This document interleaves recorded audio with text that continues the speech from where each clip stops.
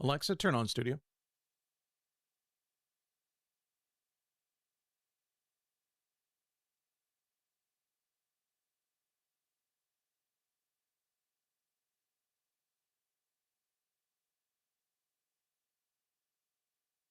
Hello, everybody. Welcome in. It is a Monday, and we are getting ready for national quarterfinals and national semifinals. I'm your host, Dave McHugh of Hoopsville.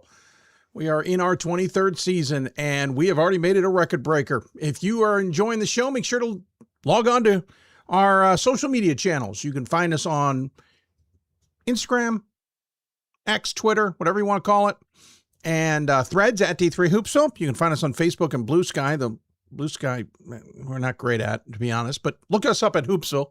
You can always use the hashtag Hoopsville.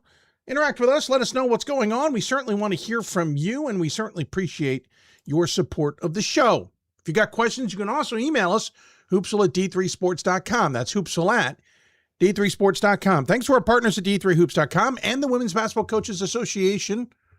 We're wearing their garb today. Thank you so much, Mary Kate and the rest, for sending us such a really nice quarter zip. Certainly will get its fair use, though I'm going to make sure not to be eating a meal anywhere near it. It is nice and white and is nice and pristine.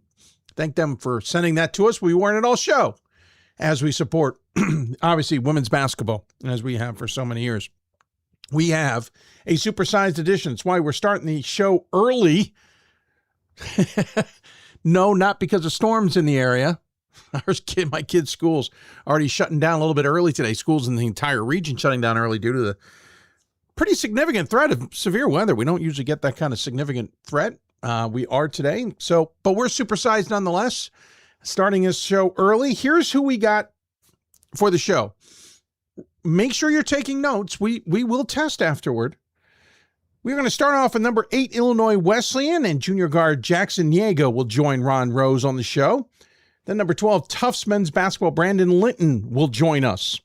Then we head down to Texas. Number 3, St. Thomas men's basketball, Coach Anthony Bedina, along with junior forward Nick Buffalo, will be on the program.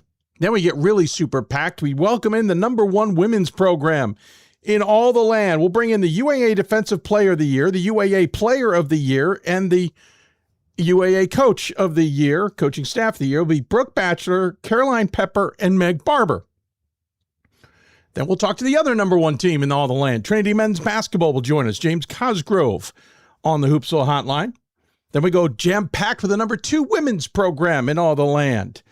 Scranton women will join us with the landmark defensive player of the year and first team selection, a senior guard, and their head coach is Kaylee Romanowski, Jenna Sloan, and Ben O'Brien. Then we talk to number 4, UW Oshkosh, their senior forward and coach, Olivia Argel and Brad Fisher join us on the program, and we'll wrap it up with number 8, Denison, Mo Hurt, and team, let's call it. Gordon Mann sat down with him. Wild story out of Lexington, Virginia, about the fact that everybody's still around, or was still around as of yesterday. So Gordon sat down with them.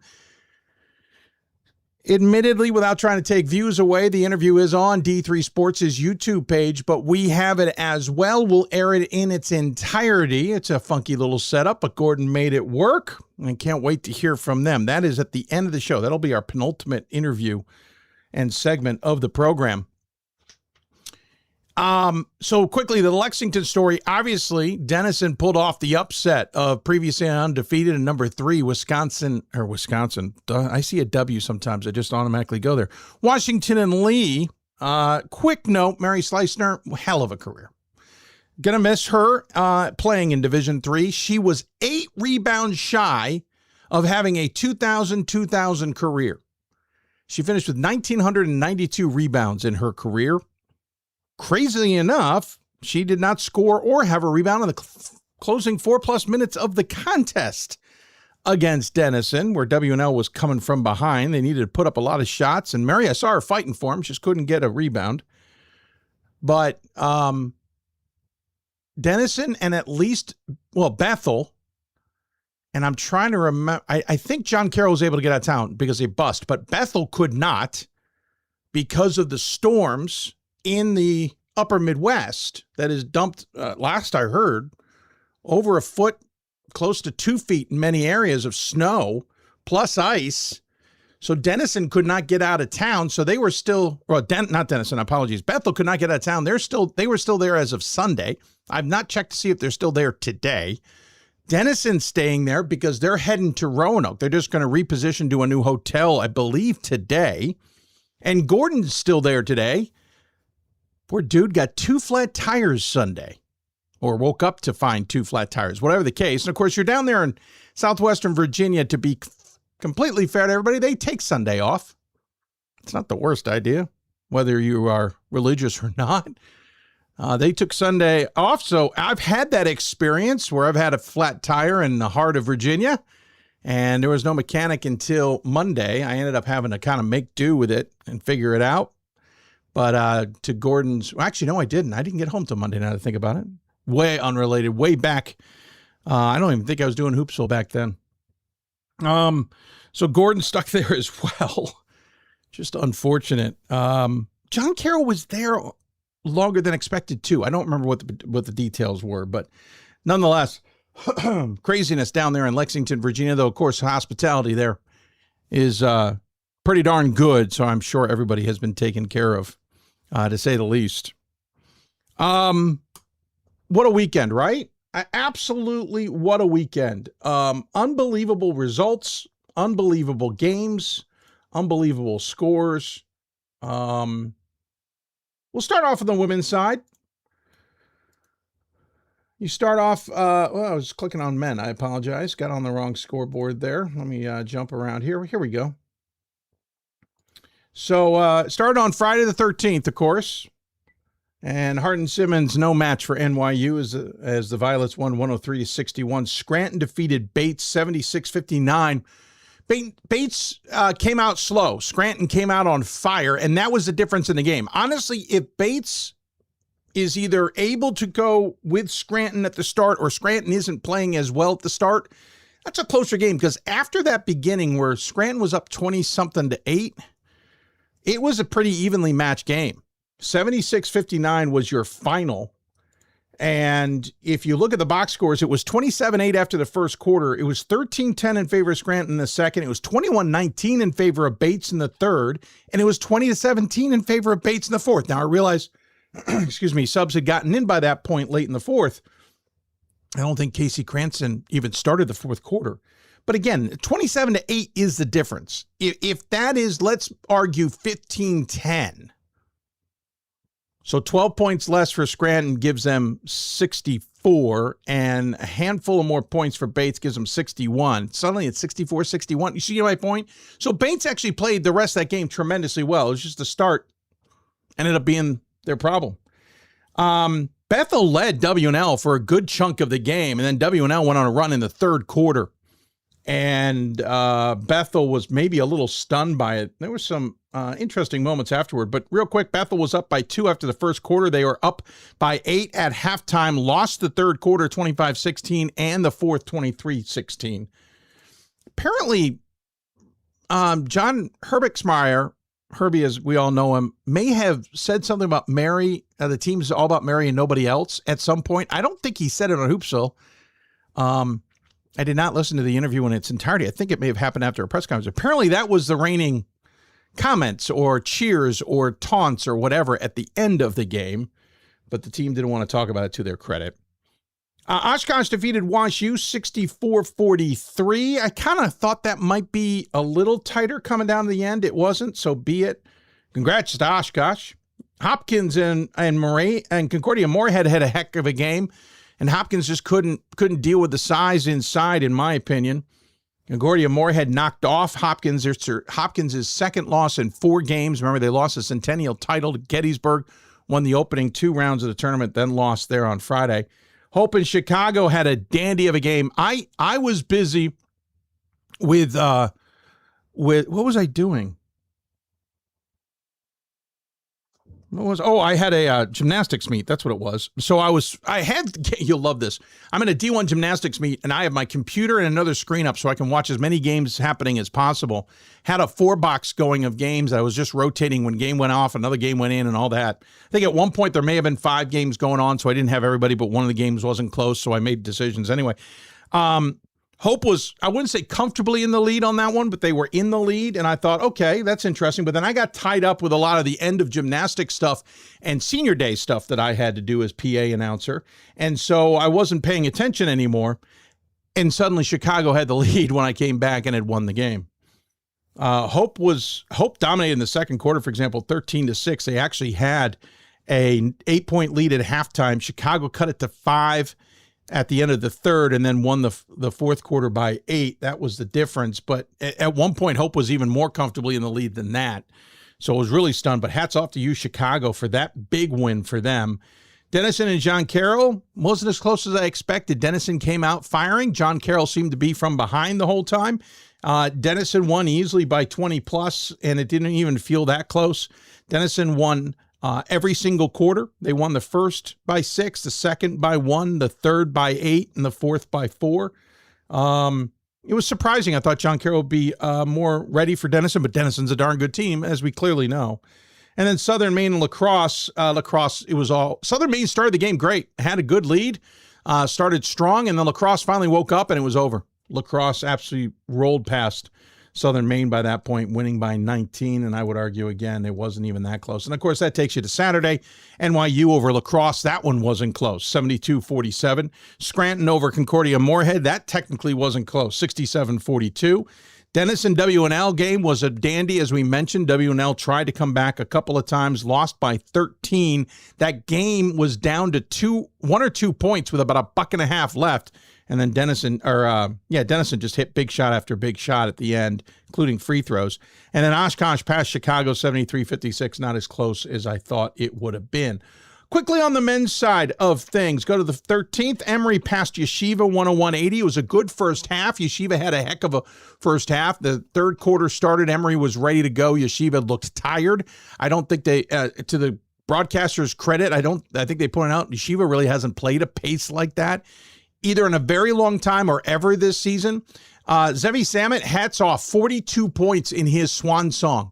A heck of a crowd on hand, but it was all Emory, 101-80. St. Thomas over Wash U in a really good game, but the St. Thomas nearly blew it. They were up double digits with about $1.50 to play. Had to hold on to win by 2. Christopher Newport, Randolph-Macon was kind of a slog. Very defensive-minded game, and Randolph-Macon put themselves in a hole that they struggled to dig out of. Christopher Newport won at 59-57. Randolph-Macon had a look to tie it from about 8 feet at the end. Missed it. Wasn't a great look. Illinois Wesleyan passed Endicott. Really good game there. Again, if that game's at Endicott, I'm curious how it turns out. And I'm curious what Ron Rose might say about that coming up here, because I thought it was just a great game. It was just an absolutely great game. And Endicott certainly probably deserved better. But hats off to them. Illinois Wesleyan with a big win. Of course, there's just one round of games in the Sweet 16 here. You move on to Saturday. Trinity passed Hood 88-71. Trinity was in control. I was really impressed. We saw an offense from Trinity this time instead of being very defensive-minded. They were still defensive-minded. They held a team that scores nearly 100 points a game to 71.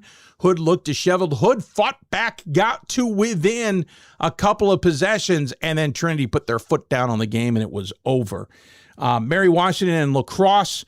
Mary Washington looks so good. They had a really good game against La Crosse. They end up winning by 5. Chicago and Gustavus, what a game. Back and forth. Probably the game of the night. Chicago wins by 1. And then Tufts over Wesleyan, 75-61. Tufts just looked like the more dominant and better team. Wesleyan just did not look ready to play. You may be wondering, okay, we got all 4 women's teams. We got 4 of the 8 on the men's side. Here's the deal. 3 of the 4 we're not talking to, we talked to last week. So if you want to hear from Jason Zimmerman of Emory and Coach K at Christopher Newport, and who else did we talk to last week? Here's how sad things are. I can't even remember who we talked to last week. Give me a moment, and I'll just call it up, or not. Apparently not. Here we go. We'll do it this way, because my brain just went flits. Let's see. So Jason Zimmerman. Oh, and Marcus Kahn at Mary Washington. We all had them. So Jason Zimmerman and Marcus Kahn were on Thursday's show. Coach K was on Monday's show. That leaves you McGrath in the Chicago program. It came down to Illinois Wesleyan and Chicago. I had Illinois Wesleyan on further back this season than Chicago, so I went with Illinois Wesleyan, and Chicago was my backup in case anybody fell through. So that's your reason. Basically, of the 8 teams in Fort Wayne, Chicago's the only one we haven't talked to in the last week.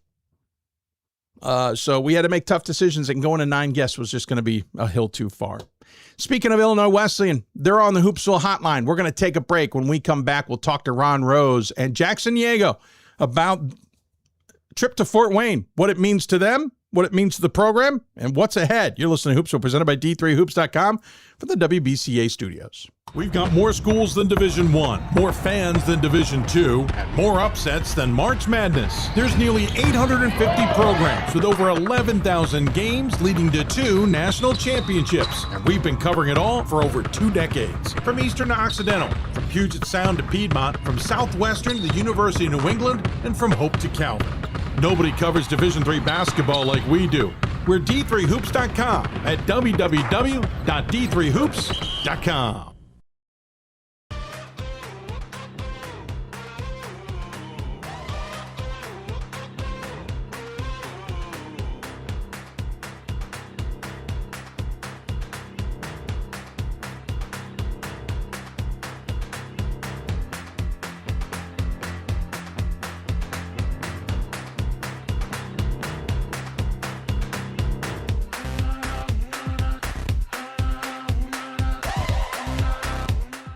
The National Association of Basketball Coaches is the nation's premier professional development and advocacy organization for basketball coaches at every level. The NABC strives to serve as the voice for coaches on national issues while advancing the core value of leadership, service, advocacy, education, and inclusion. To learn more about the NABC and to become a member, visit NABC.com and follow the NABC on social media at NABC 1927. That's NABC.com or NABC 1927 on social media.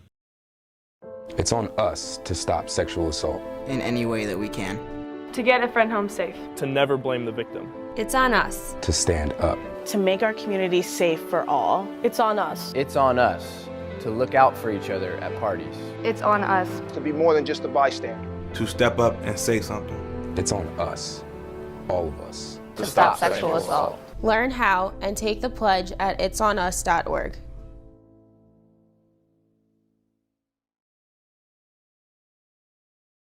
If I lose, I'll respond with respect. If I win, I'll back it up with humility. If I fail, I'll rise up with honor. It's tough for us to put it all on the line. Don't undo my hard work with poor sportsmanship. Respect. It's the name of the game. Coach of the Year, Administrator of the Year, All-America Team, Wade Trophy. The WBCA doesn't just honor coaches, but players, administrators, and much more. The WBCA strives to honor those who have contributed to the advancement of women's basketball. Celebrate the present, honor the past, look to the future.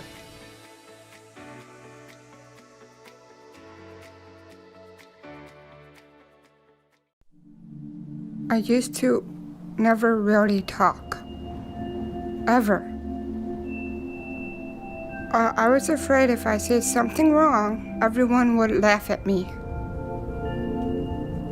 But then I started to play golf with Special Olympics. It helped me to find my voice. And now everyone else is speechless. We've got more schools than Division I, more fans than Division II, and more upsets than March Madness. There's nearly 850 programs with over 11,000 games leading to 2 national championships. And we've been covering it all for over 2 decades. From Eastern to Occidental, from Puget Sound to Piedmont, from Southwestern to the University of New England, and from Hope to Calvin. Nobody covers Division III basketball like we do. We're D3Hoops.com at www.D3Hoops.com.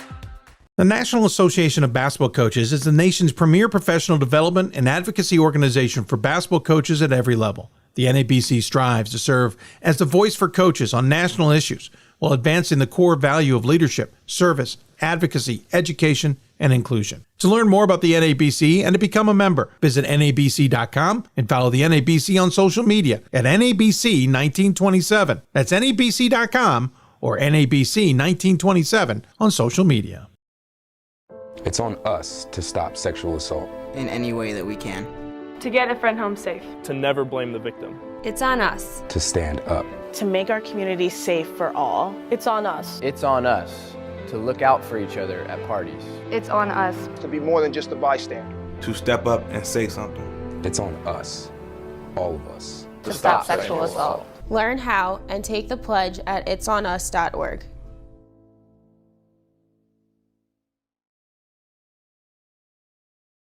If I lose, I'll respond with respect. If I win, I'll back it up with humility. If I fail, I'll rise up with honor.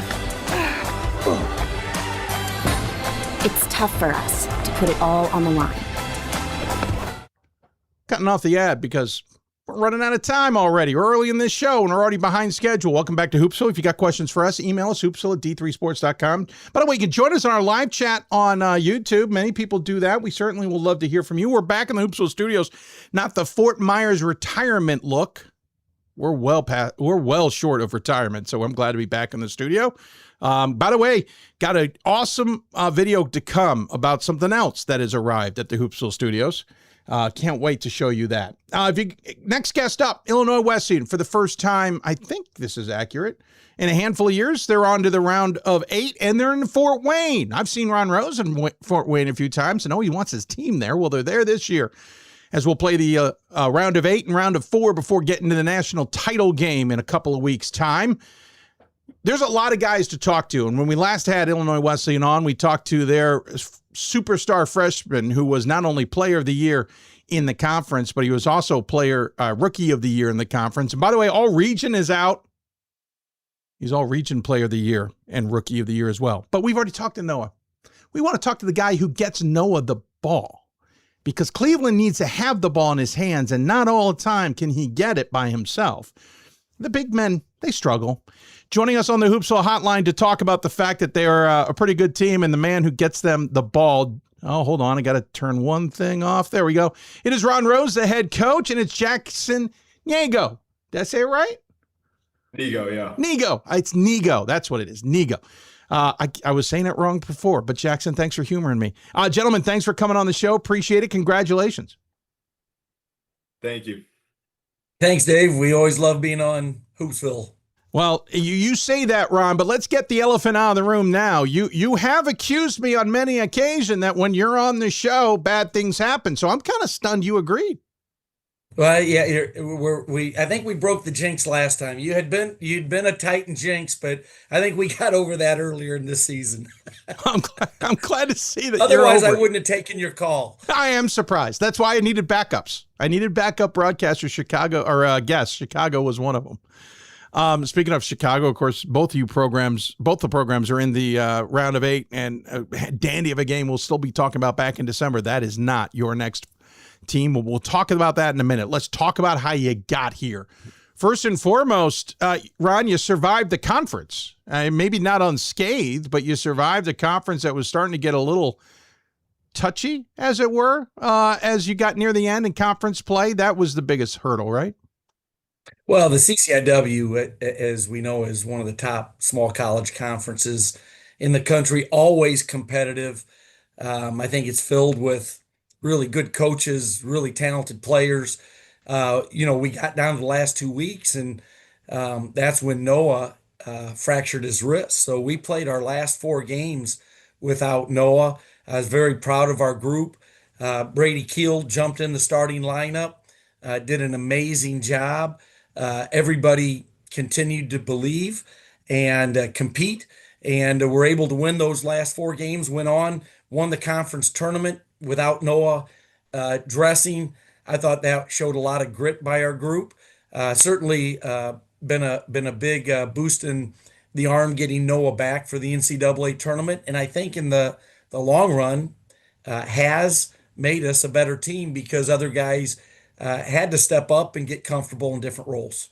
Yeah, Jackson, let me actually get your opinion, your thoughts on that, because you're the ones who are on the floor. You do get very used to the same cycle, right? Who's starting, where you're looking too early, who's going to come off the bench, what you can expect from that. Now things kind of shook up a little bit. What's it like to adjust to that, and how has it helped? Yeah, for sure. It was definitely very different playing without him, but the end goal is the same. You got to win the ball game. So it's kind of like, what are we gonna do to get there? Everybody was on the same page. We got to win the game. Doesn't have to be pretty. We know we were kind of our offense changed drastically with the guy that touches the ball so much being out, but I just think everybody kind of came together. Brady Keel stepped up tremendously. He came in not as, hey, I'm gonna replace Noah. I'm gonna get whatever Noah's numbers were. That's just not how it works. Brady came in and played like Brady, which was awesome. It's another dimension to our team, which makes Wesleyan so great, having guys that can come off the bench and start in roles and actually like excel. I mean, it's awesome. But I think just playing together, we still fed the ball, but we kind of moved differently, which now has shown to be a benefit when Cleveland's playing in the tournament and he subs out and Brady's in. It's kind of like, well, hey, we just did this for the past however many weeks, and it's kind of like another notch in our belt, something that we have to our team, another dimension that we can lean on. It's not, I mean, Noah's tremendous and he seems like he can score every time, but there are times when he's getting doubled or when he's not in the game and he needs a breather, we can excel even when he's not in the game. So it was definitely different, but I think it really helped our team improve. I mean, you already have these guys, you're already playing with them, but it adds another level of comfort, right? Exactly. Getting into the NCAA tournament, and Ron, you know this is where, things can get trippy real fast. I mean, this can go from you're comfortable. We saw it this weekend where teams looked comfortable, looked like they were in control of a game, and suddenly, boom, things spin on a dime, and we're in a different scenario. Not at home, had to hit the road. You've been road warriors now, road titans, something like that.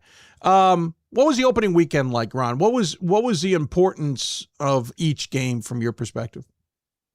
Well, you get into postseason, it's really a reward for your performance in the regular season, but it becomes a new season.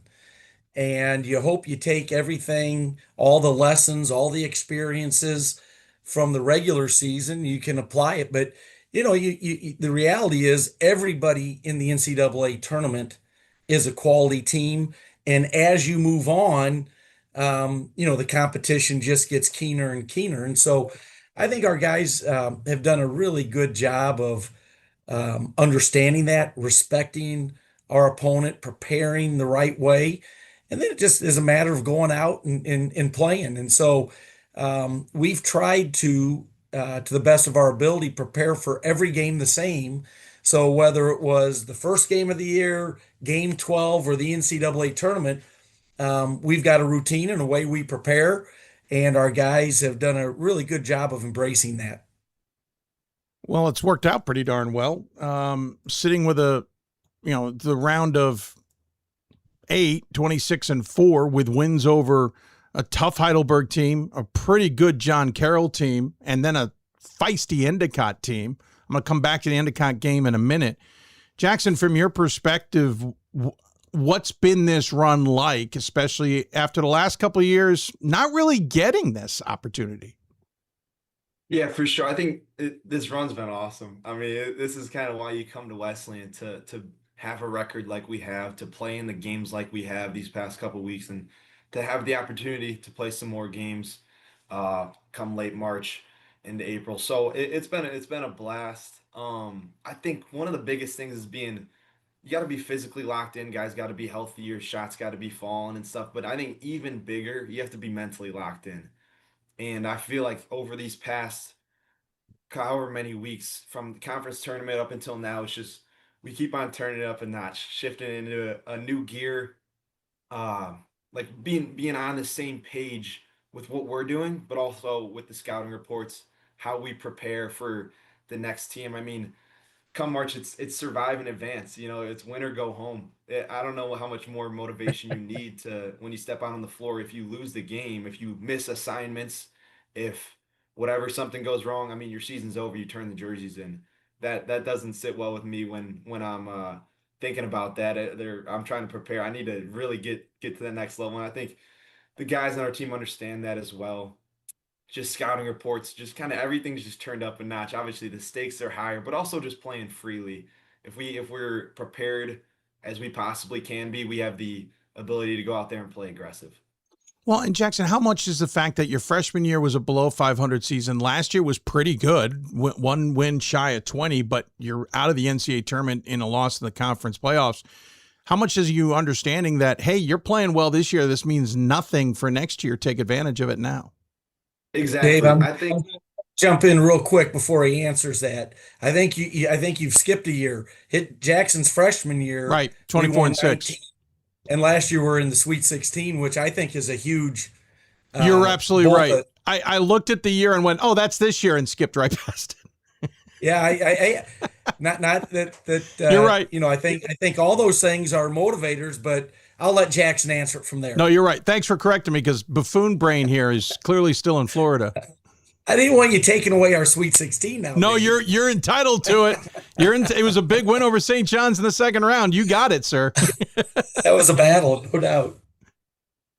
No, I think still the motivation's the same. It's kind of like these past 2 years, especially last year, you get a taste of it, but you just always want more. You always want more. We lost to lacrosse in the Sweet 16 game, and it's kind of like you got a bad taste in your mouth. It's like you're right there. We put in so much work, and after losing to lacrosse, it's like you had to restart all over, and we've worked extremely hard to get back here. So it's kind of like, hey, you might as well keep on winning. It's more fun that way anyways. So, I mean, you put in all the work. I feel like guys are pretty locked in, and I feel like we have the opportunity to keep it going. Again, round of 8, taking on number 2, Emory. But I want to go back to the Endicott game. This was a game many of us thought was going to be in Endicott. We believe just due to a paperwork thing. You end up being rewarded with the game at home. It was a slow start, Ron. Endicott, I think people don't appreciate just how good they are. I'm going to start in a reverse order. If this game was in New England, could it turned out differently strictly because your home fans are just outstanding? Well, listen, we feel very fortunate that we got to play it at home. And I know I'm horribly biased, but I don't think there's any better D3 fans in the country than the support that we get. And you know, if you look at I don't know what it is over the 31 years, something like an 86% winning percentage at home. So certainly that's an advantage. And to your point, Endicott is a really, really good basketball team. They won 28 games. From preparing for them, scouting them, I knew they were going to be good. I knew they were going to be scrappy, but after playing them, it was even more so. Those are some tough kids there. It was a well-coached team. You know, you go on the road, certainly that makes it tougher. And if I was watching, you know, as you watch their first and second round, that their gym was rocking. I'm glad we don't have to find out, but feel very fortunate that we did get to play it at the Shirk Center. Jackson, it was a back and forth game. Talk about, you know, it could be over at any juncture. How tough was that game? I mean, extremely tough. I think, like Coach Rose said, playing at the Shirk Center is it's such a privilege that the place got rocking. It's even when you get a little momentum when the game, I think they cut it to 4. You get a bucket and you feel the crowd behind you. You got that extra motivation. It really is awesome playing at Shirk. But I mean, that's what we expected. Every game come March it's a fight. I mean, it's a dog fight. You got guys crawling and scrapping to get win. I mean, they're looking to keep their season alive, and so are we. So this is the games that you work hard for. That's nothing that we did not expect. I mean, we saw them on film. We saw their record that they lost 1 game the whole year. Knew the talent that they had on their team. So that's kind of what we expected. But we have some dogs too, and we played extremely hard. got gritty. Again, it doesn't need to be pretty as long as you win at the end. This is fair. It can be as ugly as possible and ugly as needed. And as long as you get the win, that's all that matters. Ron, we've seen you in Fort Wayne. I know you've been itching to get back. Now it's around sooner. I'm not taking anything away from that at all because it is a kind of funky year this year. What's your thoughts on being able to make the trip this time with the entire team? Well, as a coach, kind of our program's built on trying to create the best possible experience for our players, and the opportunity to go to Fort Wayne with the eight of the best teams in the country is quite an honor, quite an experience, and so I'm just really happy for our guys. You always want hard work to be rewarded. And these guys are incredibly hard workers. So I'm just happy that their hard work has been rewarded and with this opportunity. And we know, doggone how good Emory is. I mean, they're loaded. But I also know our group is a group that competes at a high level and should be a great basketball game. Jackson, when I suspect when you're recruited or what ahead of time, there is an understanding that with Illinois Wesleyan, there's expectations. There's even if the last championship, no disrespect, was a while back, it's still an expectation you're going to have a good season. There's an expectation you're going to do well in the NCAA tournament. There's an expectation you go out and try and win a national title. What kind of pressure is that like? And I assume you enjoy it because you signed up for it. Yeah, for sure. I think there is pressure, but that's kind of what you want. That's what every kid wants. You want to go to a program where you win. That's what you do. And ever since I got here, I think for the past 3 years, we have 3 CCIW championships in different fashions of winning the tournament or winning the season outright. And it's never easy, but I wouldn't want it any other way. I like games that matter. I'm not a huge open gym guy when nobody's there. I like playing in some pressure situations and playing against some guys that are tough and hard, like that Endicott game or like the JC game or like the game we will have against Emory. But even just ever since being at Wesleyan, that expectation of winning has changed me on the court, obviously, as well as off the court. There's an expectation of just being the best version of yourself.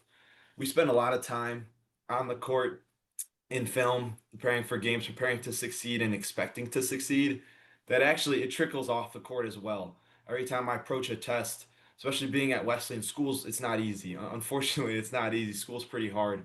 But I feel like on the court has prepared me off the court with that expectation of, here, I'm going to prep like we're going to play Emory. I'm going to prep like we just played Endicott, and I'm going to succeed at this test. So that's where that D3 student athlete comes in, where going to a program like Wesleyan, you do have high expectations, but that's what you want. You want to be expected to win because they believe in us. We believe in each other, that we have the ability to win. So I think it trickles on the court, off the court. It's made me a better person, better athlete in all aspects. I hope somebody was recording that. It's a perfect ad for Illinois Wesleyan and men's basketball program. If you need it later, just make sure to copyright ourselves at Hoopsville. Or credit, I should have. Ron, before we let you go, got to talk about Emory. Number 2 team in the country. Obviously, you played extremely well, had a tough game against Yeshiva, but handled them in the second half. Has had a tough game against Roanoke in the round before that. It's not like Jason Zimmerman's a foreign concept or person to you. You know this program. You play a national schedule to begin with. You know the UAA. I'm done talking. Tell me about Emory. Yeah, well, I have an immense amount of respect for Coach Zimmerman. He's a friend of mine. We played several years ago, but certainly they've been kind of in the national spotlight over the last several years, and so I try to catch as many games as I can. And they've got, in the D3 world that we live, they've got household names. Guys that have been playing for several years that have achieved a high level. The UAA, we know the quality of teams and the depth in that conference, and to come out on top really tells you something. So we know we got our work cut out for us, and we're just going to prepare. And yeah, I tell you, when you have guys like Jackson Niego, I mean, who doesn't want to go to battle with a guy like that? And we've got a locker room full of those guys that are gonna prepare, play hard, and give ourselves a chance. And going back, Emory presents a lot of challenges in a lot of ways. And if my eyes are bloodshot, it's from watching film trying to figure out a weakness that I haven't found yet. They are really, really good, and we're going to have to play well. But that's the beauty of athletics, is the competition and challenging yourself. So we're really looking forward to that challenge. And two of the best players in the country are going to go mano a mano. Well, not mano a mano. They do have teammates, but it's certainly going to be fun to see Cleveland on one side and Ben Pierce on the other. Jackson, before I got to let your thoughts on what's upcoming from any perspective. Yeah, for sure. I think playing Emory, obviously we've watched film, and I love D3 ball. I've watched them throughout the year, playing U Chicago, Wash U, teams like that. So I've watched them play. They're a great team.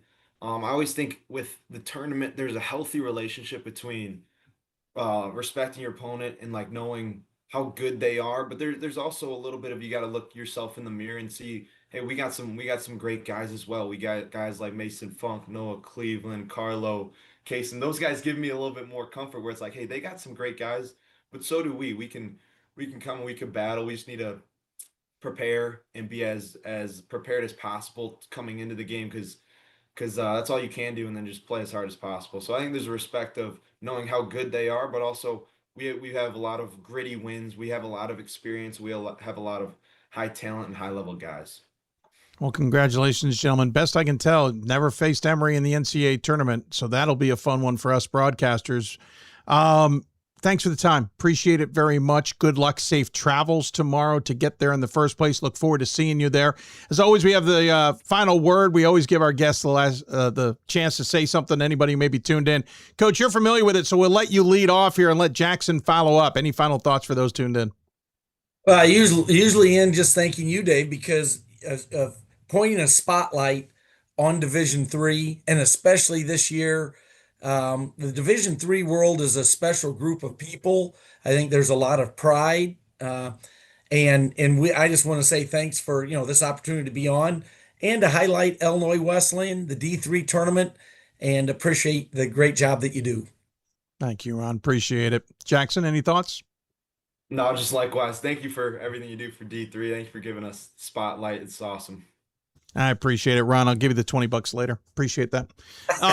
Gentlemen, good luck. As I said, safe travels. We'll look forward to catching up with you in Fort Wayne. Hey, thanks, Dave. Appreciate it. Ron Rose, Jackson Niego joining us here on the Hoopsville Hotline. This program is 62-27 in its history in the NCAA. Last time they got to this round was 2022. Really good Wabash team knocked them off. Of course, they were in the Final Four against a really good Whitewater team back in 2014. We'll see what 2026 brings. We'll take a break. When we come back, we head up to New England. Tufts Jumbo's Brandon Linton talking to us about his team's ticket to Fort Wayne and a very familiar foe yet again in the next round. You listen to Hoopsville, presented by D3Hoops.com. Back with more after this. For the love of the game. But for those of us who are Division III student athletes, it's more than that. A lot more. Sure. The game is important, but as we work so hard to build both mind and body, it's more about team.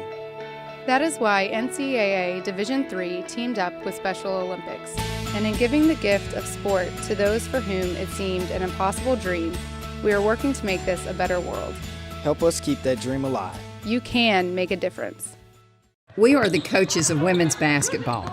We are leaders and teachers, dreamers and winners.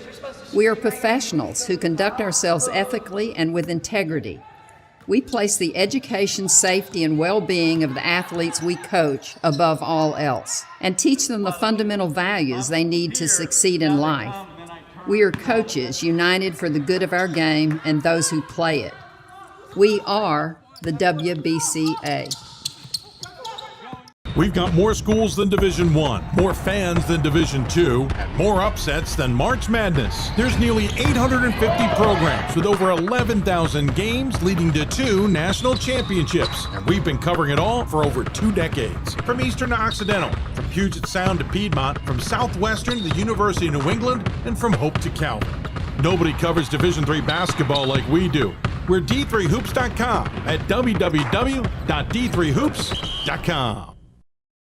The National Association of Basketball Coaches is the nation's premier professional development and advocacy organization for basketball coaches at every level. The NABC strives to serve as the voice for coaches on national issues while advancing the core value of leadership, service, advocacy, education, and inclusion. To learn more about the NABC and to become a member, visit nabc.com and follow the NABC on social media at NABC1927. That's nabc.com or NABC1927 on social media.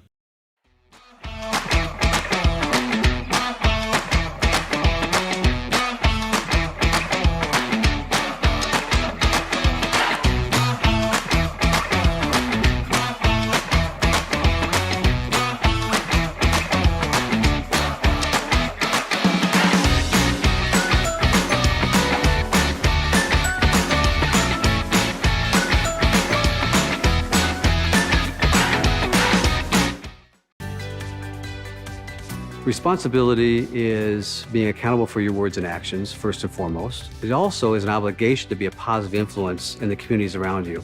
Being in a D3 program, you're going to have lots of different opportunities. You're not just an athlete, you're also involved in student life. Your academics are extremely important. We give a lot of our student athletes responsibilities right from the start by giving them leadership opportunities, by having them engage in the community, be a positive influence. That's being a responsible person. Welcome back to Hoopsville, everybody. A couple of things to note that it just dawned on me. Well, first off, you see the doors open? Well, that's because the show's mascot has entered and is laid down on his beanbag. That is a sick mascot. He's kept mom and dad up all night. Bad boy. That's first thing. Second, I couldn't figure out why the lighting in the studio felt weird. Well, this is what happens in TV when you wear white. The cameras adjust, and so everything in the background looks a little darker. Weird things to notice on a Monday here in Hoopsville Studio. I'm your host, Dave McHugh. If you got questions, fire them at us. We're on YouTube. We're on X. You can email us. Find a way. We'll answer your questions. Moving on to the next guest in a supersized edition, the Jumbos of, well, that seems appropriate. We got a big show. The Jumbos are on the show. Tufts men's basketball is to the quarterfinals for the second time in program history, having to get past a pretty familiar foe in Wesleyan, not Illinois Wesleyan. Don't confuse the two. The original Wesleyan this past weekend, and they'll face another familiar foe when they take on the Trinity Bantams in the next round, a team they last saw in the NESCAC tournament. Obviously, Tufts played really well after 2-game loss to start the season. They went on a tear until mid-January, and then since then may be a little off the radar. I don't know. That's just maybe my thoughts on it. What are the coach's thoughts on it? Brandon Linton joining us on the Hoopsville Hotline to talk about his program. Brandon, good to see you. Thanks so much for taking the time. Yeah, great to be here, Dave. Thanks for having me. I appreciate it. Again, this was a wild season. We talked to a couple of your players earlier this year about it, but I'd love your perspective. I don't want to dwell on too much this first half, but again, 2 losses to start the season. I think one of them was the Endicott, if memory serves. Kind of a little speed bump right out of the gate. I feel like you all had real high expectations. And then, man, you went on a tear. I think it was 15 some odd straight wins, got really rolling into NESCAC play. But just tell me a little bit about that speed bump at the start. Yeah, no, it was obviously, 2 great teams that we started the year off with in Babson and Endicott, 2 NCAA tournament teams that won a bunch of games. So we knew going in, every year we try and play a challenging non-conference schedule. And, I don't know if we've played our first 2 games against as tough of opponents as those 2. To do so on the road on a Friday, Sunday, I think we have our things within the NESCAC that make you scratch your head. But, obviously with the shortened window preseason, playing 2 NCAA tournament caliber teams obviously was the kind of test we were looking for. And unfortunately, we came up short, but, I think in a lot of ways it taught us a lot of valuable lessons about our team. And it just gave us a great way to, start the year off with some adversity to really see, what we're all about as a group. Were we all for show, or were we committed to, doing the work necessary? And and even when we went on that winning streak, it wasn't all, peaches and cream, so to speak. Throughout, we had to continue to get better, develop, tweak some things. We dealt with a ton of, injuries and people in and out of, availability. So to, get through all of it and get to this point just makes it that much sweeter. And, I think we're thankful for, obviously Babson and Endicott, because, those are the kind of games and competition that we needed to hopefully get us to a point like this one. Yeah, I mean, in hindsight, it turns out Babson was a much better team than many of us realized, lost to them by 4, and Endicott, which we knew for a long time was a good team, and lost by 3. Those are certainly no slouch games at all. You go on a 16-game losing streak. Interestingly enough, the end of that 16-game winning streak, came to a close, first off with a canceled game against Wentworth due to weather, and then you have to get ready for Wesleyan, and Wesleyan trips you up by 7. Crazy sequence, because you lose to Wesleyan at home on one day. The next day you play Trinity at home and beat them by 6. Double checking because I think, no, they had already lost to Wesleyan prior. So that was their second loss in 3 games. Then Amherst trips you up, a much improved Amherst team, by 3 a week later. Kind of another hiccup in the road, right? Trinity came later in the conference tournament. We can talk about that as we talk about the NCAA as well, but a little tough stretch there, kind of a good reset point for everybody. Yeah, I think it's inevitable too. I challenge any program in the country to tell me if they have a tougher back-to-back than Wesleyan and Trinity. So, if you go into that weekend, you're hoping to split, let alone try and win 2 of them. So, you got to take the good with the bad in that regard. And then Amherst, like you said, they've got a great young group. Coach Sears is doing a hell of a job there. So, to win there on the road, nobody did that all season until Bates got them in the tournament. So it's all part of it. We don't shy away from competition in our program. Obviously, those are high-level programs and games, and not even as much of a reset as, hey, this is just all part of what we're talking about here. We always start the year talking about, listen, it's always going to be a goal in our program to be NESCAC champs and to be NCAA champs. If you're wearing a Tufts jersey, that should always be the aspiration. But what comes with that is realizing that you're going to have to go up against stiff competition. You're going to have to deal with, some losses. And the key is that, you got to learn from all that stuff to, help us get to where we want to get to, which is to be champions at the end of the season. And the next loss came to Trinity, coincidentally enough, in the conference semifinals at Wesleyan, which allowed you guys maybe a break, isn't the right term, but maybe another help on the motivational side. It's only 5 losses, right? 2 at the start of the season, 2 at the turn of January, February, 1 at the end of the month, a ton of good wins in between. You head into the NCAA tournament. Was confidence high? Yeah, I think confidence is always high with our group. We've got a lot of guys that have played a ton of games, been in a ton of battles.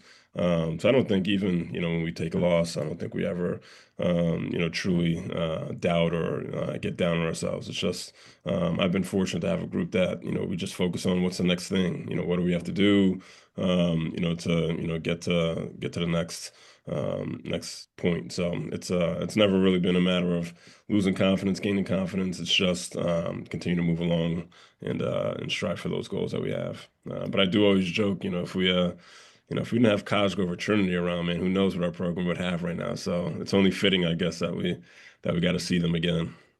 Yeah, I want to get to that in a second. I just want to point out Penn State, Harrisburg at home, and Catholic at home in the opening weekend. Then you back to Silhouette Gym in Middletown to take on Wesleyan in the first part of the NESCAC rematches.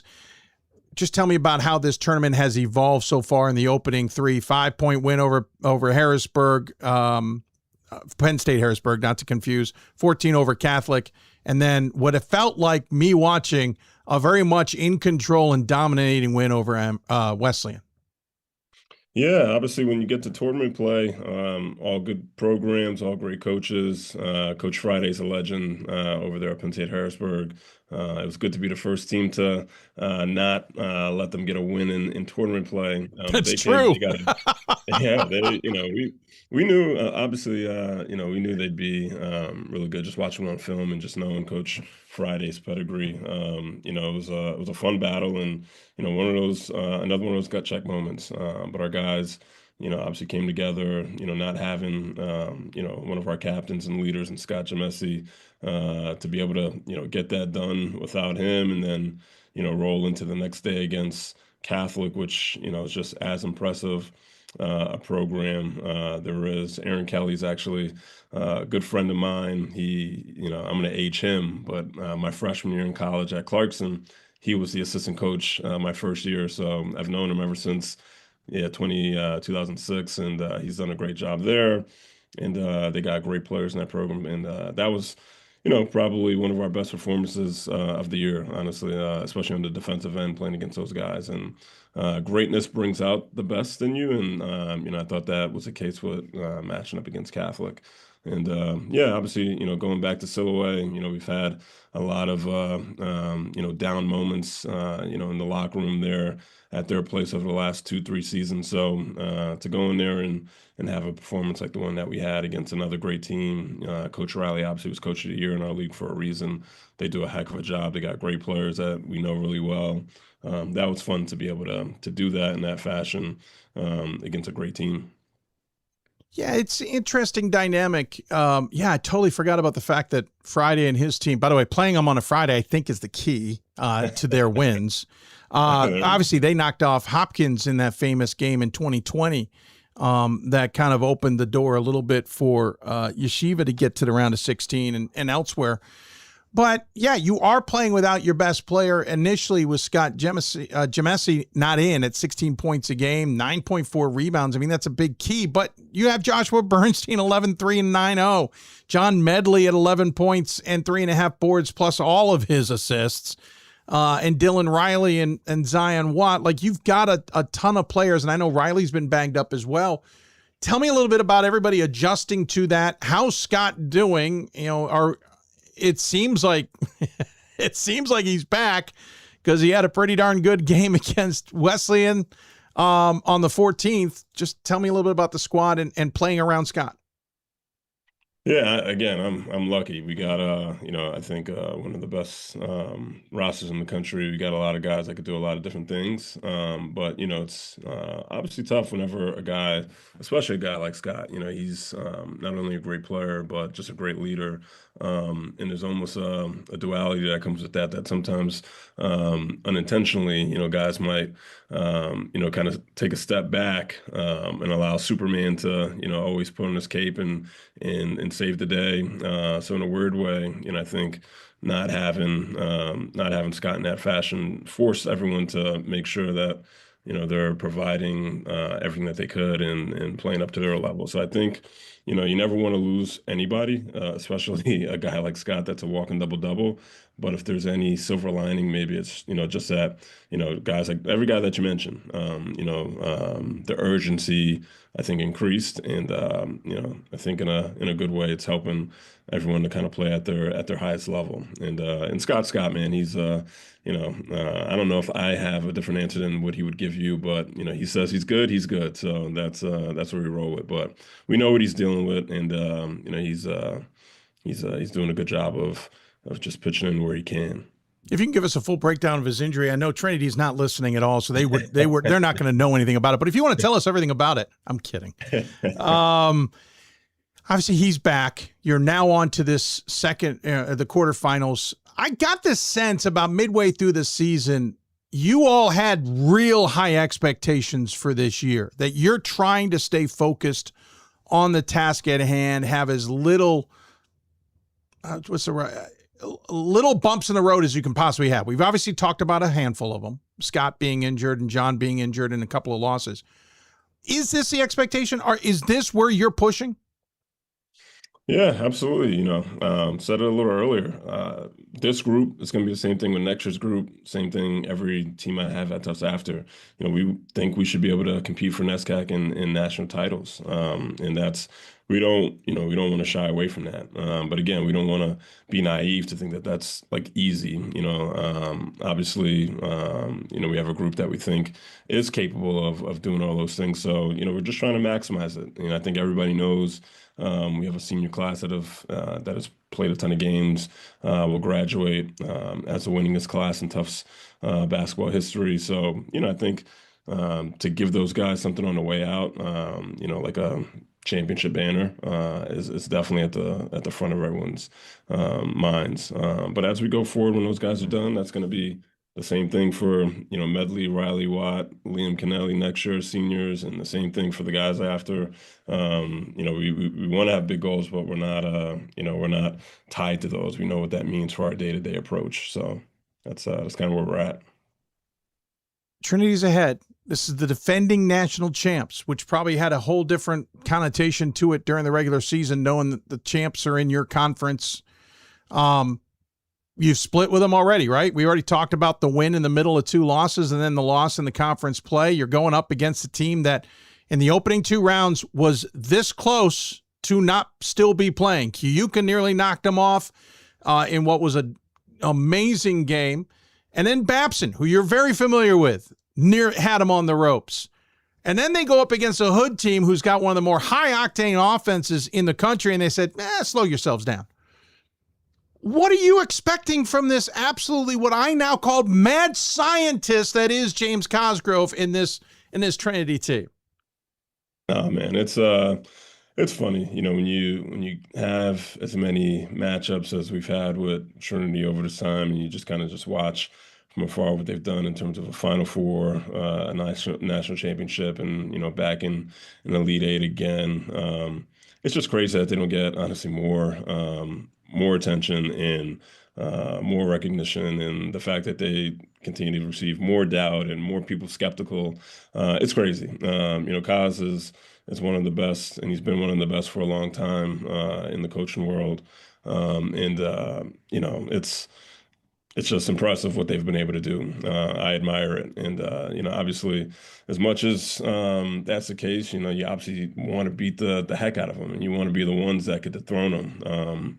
We've been working towards that. But, at the end of the day, it's just absolute adoration and respect for a program to do a lot of the things that, honestly, we are talking about trying to do. So you respect them. I think that's what makes it fun is, that challenge of, going up against a team of their caliber. So we expect more of the same, man. They're rolling. They've been here, done that.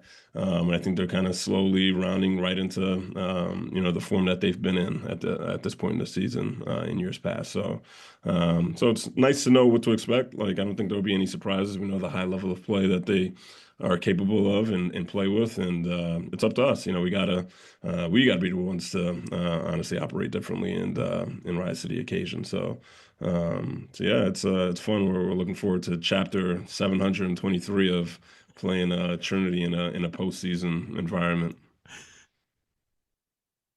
But no one's counting. No one's counting at all. Opening 5 minutes. Let's go there. Media timeout-ish. We're watching this game. In my case, I'm broadcasting. What am I keying on to see that you're playing the way you want to play against the Bantams, or you're going to have to start making some adjustments? Yeah, for us, everything is defense. We want to, I think with them, it's, always going to be a challenge to, score and operate because they're a great defense. But on the other end, we got to make sure we're holding up our end of the bargain there as well. They make it tough, obviously, with, some of the best players in the country. So we'll have our hands full, but that's going to be the big thing is, are we getting stops? Are we getting rebounds? And then on the other end of the floor, sticking to what we do. We're one of the best teams in terms of sharing the basketball and getting everyone involved. So, and Trinity makes that really tough to do. So, I think that's secondary, but our defense is going to be the first key is, giving our offense a chance to, do what it needs to do. Well, congratulations on what you've accomplished to this point, and obviously getting to Fort Wayne's a big deal. Just quickly, travel plans. When are you guys head? What's the exact details? Yeah, we're gonna fly out of here tomorrow afternoon. Try and tackle those TSA lines at the airport over here at Logan. But good old Logan. yeah, but we'll fly tomorrow into Indianapolis and then bus up to Fort Wayne tomorrow evening. So looking forward to it. I heard great things. I got a buddy of mine that's the GM with the Pacers G League team, and he's been giving us some good intel on things to do and how to navigate the time there. So we're looking forward. That's awesome. Great job. Congrats again, Brandon. Appreciate you finding some time today to talk to us. Good luck, safe travels. Look forward to catching up with you in Fort Wayne, and looking forward to a dandy of a game. We'll talk to you soon. Oh, before I let you go, though, what am I doing here? Jeez, we have a tradition. We always let the guest have the final word. Any final thoughts you want to share with those tuned in, sir? Oh, no, just thrilled, man. Thrilled that, Tufts in our program getting an opportunity to take place in what's a special year. 8 teams all at one location for the Elite Eight. We're just fired up, and just thank you, Dave. Obviously, you do a great job of shining a positive light on everything that's going on at this level. Been following for a long time, and just surreal to be able to be taking part in one of the biggest events in the D3 calendar, man. So thank you for all you do, and we'll see you here shortly. Well, thanks for making us look good. We appreciate it. I look forward to catching up with you down there in Fort Wayne, and we'll talk soon. Sounds great, man. Go Jumbos.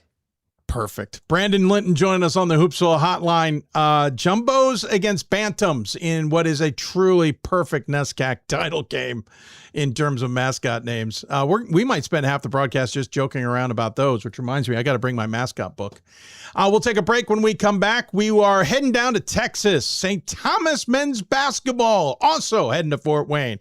We'll talk to their head coach and one of their key players coming up. You're listening to Hoopsville, presented by D3 Hoops from the WBCA studios. It's on us to stop sexual assault in any way that we can.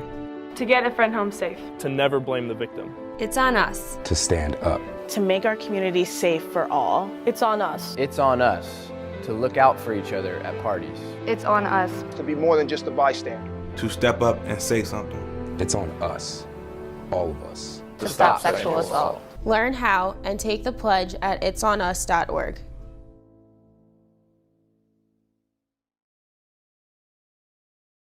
We've got more schools than Division I, more fans than Division II, and more upsets than March Madness. There's nearly 850 programs with over 11,000 games leading to 2 national championships. And we've been covering it all for over 2 decades. From Eastern to Occidental, from Puget Sound to Piedmont, from Southwestern to the University of New England, and from Hope to Calvin. Nobody covers Division III basketball like we do. We're D3Hoops.com at www.d3hoops.com. Comprehensive learning is being able to adapt to experiences and apply the things that I learned. Being an athlete and juggling academics helped me grow as a person, and things that I've learned, I was able to apply it in another field, putting them into everyday life. Developing comprehensive learning helped me prioritize certain things to make sure I get to where I want to be. For the love of the game. But for those of us who are Division III student athletes, it's more than that, a lot more. Sure, the game is important, but as we work so hard to build both mind and body, it's more about team. That is why NCAA Division III teamed up with Special Olympics, and in giving the gift of sport to those for whom it seemed an impossible dream, we are working to make this a better world. Help us keep that dream alive. You can make a difference. We are the coaches of women's basketball. We are leaders and teachers, dreamers and winners. We are professionals who conduct ourselves ethically and with integrity. We place the education, safety, and well-being of the athletes we coach above all else, and teach them the fundamental values they need to succeed in life. We are coaches united for the good of our game and those who play it.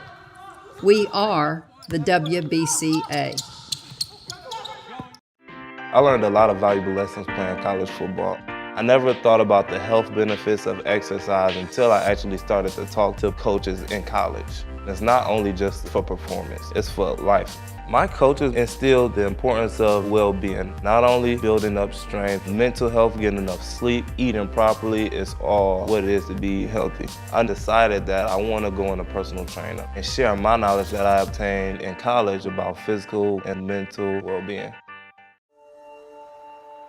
We are calling you, all of you. We are calling all Division III schools to join our cause. It's on us to start the change. It's on us to be the change. It's on us. It's on Division III. It's on all of us to stop sexual assault.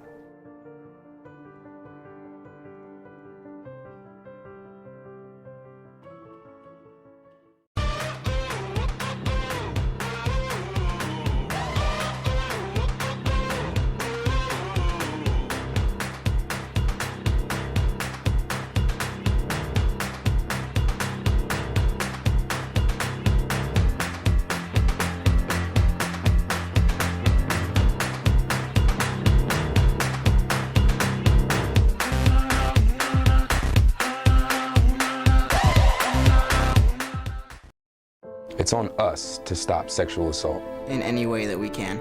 To get a friend home safe. To never blame the victim. It's on us. To stand up. To make our community safe for all. It's on us. It's on us to look out for each other at parties. It's on us. To be more than just a bystander. To step up and say something. It's on us, all of us. To stop sexual assault. Learn how and take the pledge at itsonus.org.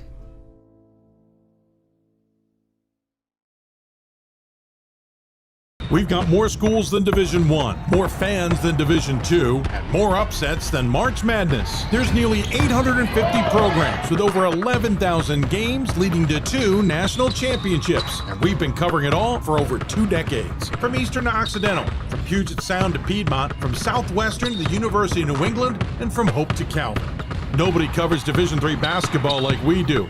We're D3Hoops.com at www.d3hoops.com. Welcome back to Hoopsville, everybody. As we continue to roll along, we're getting ready to head down to Texas, where I was a few weeks back. I was in Houston, Texas. I'm like, yes, finally. I've got some time. I'm going to line this up. I'm going to be able to get to a St. Thomas men's They're out of town. They're out of town the entire weekend I'm there. I don't know who made this schedule. I don't know who decided not to check with me. Of course, I didn't know I was going until about 2 weeks ahead of time anyway. But nonetheless, the team in Houston is now heading to Fort Wayne, Indiana for the first time in program history. And they're number 3 in the nation, the last top 25 poll. The St. Thomas Celts, not the Tommies, the Celts. This is a team that's taken over Division III, taken over the SCAC, taken over so many of our conversations. Who are they? What makes them click? What's working? What's not this season? Well, we talked to Anthony Medina earlier in the year. We bring him back. We decided to bring someone who may also speak some truth around what Anthony tells us. Nick Buffalo joins us on the Hoopsville Hotline to talk about their team. First and foremost, gentlemen, congratulations. Thanks for taking some time. This is a momentous thing for the program, Anthony. No, we appreciate it. Thank you for having us on. We're obviously excited about where we are in the season, but we're grateful for the opportunity to be on here with you. No, definitely impressive on where you are. Nick, I'm very curious. I know expectations have been high for this program. I think because you came into Division III in a bang. Last year didn't work out the way you all wanted. This is exactly how you wrote up this season, right? Yes, sir. Yes, sir, it is. When you went into the preseason, when you went into getting ready for the year, how much was last year or any other year kind of driving you a little bit? And I'm very curious, as you started to have success, how much did you guys kind of have to refocus to keep yourselves from tripping up? I mean, last year, the outcome's not what we wanted. We lost in the second round in a close game to Hardin-Simmons. And, it's just motivated for the next season. We brought in new pieces, new guys, and some guys that were on that team from the previous year. So it's always motivation just to get back to that level of play and hopefully beyond you. And now, as we've done, we're going on to round 4 in Fort Wayne. And I just know no matter what we do, we all lock in with each other and we put in the work. Even after a win, we refocus that same day because the win's only for the moment, but you got to keep moving forward at the end of the day. And that's what we've been doing. Coach, we talked about it before, so I'll get Nick's perspective on it. You have one loss on this season. It is a 1-point loss on the road, the 4th game of the season at WashU, Nick. The rest of the way, you guys have either avoided the pitfalls. The next game was an overtime win over Hardin-Simmons. You later had an overtime win over Colorado College.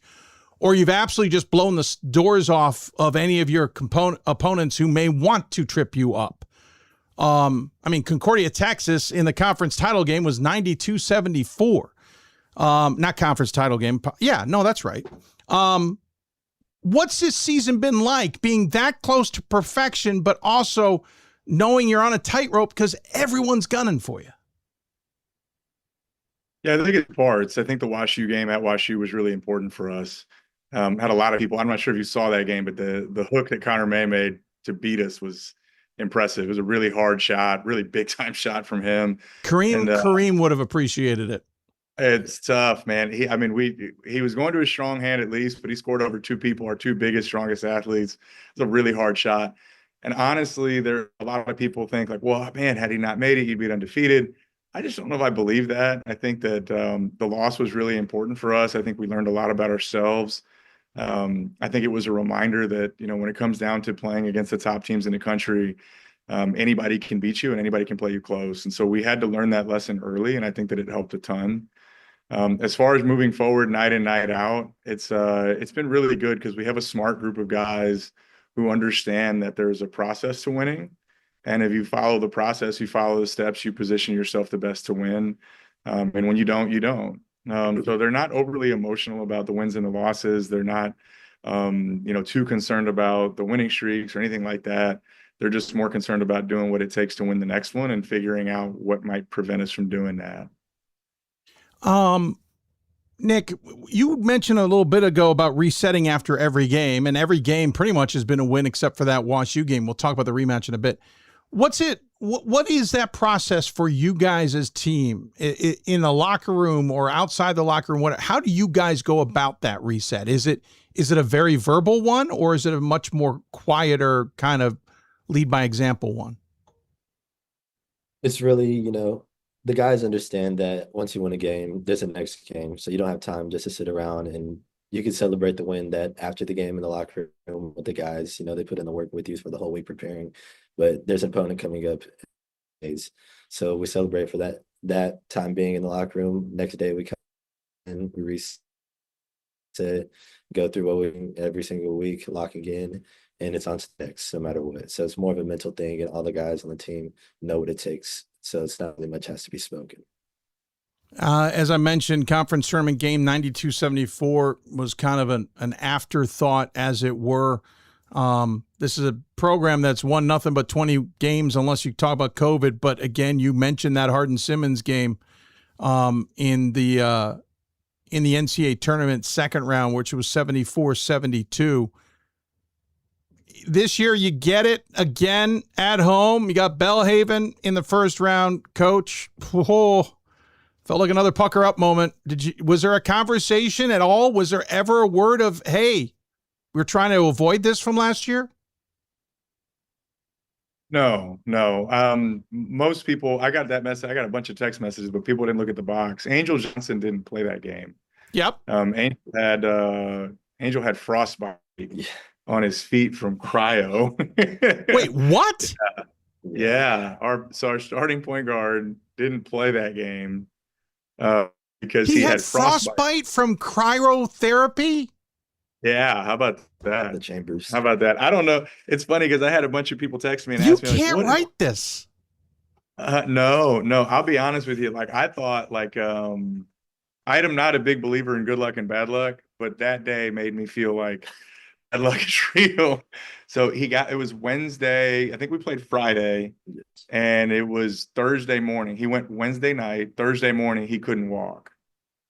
And then that evening, he was like, Coach, I can't do it. He couldn't even walk. He was on crutches. They had his feet wrapped up. I mean, it's basically like a burn. He was in second pin the day. And then that opening round game, of course, Belhaven presses and traps and try to pick the pace up. Now we're out there without a point guard, trying to figure out how to win a game without a point guard. And to be honest, it feels like it's just part of the story for us at this point.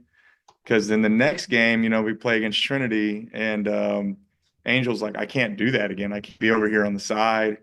He had 10 assists at half. He had 14 assists in the game. I thought he played fantastic. And he was having to take his shoes off at every media timeout because the shoes were killing his feet. Yeah. So it was a weekend, man. Weird weekend. We were really lucky to get through that one. For the record, I know you all aren't familiar with Frostburg, but some of us who are Frostbite, I just mentioned a school named Frostburg, us who live in cold weather know all about frostbite. Yeah, that stuff sucks. Cryotherapy. Am I guessing he doesn't want to do cryotherapy anymore either?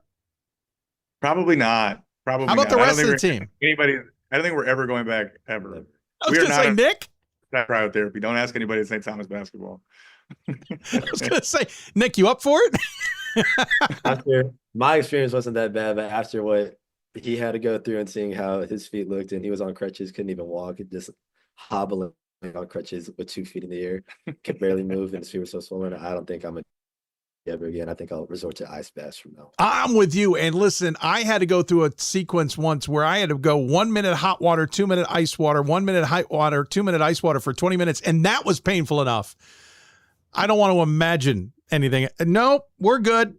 Wow. So, but again, you get through that and you get past Belhaven, you get past Trinity, who obviously you had known very well, was a third time, and get ready for a rematch with WashU. Nick, WashU pops up. I'm very curious what the reaction of everybody was knowing they're getting ready for the Bears in a rematch of the one loss you had this season. We were really happy that they had to come.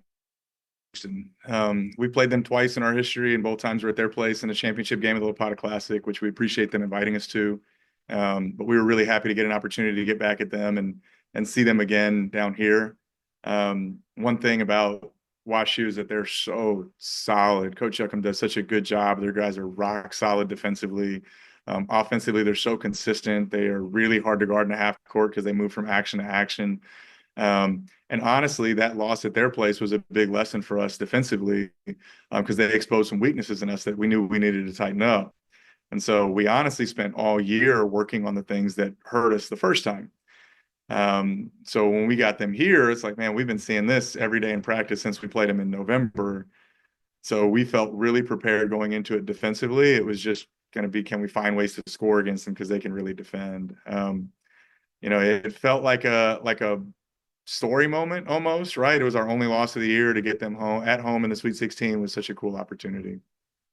Nick, what was that game like? Obviously, you guys had, I would never say a comfortable lead, but you were up double digits in the closing minutes. And it feels like maybe the team got frostbite because things started to get a little tight. Curious your thoughts on how that game played out from start to finish.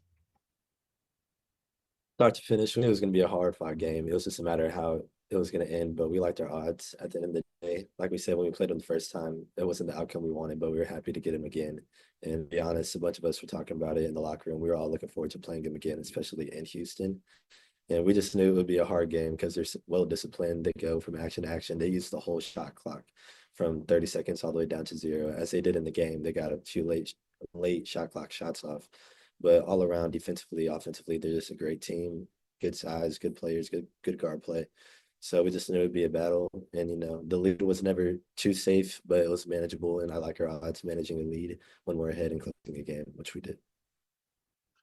You now go to uncharted territories. I mean, technically already in uncharted territories. You're going to take on Christopher Newport. You're going to be in Fort Wayne. It's going to be the national quarterfinals.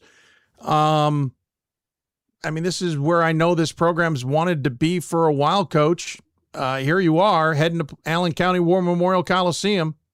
What's the thoughts in your heads? What's the reaction been like on campus, et cetera? I think people on campus are really excited. everybody that's not on the team. I think the guys on the team are really laser focused on this opportunity. I think that nobody is satisfied. And I think that is probably the biggest pitfall for programs that are new to this type of opportunity. It was something I was concerned about. The guys maybe being a little bit complacent, but we've shown no signs of that at this point. So I think that they're really locked in, and just excited for the opportunity to be there and to play another one and see what it looks like on a stage like that. I'm personally excited for the opportunity to have all 8 teams at the same place. We come from NAIA. That's where we were before we were division. That tournament was 32 teams at the same place. And it was basically just basketball, like loaded up for day after day. And so just to see all the teams in the same place is going to be really exciting. Yeah. We only do this once in a while. Last time we did it was 2013. 2020, of course, got curtailed by this little bug that keeps bothering people. Nick, what's the atmosphere been like on campus? I'm sure we have people, they know I'm on the basketball team, or teammates, they know we're on the basketball team. So random people, they'll come up to you and they'll ask questions, wishing us good luck. So we know everyone on campus is happy and watching us and just wishing us the best before we head off to Fort Wayne, Indiana. And what's the travel plans, Anthony? We leave tomorrow morning. We'll go to Indy, and then we're going to go check out Assembly Hall, which is like that's a cool opportunity. That's awesome. That's a cool opportunity. Yeah, we got a friend that I've known a long time who's an assistant over there, and they're going to let us check everything out. That's like a big bucket list opportunity for me. I just wish there was a game in there, man. That'd make it even more fun. But we'll get a chance to check that out, and then we'll travel into Fort Wayne on Wednesday morning for all the media stuff, and then our practice time. So just excited to get things started, man. Nick, how do you guys enjoy this, but at the same time stay grounded? Does that make sense? We enjoy it for the moment, but at the end of the day, we got to put in the work, go to practice. So, because we know what we're here for. We're here to win a championship. The last 8 teams standing, us being one of them. So, like we said, not being complacent and staying focused throughout the way while also enjoying the ride. Anthony, the other side of this is you're ranked number 3 in the top 25 poll coming in. You steadily rose up. There was a lot of talk about whether it was number 1. How great is that as a coach who's brought this program, as you said, from NAIA into Division III, made an immediate impact, and now getting that respect? I mean, we're very proud. We're very, very proud. My family's very proud of these guys. We're very proud of what the program has done for players that are in the program while they're playing, and then the guys that got to go on and go do special things. Some are playing professionally, so a lot of them have jobs here in Houston. And the Sweet 16 was a really cool opportunity here in Houston because a lot of our former players and former coaches were there. So we take a lot of pride in what the program has done to this point. We are still focused on continuing to move forward and just see what we can do, one game at a time. It was never really, the goal was never to be the number 1 team in the country or number 3 team in the country. The goal was never to, make it to this point. It was always just be as good as you can be and let things fall where they may. I think especially with the way the rankings work, especially now with MPI, it's less about what you're doing big picture. It's just one game at a time because the way your opponents perform is so important as well. And so it's like you can only control so much. Just keep preparing for the next game and try to create the best outcomes. No disrespect, not to cause a rift, but I clearly heard Nick say that the goal is a national championship. That he can have it. He can have that goal. My goal is different. I think, and it certainly is important. What's interesting is you do individual meetings to start the year, and you ask these guys, like, what's everybody's goal? Like, what is it that you want to accomplish? What do you want to do? And everybody has different focuses. And I think that that's okay. Because when it comes to the game, everybody knows what the focus is defensively. They can tell you what the 5 goals are defensively. I guarantee you Buff can tell you that. But when the ball goes up, they know exactly what they're supposed to be trying to accomplish together. And that's one stop at a time. Now, big picture, if he's got different goals than I do, I don't think that that's a problem, especially if his are bigger than mine, because I'm just trying to win 1 game. He's trying to win 3. One game at a time, but the goal is to win every single game. Well said, Nick. Hopefully. Well said. Well covered. Appreciate that. Well, I got to let you go. A couple quick questions. When are we getting a bigger gym for you guys? A bigger what? A bigger gym. A bigger gym. So that would why we wanted to come on the show today. We wanted to see if you were interested in making a sizable donation to start the groundwork for our new facility. This is actually not an interview for the tournament. This is a solicitation for a new facility. We were really hoping that you could just plant, no, to be honest with you, you're talking to the wrong guy in the Division III world. Well, if you can point me in the right direction. Now, sure. To be honest with you, when you look at our facility, it is perfect for what we have and who we are. I don't know how many people we had in that WashU game, but it was home. It's like playing at home. It got hot in there because it's small. We got plenty of seats. It's not like we ran out of room. And I think honestly, these guys walk into other facilities around the country when we see bigger ones, and they still think like, well, you got to come back to our little box in Houston if you guys want to try to beat us there, and I think they take pride in defending it. I think they really do. We've only lost in there once in the last 3 years, I think. And so, I don't really care all that much of what it looks like as long as the freaking rims are 10 feet high and it's located in Houston, Texas. Well, hey, be sure when you're at Assembly Hall and then when you're in Fort Wayne, you make sure you do the measurements. Get someone take a picture of you guys doing the measurements, 10 feet. Make sure that 94 feet. Right? Yeah, 15 feet. Make sure it all lines up for you. Do you know what he's talking about? Oh my God. No. Is a basketball guy, does he not know this? Relates to basketball. Hoosier. Man, you don't know what Hoosier? I know. Oh man. Don't worry, we will have a team movie night on the road this weekend so we can make sure Buff watches it. Thank you. I was about to request that Hoosiers be on somewhere in this week. We'll make sure we get it. Hey, guys, appreciate the time and the humor and the fun. Nick, thanks for entertaining me, but more importantly, just humoring me. We have a tradition on the show where we give the guests the final word. Coach knows this, so we'll let him lead. Nick, you can follow. Any final thoughts you want to let those know who are tuned in? We're just really grateful for the opportunity. So many things have to go right to position yourself to be in the game and still practicing this late in the season.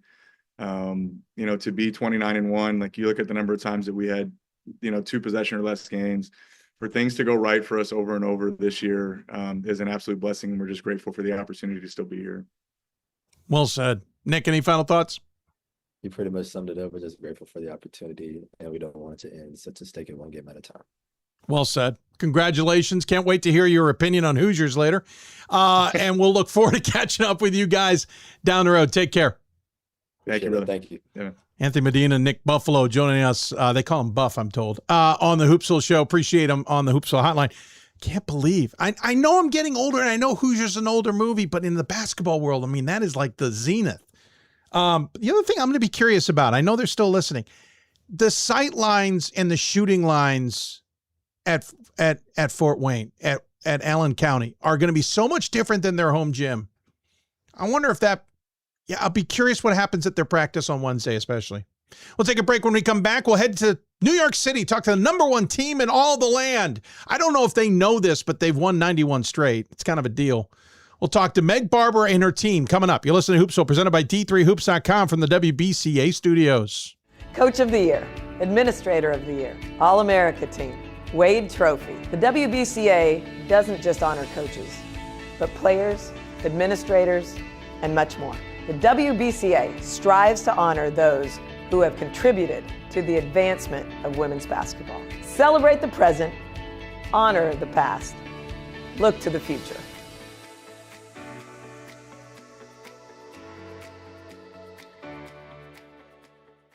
For the love of the game, but for those of us who are Division III student athletes, it's more than that, a lot more. Sure, the game is important. But as we work so hard to build both mind and body, it's more about team. That is why NCAA Division III teamed up with Special Olympics. And in giving the gift of sport to those for whom it seemed an impossible dream, we are working to make this a better world. Help us keep that dream alive. You can make a difference.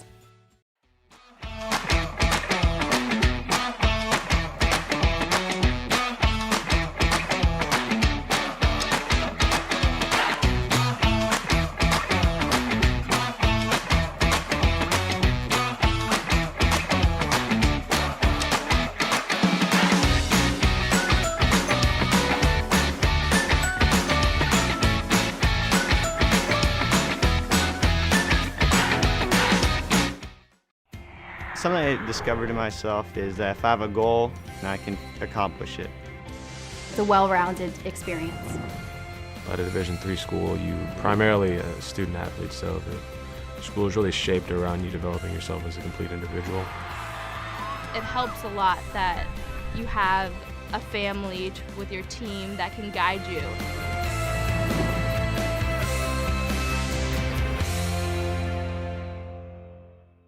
The National Association of Basketball Coaches is the nation's premier professional development and advocacy organization for basketball coaches at every level. The NABC strives to serve as the voice for coaches on national issues while advancing the core value of leadership, service, advocacy, education, and inclusion. To learn more about the NABC and to become a member, visit NABC.com and follow the NABC on social media at NABC 1927. That's NABC.com or NABC 1927 on social media. I believe sportsmanship is a mutual admiration and respect for your fellow competitors. We all go through a lot to reach the point where we compete against one another. It's important to realize that. So once we're finally on the field or on the court or on the starting block, we look at each other as fellow human beings and not just competitors. Being able to recognize the hard work that other athletes are putting in creates a more positive and inclusive environment. We've got more schools than Division I, more fans than Division II, and more upsets than March Madness. There's nearly 850 programs with over 11,000 games leading to 2 national championships. And we've been covering it all for over 2 decades. From Eastern to Occidental, from Puget Sound to Piedmont, from Southwestern to the University of New England, and from Hope to Calvin. Nobody covers Division III basketball like we do. We're D3Hoops.com at www.D3Hoops.com. Coach of the Year, Administrator of the Year, All-America Team, Wade Trophy. The WBCA doesn't just honor coaches, but players, administrators, and much more. The WBCA strives to honor those who have contributed to the advancement of women's basketball. Celebrate the present, honor the past, look to the future.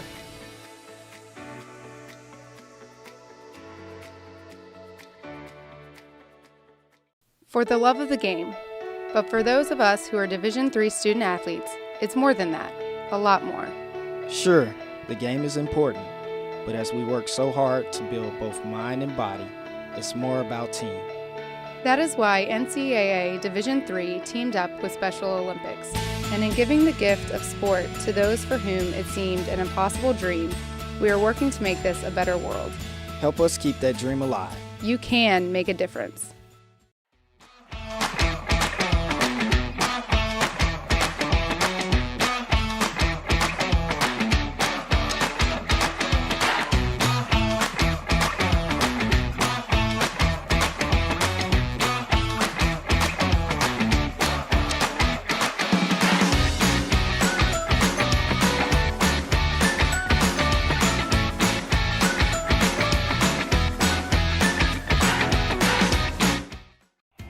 Something I discovered in myself is that if I have a goal, then I can accomplish it. It's a well-rounded experience. At a Division III school, you primarily a student athlete, so the school is really shaped around you developing yourself as a complete individual. It helps a lot that you have a family with your team that can guide you.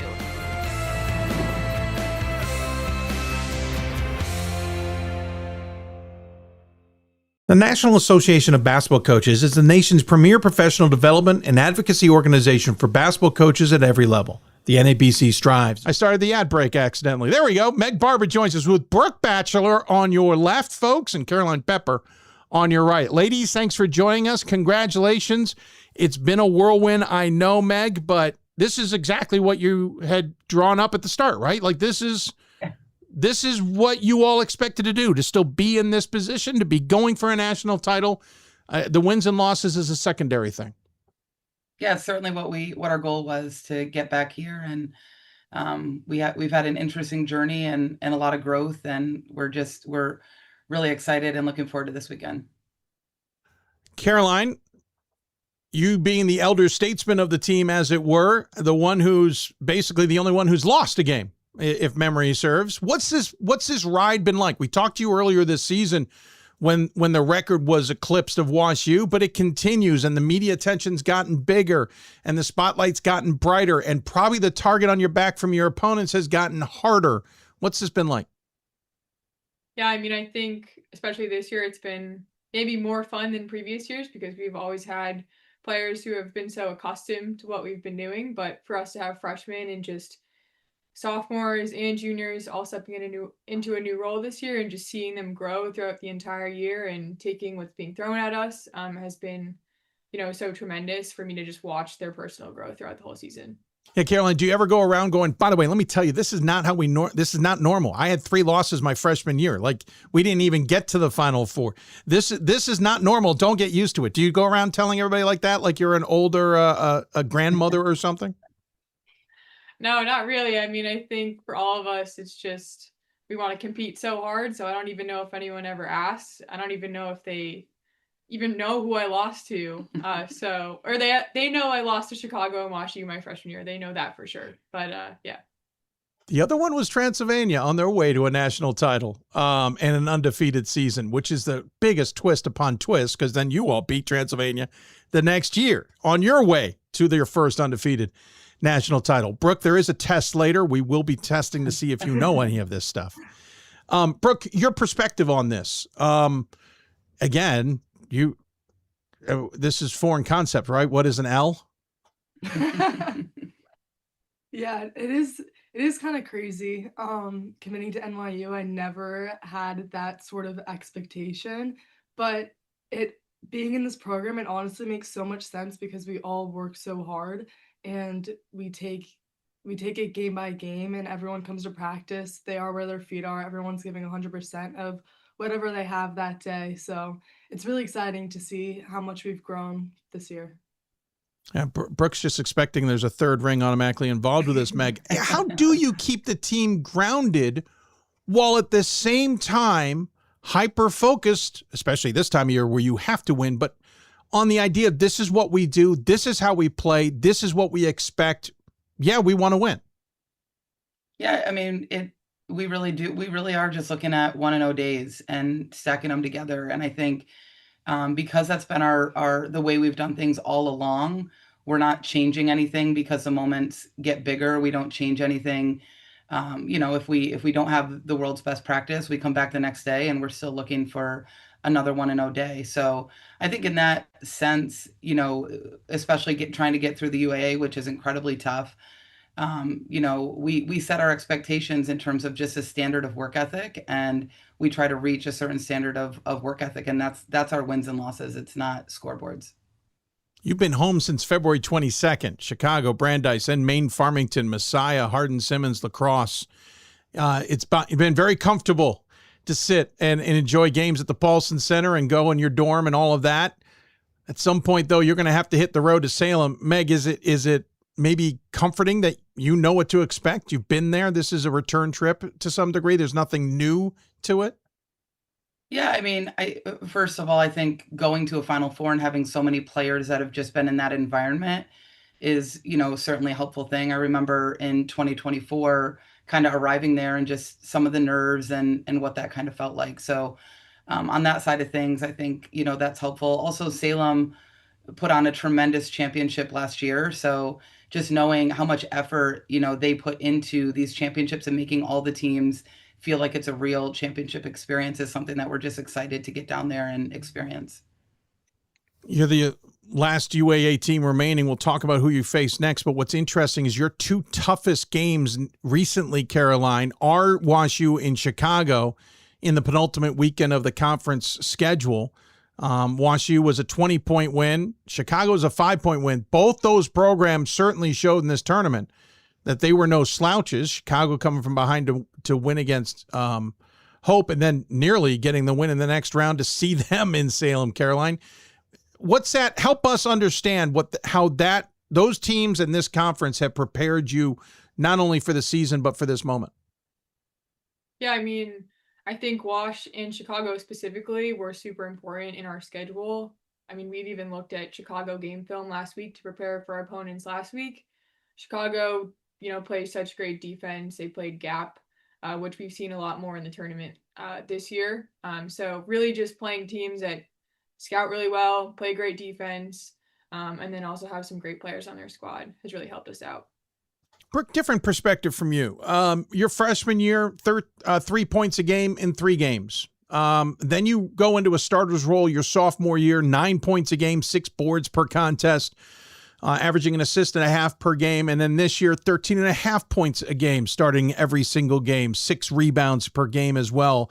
2.6 assists now. Caroline's kind of done the same thing, but I'm kind of curious your perspective to evolve in a program. Understand that you don't get a lot of playing time your freshman year, but then immediately put into a major role your sophomore year and now such a key cog your junior year. Yeah, well, freshman year, there's a lot of clarity for me freshman year. And I got to look up to so many amazing players and just learn from them. And they all came in with such great hard work and effort, and I really wanted to emulate that. And so going into my sophomore and junior years, I've just really wanted to work hard for my team and I don't know, help us keep this in streak. And Brooke was injured her freshman year, so those stats are a little misleading. Okay. Well, that is helpful, but it ruins the story, Meg. Yeah. I like this version better where she just didn't play. That you made the hard choice to sit her down for a year. Yeah. Caroline, similar story for you. Got a handful of starts your freshman year, averaged 8 points a game. Got one start your sophomore year, 9.5 points. Then last year at nearly 12 points a game. Kind of had a little bit of a coming out party in the Gettysburg weekend. But you played behind such great players. When you came into this year, you knew everything was going to be on your shoulders, as it were. How'd you get ready for that? I think just, again, if I think back to my freshman and sophomore year, I was playing against, in practice, All-Americans every day. And so I think that's really prepared me throughout my entire career here. And then just learning from the players that I played with last year and how things worked and how to respond to things that are thrown my way and, how I can elevate the teammates around me. So yeah, just really working together and giving what teams give us. Meg, from your perspective, how have you been able to develop constant UAA players of the year, constant All-Americans, constant players that we all go into the season going, well, they were second fiddle to so-and-so, and then they come out, you're like, oh, no, they're not second fiddle at all. How do you develop that? How do you build that? And I'll add to that, how do you do it at an institution like NYU, which is so rigorous, so tough to get into?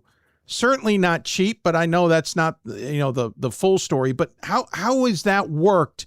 It's got to be more than just being an alum. Yeah, I think it's a multifaceted, answer, but first and foremost, it's recruiting, and we've, Nettie Respondic and Annie Baird on our staff have led our recruiting efforts to just some amazing players who are looking at NYU versus other schools, not, is NYU the best Division III school for me? Is NYU overall the best fit for me? And I think we've been able to draw, across the country, some of the best and brightest student athletes, that are also balancing, like you noted, an incredible academic workload and are going off and having great careers. And I think that's part of the investment here. But the other side of it is, I think players of the year come from teams that win. So, when we're looking at our numbers a lot of the time, we're putting a player of the year up against other candidates that might have, 22 and 15, and our candidate might have, 14 and 9, but they are on an undefeated team and a championship team. And,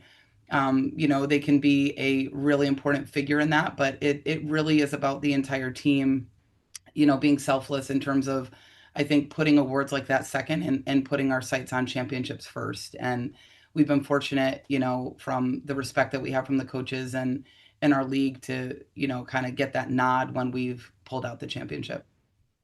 You go up against Scranton in the next round. They are undefeated. They're number 2 in the polls. There are 9 voters who think they should be number 1. 6 voters. I got it wrong. I think it was 9 at one point. This is a team that has done the same as you, Meg. They've looked pretty darn dominant, and they've got a little feather in the cap, though it doesn't count in the win-loss numbers with the win over Pitt. Mm-hmm.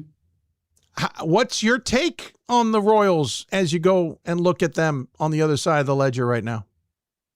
Yeah, I mean, incredible team. And, you know, I know a lot of people are talking about like this is a true 1 versus 2. And I think, you know, every team in the Final Four is incredibly worthy of being there. And it is a really tough, you know, across the board, everybody is tough. And, you know, Scranton by far is, you know, one of the deeper, more well-balanced teams that I've seen, you know, all year. They have a solid, you know, efficiency from the offensive and defensive side of the ball. Casey Cranston is, you know, obviously we've seen her before. We had them here 2 years ago. And she was a little bit younger and has developed into an incredible player. So ton of respect for them. Someone emailed me when they realized we were playing Scranton. They're like, I just feel like we always see Scranton's name in the bracket somewhere. And I think that, you know, they're a familiar name in terms of NYU and Scranton and some of that history. So I played them in the NCAA tournament when I was a player. And, you know, so just a really well-coached team. And, you know, we're going to focus on ourselves first and, you know, look to come into this game putting our best foot forward for who we are as a program and who we are as a team.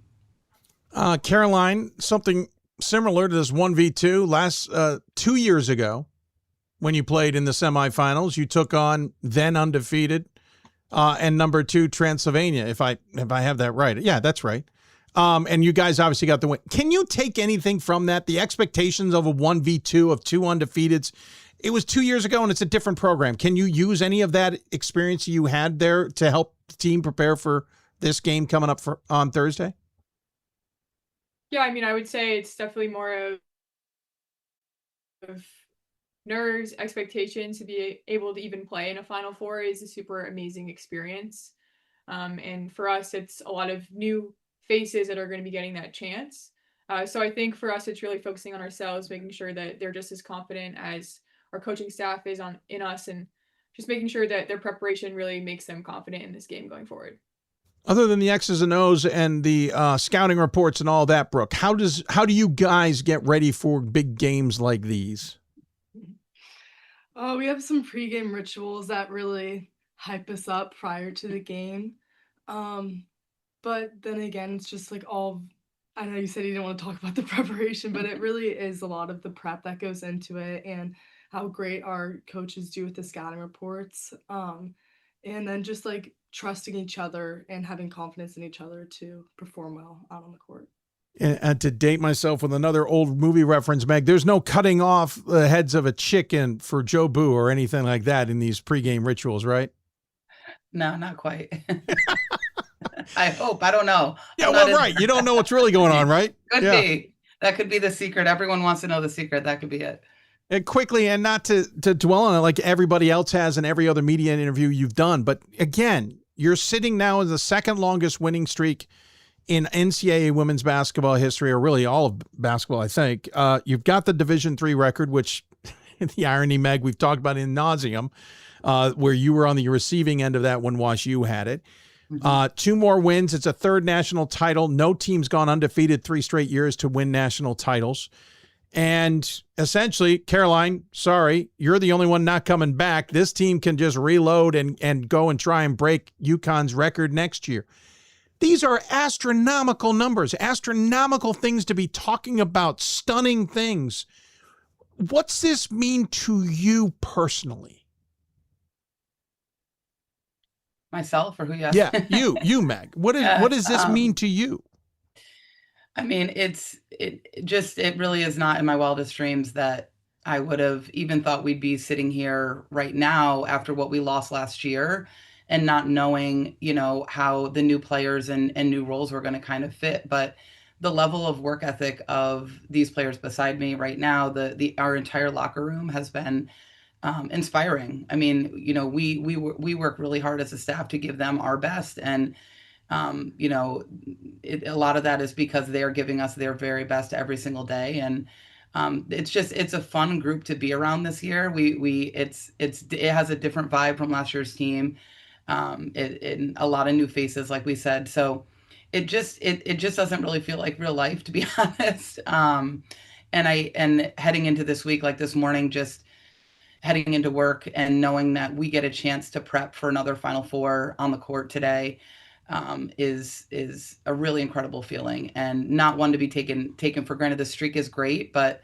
having a chance to play in a Final Four is incredible. And we've been on the other side at Hope, at Transy, losing in that Elite Eight game. And so, we feel really blessed to have the opportunity to put on the uniform again and go out there and give NYU fans a lot of pride in how we represent ourselves.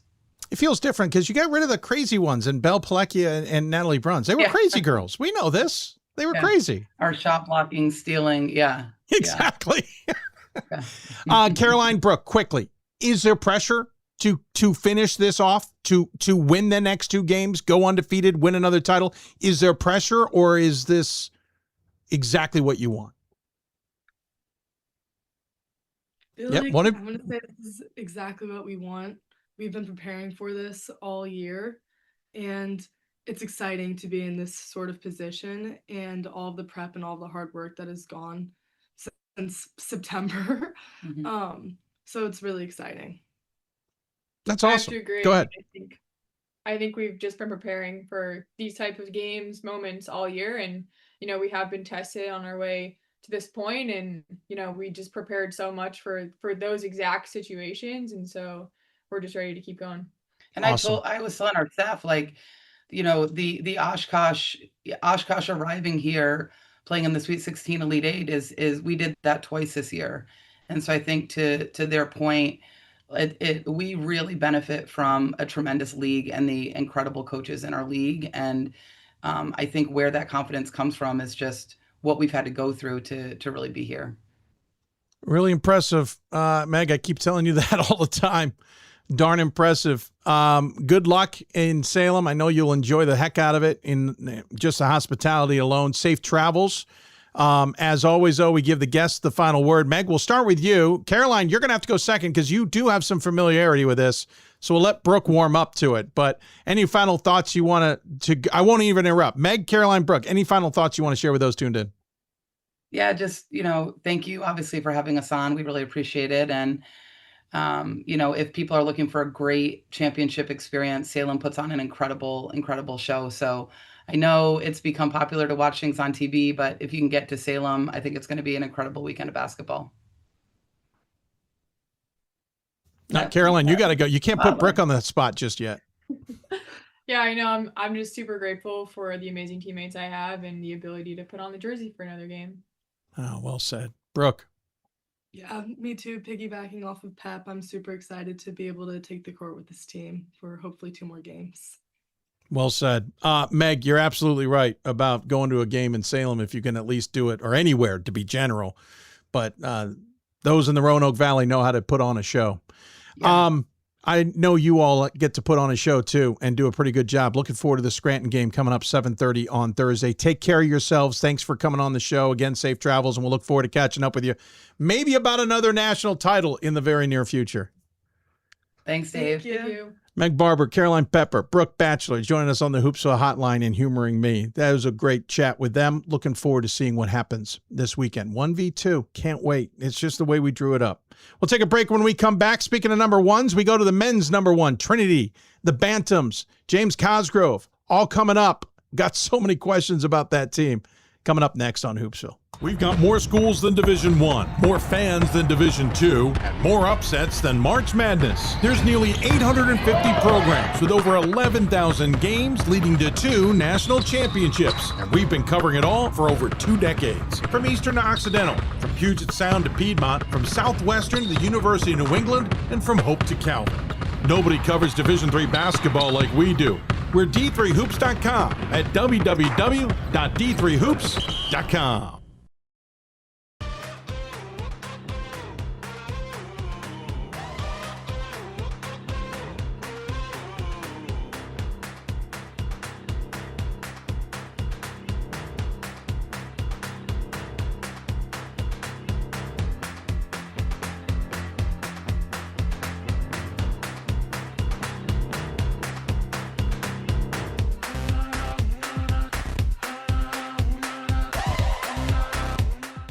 The National Association of Basketball Coaches is the nation's premier professional development and advocacy organization for basketball coaches at every level. The NABC strives to serve as the voice for coaches on national issues while advancing the core value of leadership, service, advocacy, education, and inclusion. To learn more about the NABC and to become a member, visit nabc.com and follow the NABC on social media at NABC 1927. That's nabc.com or NABC 1927 on social media.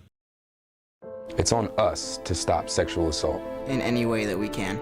To get a friend home safe. To never blame the victim. It's on us. to stand up. To make our community safe for all. It's on us. It's on us to look out for each other at parties. It's on us. To be more than just a bystander. To step up and say something. It's on us, all of us. To stop sexual assault. Learn how and take the pledge at itsonus.org.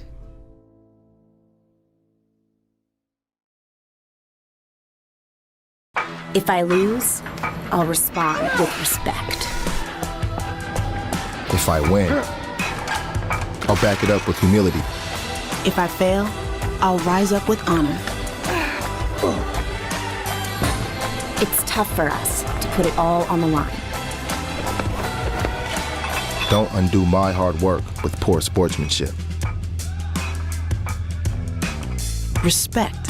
It's the name of the game. Coach of the Year, Administrator of the Year, All-America Team, Wade Trophy. The WBCA doesn't just honor coaches, but players, administrators, and much more.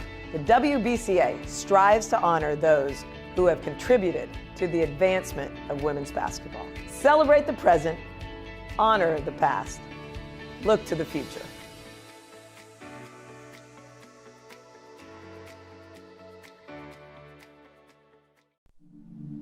I used to never really talk, ever. I was afraid if I said something wrong, everyone would laugh at me. But then I started to play golf with Special Olympics. It helped me to find my voice. And now everyone else is speechless. We've got more schools than Division I, more fans than Division II, and more upsets than March Madness. There's nearly 850 programs with over 11,000 games leading to 2 national championships. And we've been covering it all for over 2 decades. From Eastern to Occidental, from Puget Sound to Piedmont, from Southwestern to the University of New England, and from Hope to Calvin. Nobody covers Division III basketball like we do. We're D3Hoops.com at www.D3Hoops.com.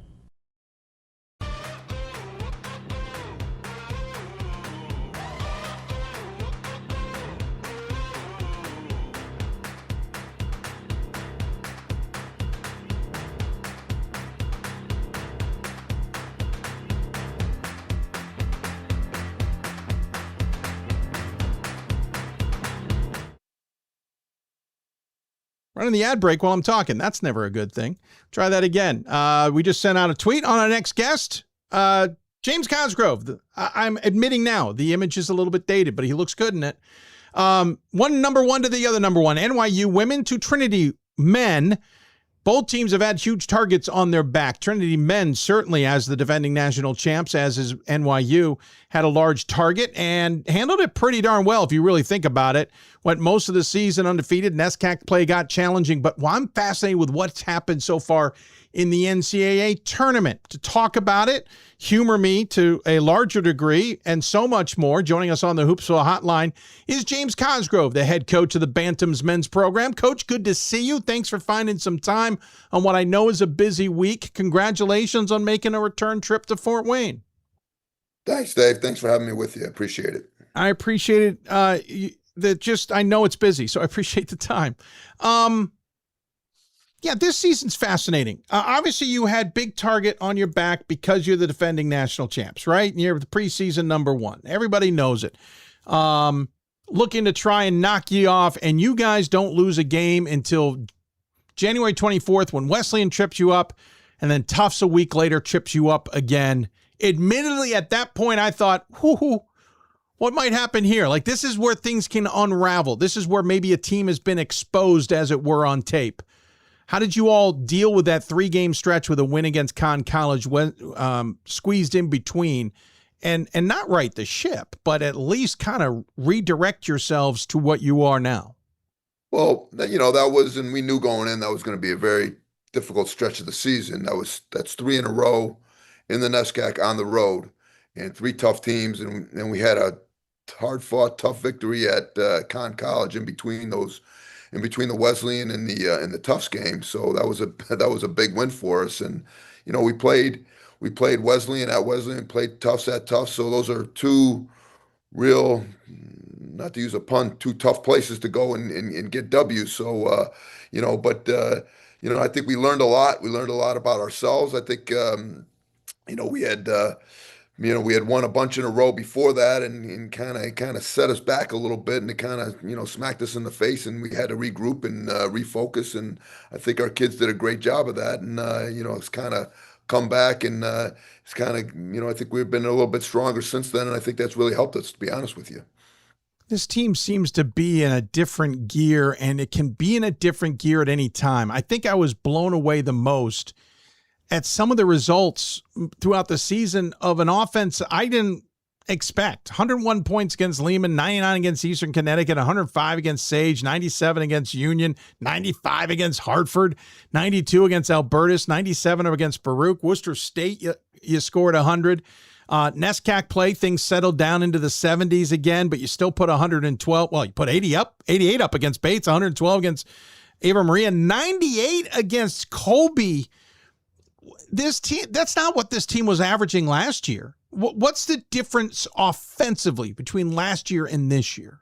Yeah, I just think we have a little bit more firepower offensively. And honestly, just being a year older, a year more mature, another year together, I think, just giving the guys a lot of confidence that they can kind of play against anyone and put up big numbers against anybody. And, but our bread and butter is going to be our defense. It has to be our defense. And, and I think our guys understand that, but it's kind of nice to have that luxury that, maybe we're not playing our best defensive game, but we can still put up 90 or 100 at any given time and win that way also. So it's nice to be able to win a few different ways for sure. I think it's that aspect that even I lost track of here later in the season. Since your loss to Tufts, you held Bates to 77, you held Anna Maria to 56, 75 for Colby, but Bowdoin you held to 54, then 63 in a 1-point win. You held Tufts to 70, Wesleyan to 55.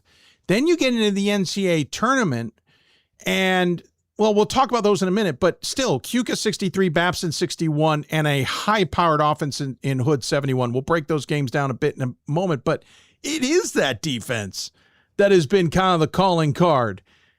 Since those 2 losses at the very least. It's been the calling card all season, but you've certainly rode it these last handful of weeks. Yeah, and and especially in the NESCAC, and I think NESCAC really, really prepares you for the NCAA tournament. You're not going to be able to score 100 night in and night out against some of these very good teams. So you're going to have to keep them down, and you're going to have to grind stuff out. And I think we've done a good job doing that after those games against Wesleyan and Tufts, and since then in the playoffs and in the NCAA tournament, I think we've kind of got back to what we are, is grinding out victories and getting stuff done a little bit the tough way, the grimy way, the gritty way. So I think I'm proud of our guys to getting refocused and doing that, and really doing the things that it takes to win this time of year. Yes, you say you're being gritty and squeaking out some games is the understatement, I think, because Keuka, you guys were down double digits, and Keuka's about to pull off one of the biggest upsets in Division III men's basketball tournament history. Now, I think it's a combination of the fact that you guys put your foot down offensively and defensively, but Keuka maybe puckered up a little bit too, knowing what they were about to maybe pull off. And you storm back in a game you're down double digits to win double digits. And then it nearly happened again the next night against a really good Babson team. I'm curious, what was going on? Were those just teams that were playing really well? Was it that you were relying on the defense and the offense wasn't like, how were you in those sequences? How were you in those situations? Well, first off, we got to, call it the way it is too. Jarrell Okorogo did not play against Cuca, and and he's obviously a big force on our offense and our defense. And then we played him against Babson, but he wasn't back to 100%. So that takes a toll on your team too. And then the other thing too is we hadn't played without him all year. So it's one thing him not playing, having a really one of our best players not playing, and then trying to figure out how to play without him. And I think that hurt us. And honestly, Cuca did a great job against us, and they were really motivated, and they did a terrific job, and so did Babson. So it's you know how it is, Dave. This time of year, and I tell our guys, everybody's good. It's not like we're playing against any stiffs in the NCAA tournament. So everybody's good, and you got to be ready to play different ways and get stuff done. However, you got to get it done. You're right, but then Okorogo being out certainly was a factor. 15 points a game. And defense certainly will win you a lot of things. And it was fascinating to watch those games turn. Vetter, by the way, had a tremendous finish in that game against Babson. No surprise, right? I mean, Vetter is darn good. The Hood game fascinated me because now you've got a team coming in, averages 95 points per game, is an absolute juggernaut on offense. They knock off Redlands. They obviously can play well. They can play with anyone, right? Wow. You slowed down a team that is tough to slow down.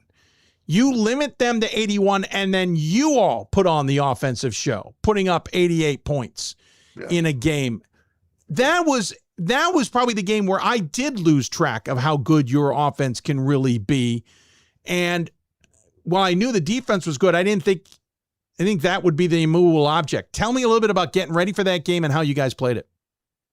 Yeah, I mean, so they play a 2-3, a good 2-3 zone, and so we're pretty good against zone. So I was confident that we would do well offensively against the zone, especially having Jarrell back being 100%. So I wasn't concerned about that. It was like you said, slowing them down.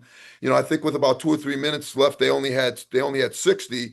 So we did a great job. We made a couple fouls down the stretch. They made a couple plays down the stretch. But our defense was keyed in and did a real good job of slowing them down. And they have some really good players. The kid Yarborough is as good as any kid we've played against. And they had some other guys that were terrific players too. So, I was proud of our guys for really buckling down and doing the job that it took on the defensive end to win that game. Yeah, well, I suspect we'll see from Hood, and they'll learn from that game quite a bit. They bring back everybody to next year's program, unless, obviously, this transfer portal gets a hold of things. I don't think it will. I think that was the key. Is they made a run on you. Looked like maybe there was a chance. I remember tuning in going, oh, it's single digits here.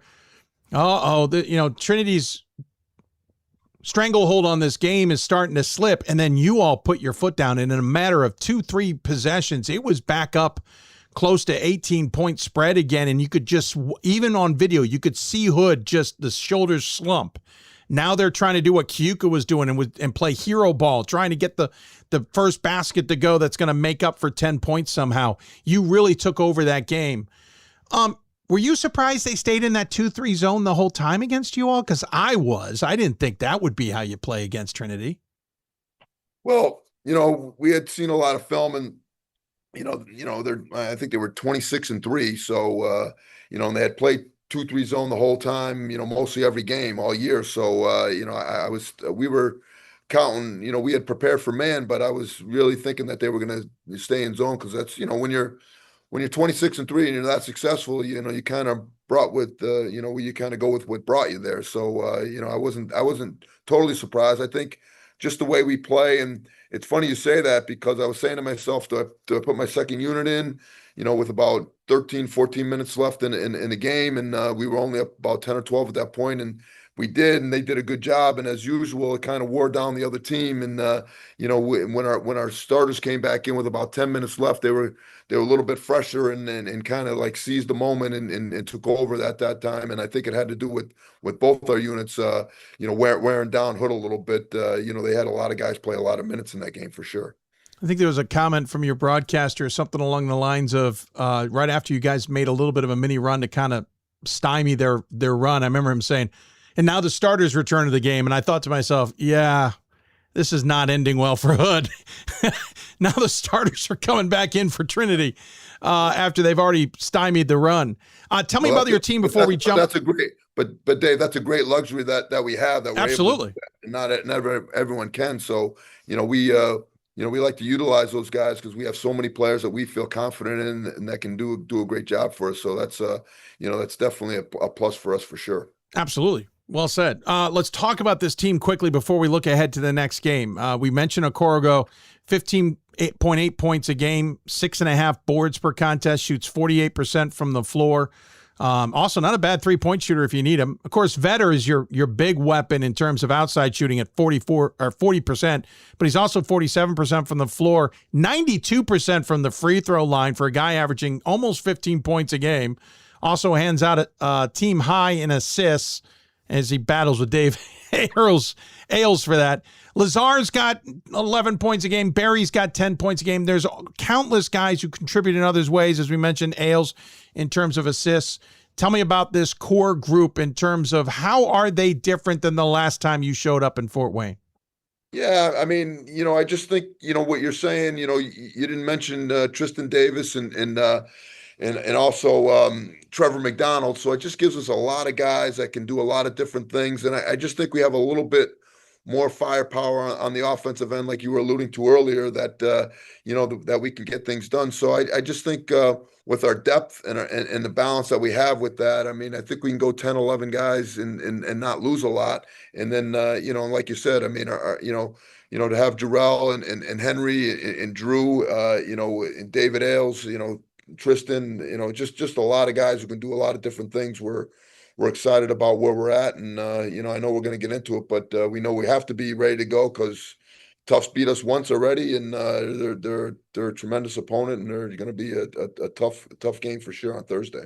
Yeah, I mean, that's next up, right? We already heard from Brandon Linton. You're going to face a familiar Tufts squad who you lost to 68-62, but you also beat at Wesleyan in the conference semis 80-70. How do you prepare for a team you know so darn well? Yeah, I mean, I think it's the preparation is obviously easier only because we know the team, but it's not easy because they're so good. So that's going to be tough, but it's it's going to be another, if you watch a lot of NESCAC games, there's a lot of hand-to-hand combat, fist fights, and slugfests, and I'm sure this is going to be another one. And they're going to be ready. We're going to be ready, and it'll be a great game for sure. I'm looking forward to it, to say the least. If I'm watching the opening few minutes, let's take it to the media break. What do I key on with your squad to know if things are going well the way you want them to in this game, or you're going to either have to make adjustments or at least start kind of keying on some other factors to make it your game? Yeah, and I mean, this time of year, I hear what you're saying, but we had for 30 minutes in our first two NCAA games, things weren't going our way at all, and we just had to stay the course, and just keep grinding and keep pushing, and and I told our guys, don't worry about it. We can score, we can get stops. We just have to keep grinding, keep going, and keep pushing. So. I don't really get caught up in, hey, the first 4 minutes, they got a lead or we got a lead. It's just kind of like, stay the course. We're a good team. If we do what we can do, we're going to be right there. And we feel we have the horses to get stuff done down the stretch if we're right there at that point, for sure. What's it like being this season? You've been number one for a vast majority of it. You're the defending national champs. Everyone's taking their best shots at you. You've had a wild collection of a really good collection of games and teams that you've played this season. What's the season been like? Yeah, it's been a little bit crazy, having that bullseye and being number one. And I think we were a little tense at one point, and it kind of, you hate to say it, but it kind of helped to have a little bit of a run where Wesleyan kind of took it to us, Tufts kind of took it to us, and kind of made us refocus. But right now I think I'm like. My thing to the guys is like, hey, we've had an unbelievable season. We won a conference championship again, third time in a row. Only the second time in the history of the NESCAC that a team has won 3 straight conference championships. We're back into the Elite Eight. So everything here now is gravy, and just one game at a time, and just be ready to play. Just be ready to play as hard as we can and as physical as we can for 40 minutes the next game out, and let the chips fall where they may. I think people forget too. This is your 3rd trip to Fort Wayne. With a win, it'll be your 3rd trip to the Final Four. You lost to Trine 2 years ago, 66-54. This is where this program is. 2 wins and you've got another 30-win season. And then you'll be playing in the national title game 2 weeks later. Like the level of consistency and success that you guys have is pretty spectacular. Always what you expected, considering you were 16-9 not that long ago? Yeah, I mean, we've always kind of been, one of those teams knocking on the door, and then, we're fortunate. Me personally, I'm fortunate to have this group, these seniors and some guys who graduated the last couple of years, the seniors now, and a couple of our juniors, to have this group for the last, 3-4 years. It's just they're a special group, and I'm just I'm kind of riding the wave with them also, because they're just great kids and hard workers, and they're about the right things, and they kind of set the standard for things to come for our future and whatnot. So I'm excited what we've done, and I'm excited how they've kind of put this program to a new level and kind of carried it to great heights for sure. Well, Coach, appreciate the time, appreciate the insight, appreciate humoring us, as I say often. I know you'll be heading off to Fort Wayne soon and getting ready for the big game against Tufts, but thank you for your time. As always, though, we give the guests the final word. Any final thoughts you want to share with those tuned in? No, I just really appreciate all that you do for Division III basketball, and how important it is to so many people, and you do a tremendous job, Dave, and I really appreciate all the hard work that goes into what you guys do on your end. Well, thank you, Coach. I appreciate it. Very kind. Look forward to seeing you in Fort Wayne. Good luck against Tufts, and we'll catch up soon. All right, Dave. Have a great day. Take care. James Cosgrove joining us on the Hoopsville Hotline. I think you have to remember, their total losses in the last 3 seasons equals 7. The last time they lost only 7 games in a season, you got to go back to 2014-15. And the previous time before that was 27-08. And before that was 06-07 when they lost 5. That's how spectacular this program has been the last few years. We'll see how it continues on. When we come back, we'll switch back to women's basketball for the rest of the show. The number 2 Lady Royals of Scranton join us. Talk about their big game against the other undefeated in Division III, the juggernaut that is NYU. Ben O'Brien and his team join us next. You're listening to Hoopsville, presented by D3Hoops.com from the WBCA studios. For the love of the game. But for those of us who are Division III student athletes, it's more than that. A lot more. Sure, the game is important. But as we work so hard to build both mind and body, it's more about team. That is why NCAA Division III teamed up with Special Olympics.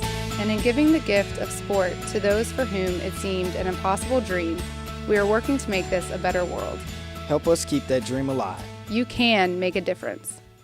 We are the coaches of women's basketball. We are leaders and teachers, dreamers and winners. We are professionals who conduct ourselves ethically and with integrity. We place the education, safety, and well-being of the athletes we coach above all else, and teach them the fundamental values they need to succeed in life. We are coaches united for the good of our game and those who play it. We are the WBCA. We've got more schools than Division I, more fans than Division II, and more upsets than March Madness. There's nearly 850 programs with over 11,000 games leading to 2 national championships. And we've been covering it all for over 2 decades. From Eastern to Occidental, from Puget Sound to Piedmont, from Southwestern to the University of New England, and from Hope to Calvin. Nobody covers Division III basketball like we do. We're D3Hoops.com at www.D3Hoops.com.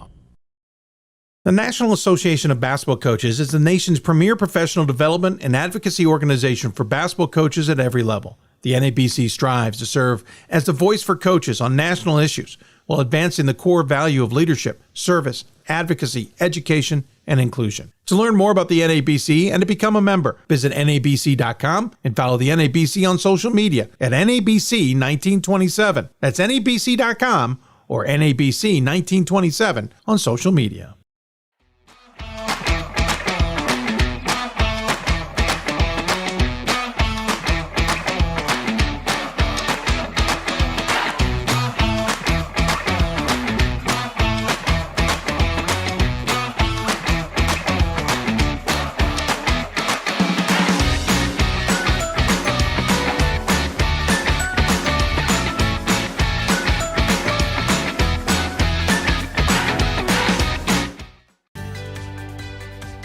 Responsibility is being accountable for your words and actions, first and foremost. It also is an obligation to be a positive influence in the communities around you.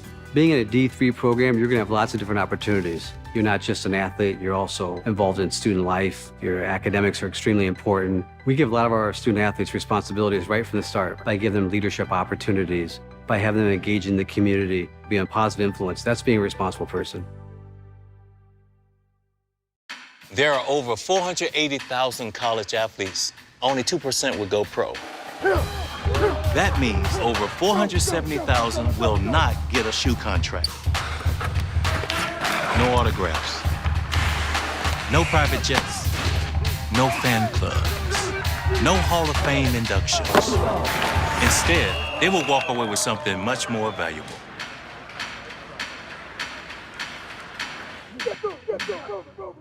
I did receive a non-athletic scholarship upon entering school.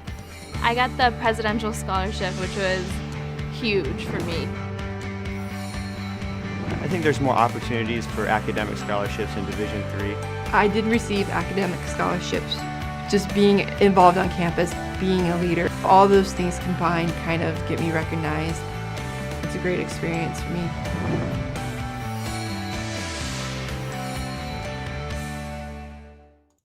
Welcome back to Hoopsville on this supersized edition of the show. We start at 11 a.m. Eastern. If you're watching us live, we'll go for, trying to do the math, probably another 45 minutes or so. We got two more sets of guests still to come. Scranton women join us, the number 2 team. No, that's not true. We got more than that. We got 3 sets of guests still to come. My brain's done. Scranton women's basketball coming up here shortly. We're going to hear from a trio there. Then also ahead, we're going to go to Oshkosh and hear from Brad Fisher and Olivia Argel. And then Mo Hurt and a collection of Hurt Denison players sat down with Gordon Mann in Leesburg, Virginia, as everybody dealt with delays. We'll hear from them coming up as well. If you got questions for us, email us hoopsville at d3sports.com. Join us on Twitter at D3Hoopsville, hashtag Hoopsville. Join us on the live stream.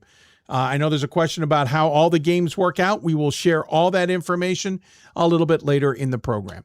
Scranton women's basketball, now one of 2 undefeated teams remaining in Division III women's basketball. The other one, W&L, got knocked off by Denison last round, or we would have had 3 of the 4 teams in Salem having been undefeated. And, of course, there's only going to be one survival at the end who could be undefeated if they're undefeated. And one of them gets knocked off in the semifinals because number 1 NYU takes on number 2 Scranton. We already talked to NYU about that significant factor, if you want to call it a significant factor, and what it all means for them. What's it all mean for Scranton? How does this translate? This is finally a team that I think you could argue has broken through to where they wanted to be. Ben O'Brien joins us to talk about it with 2 of his players who were willing enough to come on the air and trust Coach on this. Kaylee Romanowski joins us along with Jenna Sloan. Coach, first and foremost, good to see you. Congratulations on what you've accomplished to this point. Thanks, Dave. Appreciate you having us on. Kaylee and Jenna, congrats to you. What an accomplishment. Thank you. Again, they're in unison. Folks, you wouldn't believe this. Off air, they're in unison as well. It's wild. When you're in unison, Ben, like this is why you win so many games, right? That's exactly right. They're like that on the court too, Dave. That's a little wild to hear. Hey, Ben, first and foremost, undefeated, got through landmark play, I would argue far easier than I ever expected. That's no knock at anybody, but you were so much head and shoulders better than Catholic and Susquehanna, and you've gotten through the NCAA tournament rather unscathed. I know it's exactly how you wrote it up, but in reality, – was this kind of dominance what you expected this year? No, I knew we had a very talented team coming back.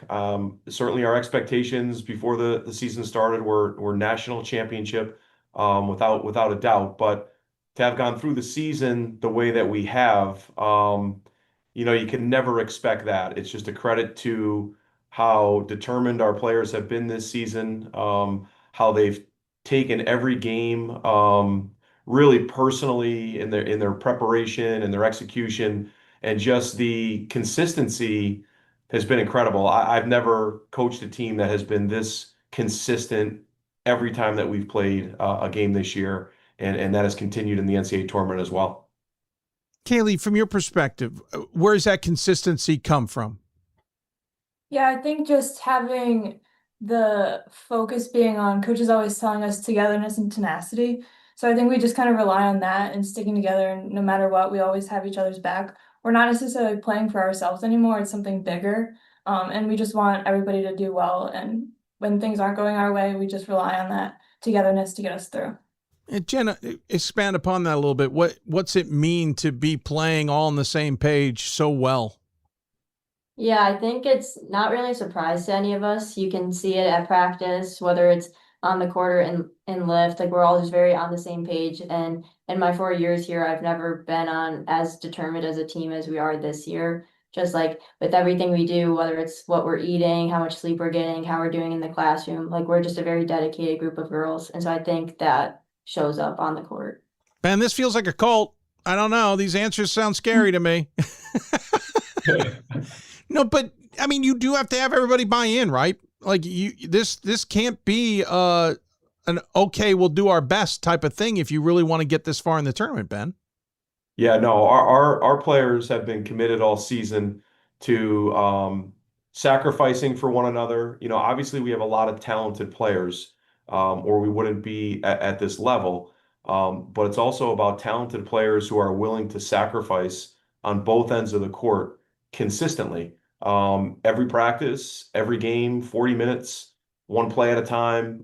It's really a commitment to that. And the togetherness and tenacity, as Kaylee mentioned, that our players have shown this season has been remarkable. But it really starts with, first and foremost, super talented players, but then also super talented players who are willing to sacrifice for one another to bring the best out of one another. And we're talking to two players who have had not different roles, but had small. Well, the role of Casey Cranston is Casey Cranston's, right? Like, no one's going to take that role from her. And you got Elizabeth Bennett, who's scoring 12 points, and Katie Gorski, who's got 11.5, and everybody's pulling down rebounds. But you got to get somebody who's going to be the one who passes the ball and gets that accomplished, or gets the defensive stop when you really need it. And Ben, that's what you've got next to you. I mean, you've got a defensive player of the year in the conference, and you've got a player who's seems to be the floor general to some degree. Yeah, everything with our team starts on defense, and Jenna and Kaylee are not only two of the best defenders on our team, they're two of the best defenders in the country, in my opinion. So they very much lead us on that side of the floor. And then offensively, they happen to be not only talented offensive players, but super unselfish. Their assist to turnover ratio numbers are astronomical. Kaylee, I believe, led the country last year in assist to turnover ratio. And I believe Jenna was second in the country. And I think this year it might be flipped, where Jenna is, I think, leading the country and Kaylee somewhere in that top couple. So it just speaks to how they approach the game, a very selfless approach, one that starts with their defense, but their court vision, their passing is just really pivotal for us offensively as well. Kaylee, we should point out, made the decision to play for Elizabethtown before the appearing for Scranton, heading up the road, changing I guess colors, but changing mascots and all. But Kaylee, you come in, you've now won your second Defensive Player of the Year in the conference. You're a second first team selection. You were second team last year as well. What's the mentality when you're out there defensively and the assignments that you get and what you're trying to accomplish? Yeah, I think just creating chaos and being relentless with the pressure.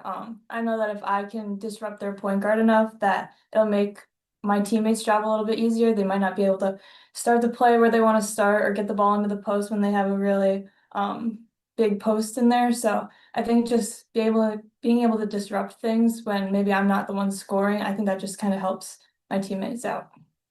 Jenna, your role's a little off the radar, right? Like maybe the conference doesn't recognize the efforts and maybe you don't stand out when someone's doing the prep work. But sometimes that's the best spot to be. You know your role and you're going to execute. What's your mentality going into games? Yeah, going into games, I really don't care about any stats, like points, assists, like whatever. I just want to do whatever I can to help my team win. So if that's just helping put defensive pressure and then somebody else gets the steal or gets the block, that's fine with me. If I make a good pass and they make another good pass to get a basket, that's fine with me. I really don't care about my stat line at the end of the day. It's just about our team winning and continuing to move forward. This is a program that's, can't believe I'm going to say this, outscoring their opponents by 38 points per game. You're shooting 46% from the floor while holding your opponents to 32%, and you're holding your opponents to 24% from beyond the arc. Rebounding is a plus 12.5. Assists, it's not even funny. It's 20 assists for offense, and you're only allowing 8 assists for the opponent. Your turnover margin's a plus 12. Your points off turnovers are a 26 plus, and you got 14 steals a game while only giving up 4 steals on your own offense. Ben, those numbers are video game numbers. Like how does this translate to how good the team is? Like, how do we understand, other than the statistics, what that really means? Yeah, it's hard to say. It's I think it's just just evidence of the hard work that our players have put in all season to play that way on a consistent basis. But it's some of it's hard to believe, when you're looking at it at times. But it's just a credit to our players and their commitment to trying to be their best every time we take the court.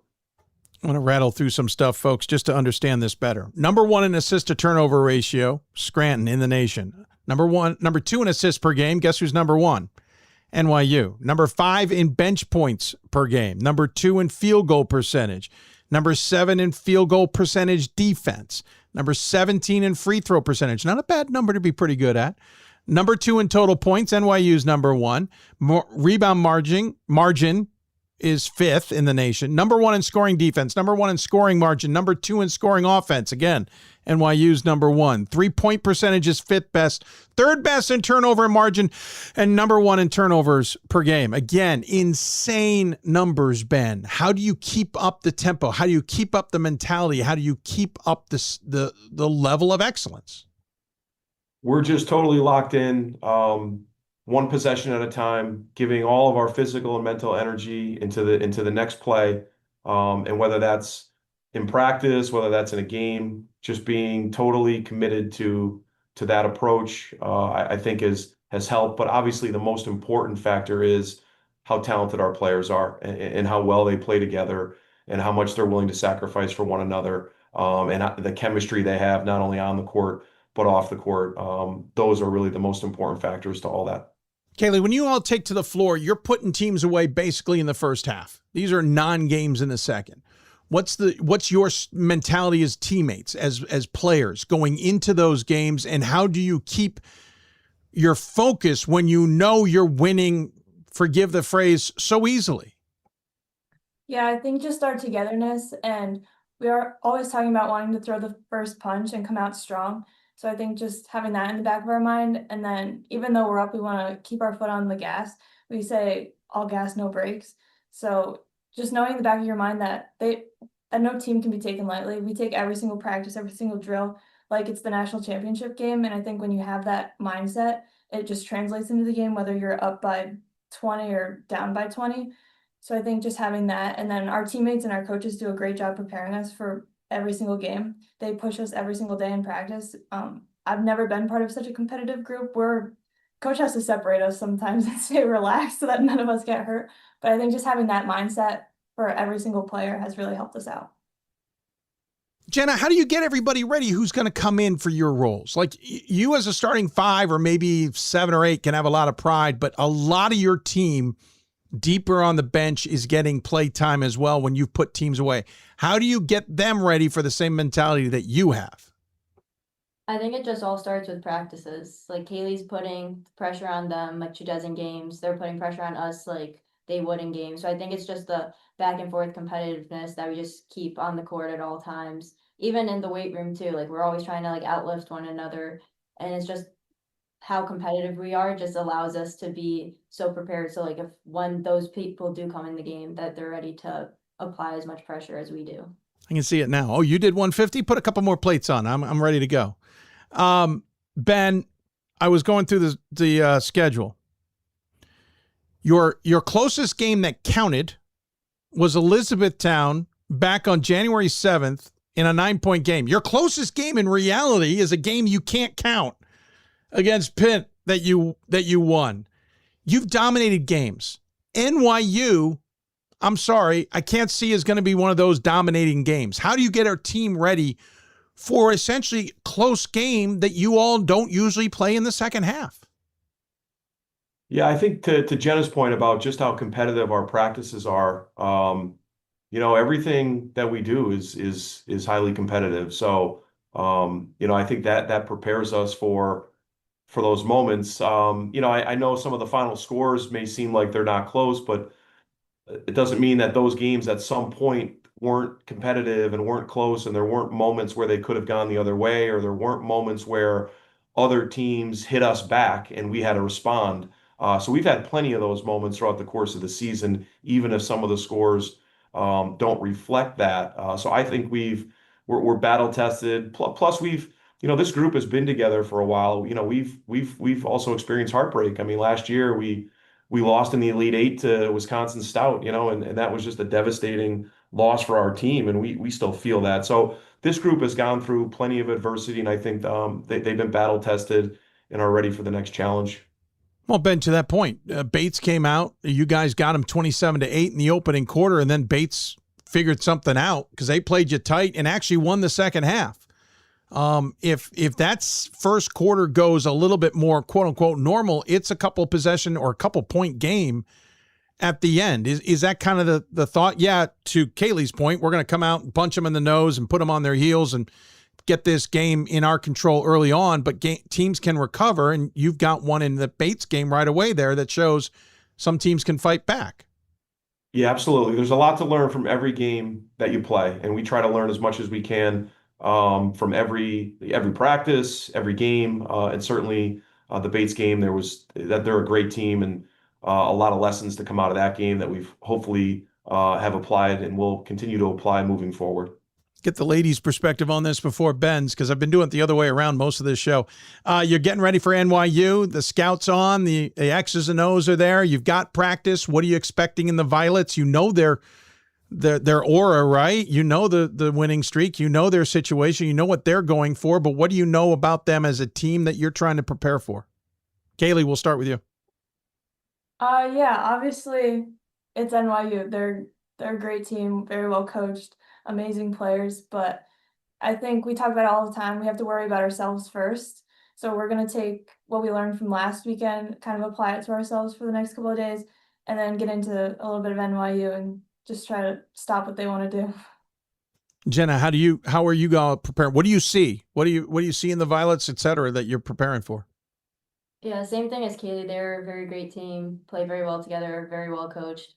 But at the end of the day, like at practices, at games, in the locker room, all that stuff, we always say it's us first. We just have to play our game, play defense, how we play defense, play offense, how we like to play offense. And if we play our game, we feel like we're unstoppable. So I think we're just going to go into the game with that mindset.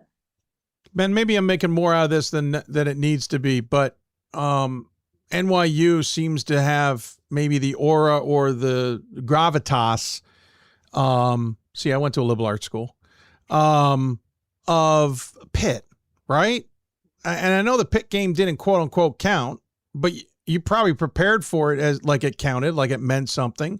Big teams got, hey, they're a D1 program. I know NYU's not D1, but they've got this aura and this invincibility that has come with them for a while. you haven't had to face in a little while. Am I overthinking how you all are preparing for this game in terms of getting ready for a big opponent? We'll get ready for them the same way we've gotten ready for every team that we've played this year, from the standpoint of we're going to put everything we possibly have and can into the game, from our preparation, from our practices leading up to it. So we're going to be 100% focused, 100% of our mental and physical energy into that game coming up. But that's really no different than any of the games that we've played all season.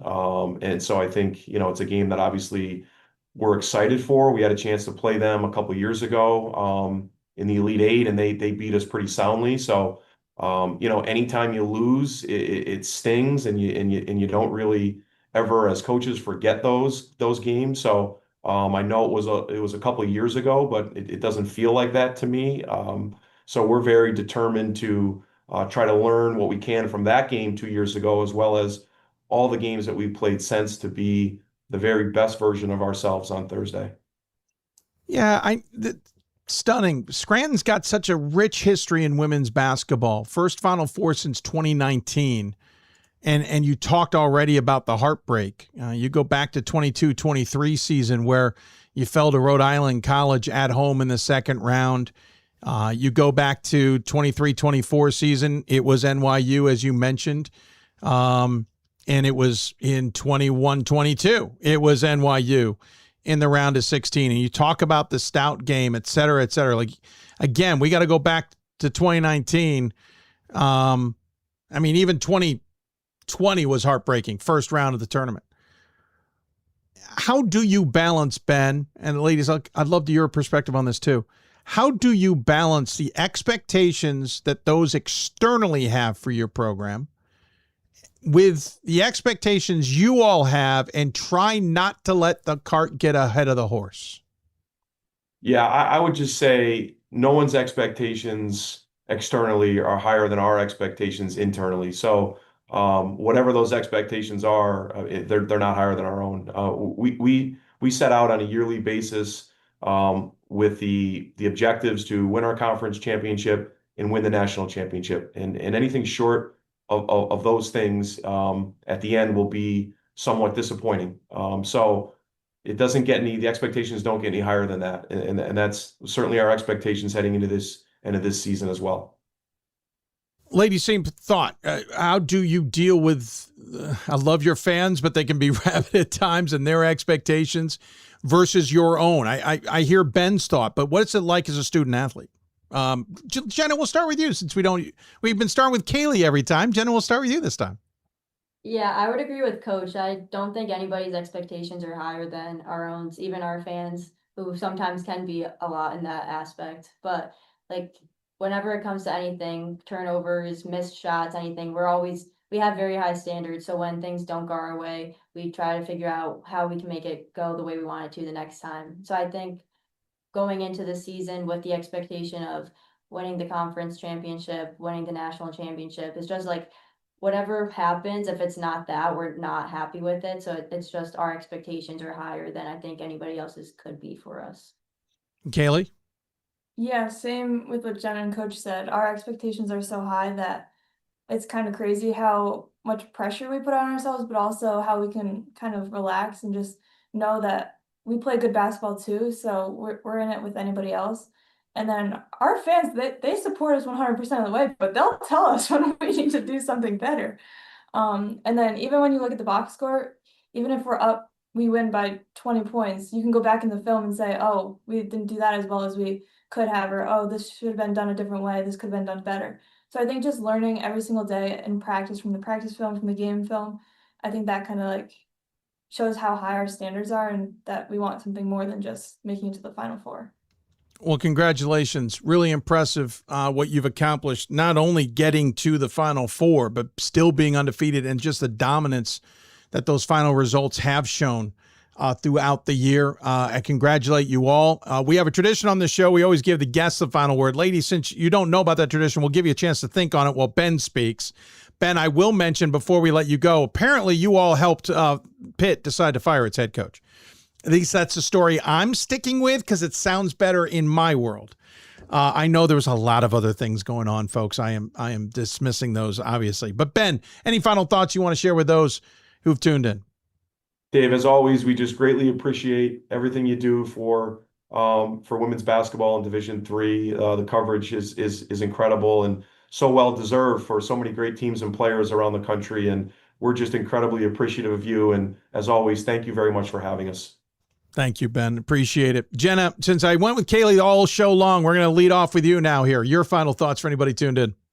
Yeah, I just appreciate you taking time out of your day to do this for not only us, but other teams in both the women's bracket and the men's bracket. So just thank you for having us. Thanks, Jenna. I got nothing better to do. I'm made of money. I am not. I'm kidding. Kaylee, your final thought? Yeah, thank you so much for having us. We appreciate all the recognition you've given us. We're super excited, super grateful for everything, and looking forward to being in Virginia for the week, hopefully. Yeah, well, right. Hopefully the weather allows. And enjoy the week in Salem. You're going to love the hospitality at the very least. Ben and ladies, thank you so much for joining me. Appreciate the time. Good luck this weekend. Good luck against NYU primarily. And look forward to catching up with you down the road. Jenna and Kaylee, good luck in your futures as well. Thank you. Thanks, Dave. What a great conversation with Scranton women's basketball there. By the way, Kaylee played for two storied Mid-Atlantic Division III women's basketball programs. We forget about how great Elizabethtown has been over the years.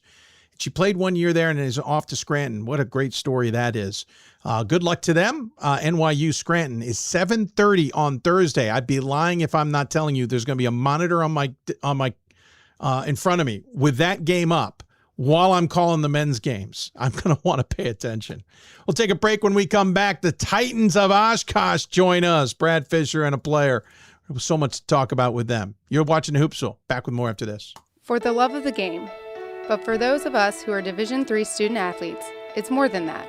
A lot more. Sure, the game is important, but as we work so hard to build both mind and body, it's more about team. That is why NCAA Division III teamed up with Special Olympics. And in giving the gift of sport to those for whom it seemed an impossible dream, we are working to make this a better world. Help us keep that dream alive. You can make a difference. We are the coaches of women's basketball. We are leaders and teachers, dreamers and winners. We are professionals who conduct ourselves ethically and with integrity. We place the education, safety, and well-being of the athletes we coach above all else and teach them the fundamental values they need to succeed in life. We are coaches united for the good of our game and those who play it. We are the WBCA. We've got more schools than Division I, more fans than Division II, and more upsets than March Madness. There's nearly 850 programs with over 11,000 games leading to 2 national championships. And we've been covering it all for over 2 decades. From Eastern to Occidental, from Puget Sound to Piedmont, from Southwestern to the University of New England, and from Hope to Calvin. Nobody covers Division III basketball like we do. We're D3Hoops.com at www.d3hoops.com. The National Association of Basketball Coaches is the nation's premier professional development and advocacy organization for basketball coaches at every level. The NABC strives to serve as the voice for coaches on national issues while advancing the core value of leadership, service, advocacy, education, and inclusion. To learn more about the NABC and to become a member, visit NABC.com and follow the NABC on social media at NABC1927. That's NABC.com or NABC1927 on social media.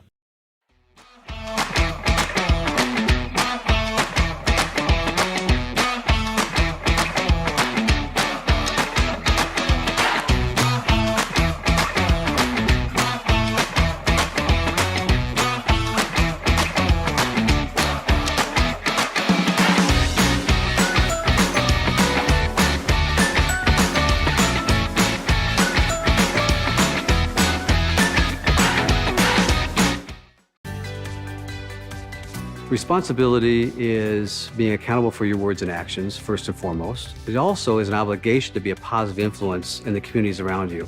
Being in a D3 program, you're going to have lots of different opportunities. You're not just an athlete, you're also involved in student life. Your academics are extremely important. We give a lot of our student athletes responsibilities right from the start by giving them leadership opportunities, by having them engage in the community, be a positive influence. That's being a responsible person. There are over 480,000 college athletes. Only 2% would go pro. That means over 470,000 will not get a shoe contract. No autographs. No private jets. No fan clubs. No Hall of Fame inductions. Instead, they will walk away with something much more valuable.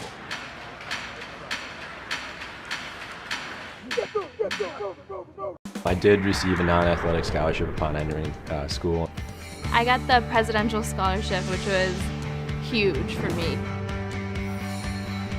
I think there's more opportunities for academic scholarships in Division III. I did receive academic scholarships. Just being involved on campus, being a leader, all those things combined kind of get me recognized. It's a great experience for me.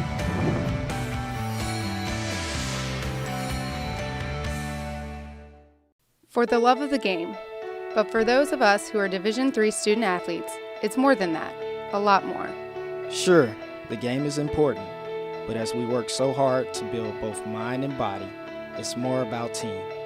That is why NCAA Division III teamed up with Special Olympics. And in giving the gift of sport to those for whom it seemed an impossible dream, we are working to make this a better world. Help us keep that dream alive. You can make a difference. We are the coaches of women's basketball. We are leaders and teachers, dreamers and winners. We are professionals who conduct ourselves ethically and with integrity. We place the education, safety, and well-being of the athletes we coach above all else and teach them the fundamental values they need. Cut the ad break off because we got to keep rolling. I'm your host, Dave McHugh. Welcome back to Hoopsville. Hope you're enjoying the show. You can interact with us on the live stream. You can tweet at us at D3Hoopsville or hashtag Hoopsville. You can email us, hoopsville@d3sports.com. We got 2 more segments left to go. 1 more live and then 1 more taped. Coming up, Denison women's basketball. Mo Hurt and her team. I'm talking to Gordon Mann because they were both still stuck in Leesburg, Virginia for varying different reasons. Denison's not stuck. They're heading down to the Final Four a half hour, 45 minutes down the road in Roanoke. Gordon's stuck because he had 2 flat tires when he woke up on Sunday. But they also had Bethel still in town because they couldn't get back due to the weather up in the upper Midwest, which is causing some severe weather in this area. Speaking of that severe weather causing some issues, we're hoping UW-Oshkosh can get to Salem. Can they? We don't know, but apparently it might be up in the air. So joining us on the Hoopsville Hotline to pretend that they've got the worst travel plans possible, Brad Fisher, the head coach of the Titans, along with one of his outstanding players, and Olivia Argel. First and foremost, Brad, you enjoying the 2 feet of fresh fallen snow, sir? The good part was it waited until right at the end of our game on Saturday, so we got a great crowd Saturday night, but it pretty much started then and hasn't stopped, and we're just hoping they clear some roads and we can get to Milwaukee in the morning and get to Virginia. Admittedly, it's been a long time since I lived in that neck of the woods. When I was a much younger person in Chicago, I remember the winters were fun, but I don't remember how long they lasted. Is getting 2 feet of snow this time of year normal or abnormal? Not normal. Okay. Definitely not. Not for us. You go to the UP maybe, but definitely not for us. Olivia, how are you all handling the deluge of winter weather ahead of your biggest game of the year? Pretty well, I would say. I mean, I'm trying to get to practice after this, and our road just got plowed, and so did our driveway. So lots of shoveling to do after this to be able to make it to practice. But we actually did get stuck last night and had to shovel our way out. So we were stuck in the middle of the road for about 45 minutes last night, but we made it home eventually. So that's not fun. That's not fun. I will say, Brad, probably no calisthenics today. I think they're going to be in shape just getting into practice. Yeah, we'll be fine. Luckily, we've had 80 practices or whatever. So at this point, I think we are who we are, and they've got a little extra stretching done outside, and we'll be ready to go. I was going to say, to get to this point, you are what you are, as you said, 28-3 this season. Last time you were in Salem, you were 27-4, so a 1-win improvement, if that means anything to anybody at home. got to stay at home. But Brad, this is interesting. I had you on the show earlier this year, and you said to me, I learned something from our trip to Salem. We weren't necessarily ready to hit the road after being at home for the NCAA tournament and play 2 games on the road, potentially, if you got the second. So I made sure that we would get somewhat of that experience. You headed out to the upper Northwest, and you got a couple of games in against Linfield Pacific on back-to-back days, and here we are, getting ready to go to Salem after being at home for the NCAA tournament and conference tournament. I know it's too early to predict how did it do, but you are a soothsayer, sir.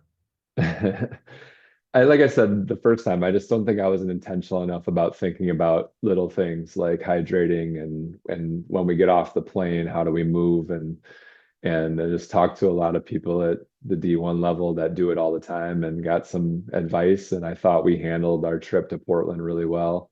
And Linfield had a great season, ended up winning their conference, and Pacific gave us a great game the second day. And they were fresh because they hadn't played. And again, I think for us, our team is best when we have a plan, and whether the plan is always the perfect plan or not, I think when we're all on the same page and kind of buy into what we need to do in that time, I think we all perform better, coaches included. So we just try to be more intentional, and we're going to do the same thing whenever we can get on the plane. We're going to get off in Charlotte, and we're going to stop and practice shortly after we get off the plane and try to get ourselves moving again. So it's all just, none of it might matter, or all of it matters, but we're going to make sure at least we put more thought into it than I think we did last year when, to be honest, I think a lot of us were just excited to be in the Final Four. And I think now this group's got a different mentality. Oh, you're going into Charlotte.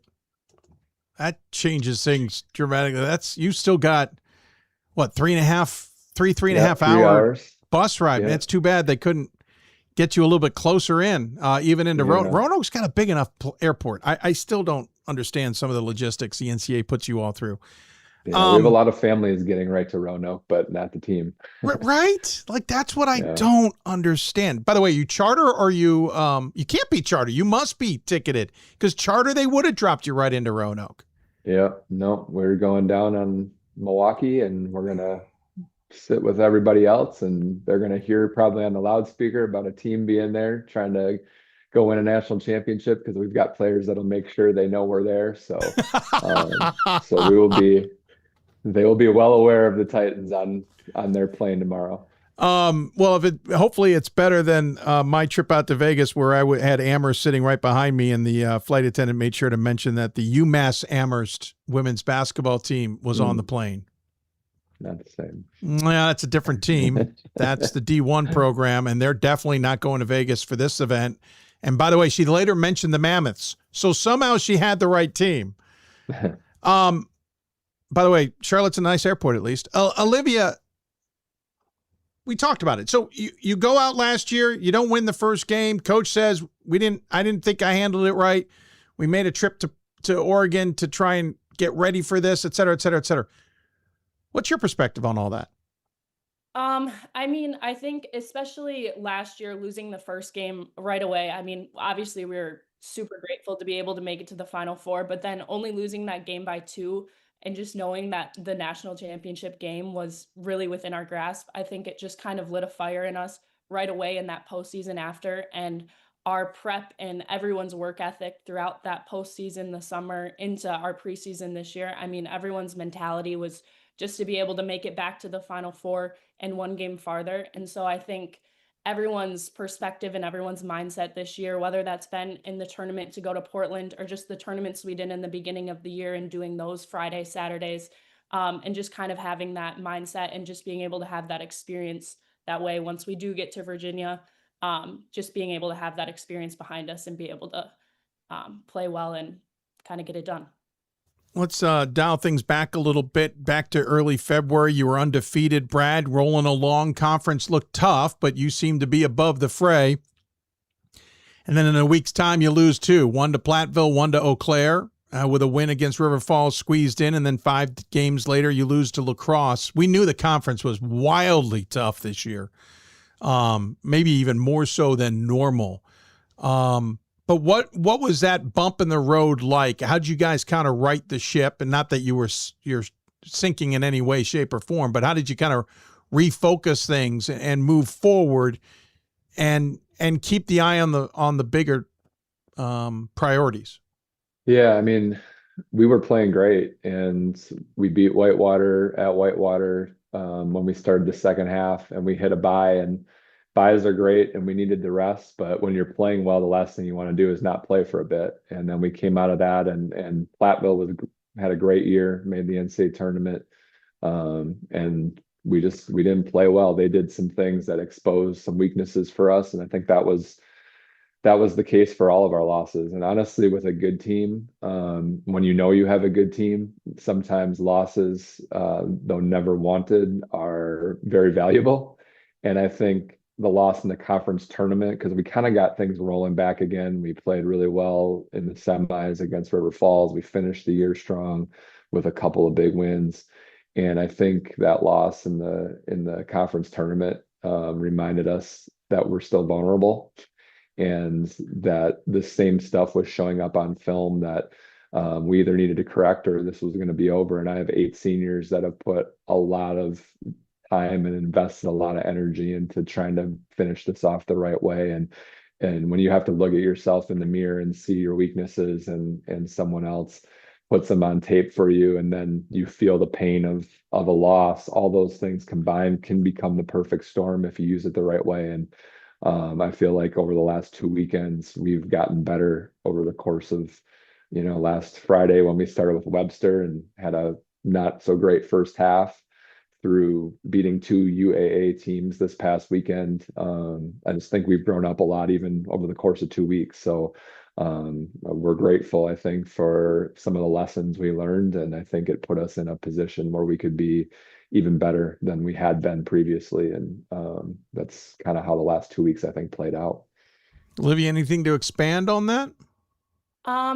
I think kind of what Coach Fisher talked about is we just never want to be satisfied. And even with the losses, like he said, they're never wanted. But I think they really helped us grow and taught us a lot of things where we might have not really seen them if we continued to win. And so I think it just kind of opened our eyes and opened our perspectives on never being satisfied. And every day we come back to practice, whether that's film or actual drills upstairs, getting to work. It's just always getting better and never being complacent with where we are. Brad, tell me a little bit about this team in terms of, listen, Paige Sekar gets a lot of the attention. Sammy Beyer, obviously double digits in scoring. Paige is a huge rebounding machine. So is Sarah Hardwick at 7 boards herself, along with 7.5 points. But I think, and we'll talk about Olivia here in a moment, it's players like Olivia that really makes this team click.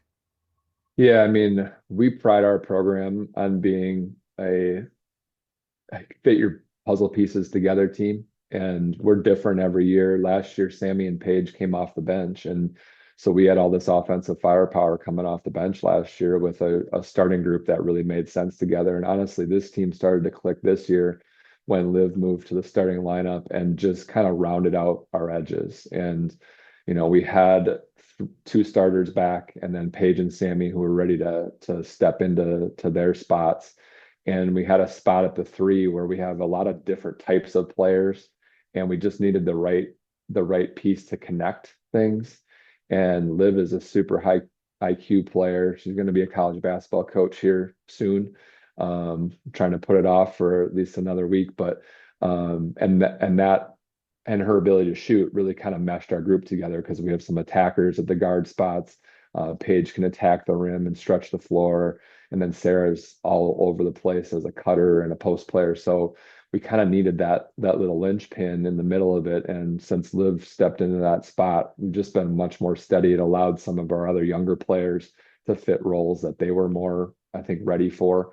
And, that's just kind of always been who we are. Like Liv's had a career of not playing, and then all of a sudden I throw her out there for 15 minutes and ask her to play well, and she does. And that's we take a lot of pride in our players being ready when their number's called, even if it's been a bit.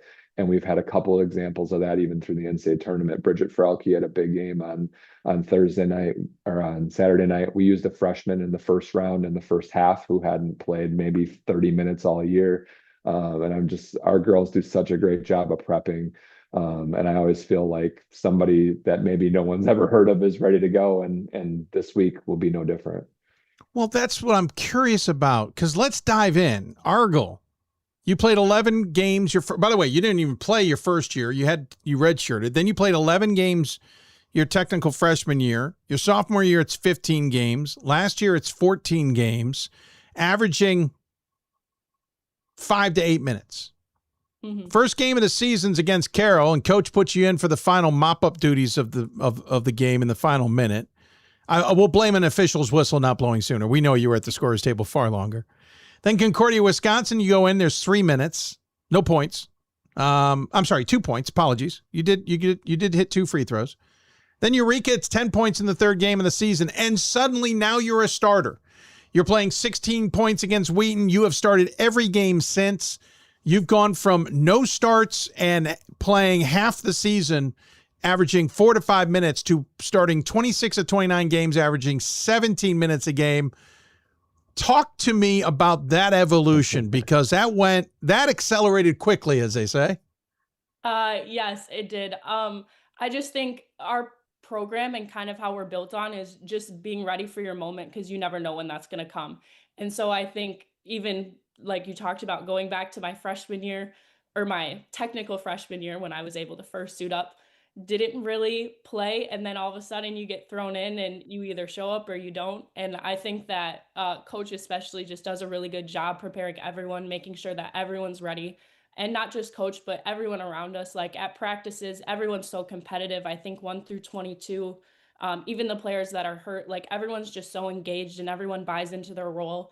And so, you got to step up when you can. And so this year, going from not playing, and I've battled some injuries too, so that always plays a factor into it. But I think overall, like everyone just does a good job of staying ready and never knowing when your moment's going to show up, because with our team, you really sometimes never know, and you got to show up when you do. So. Brad, that's a pretty good analogy and breakdown of everything. How much did you tell her you'd pay her for such a wonderful expose of your team? Well, like I said, she's going to be a college basketball coach. So Liv was someone, when I recruited her, that one of the first things that she talked about was how much she liked watching film. So she is always engaged in some piece of our stuff. So she's already thinking from that mindset. So I'm excited for, in whatever it is, a couple months from now, for her to be able to take what she's learned here and do it for someone else. But it's part of the reason she's been such a great linchpin for us.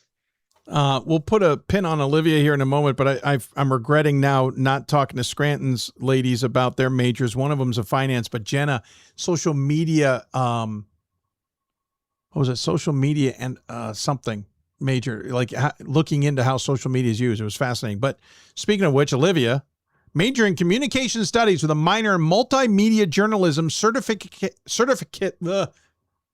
You know what I'm trying to say. In sports media and sports analytics. Apparently, I need to take a few of these classes myself to be able to speak well. Olivia, I mean, come on.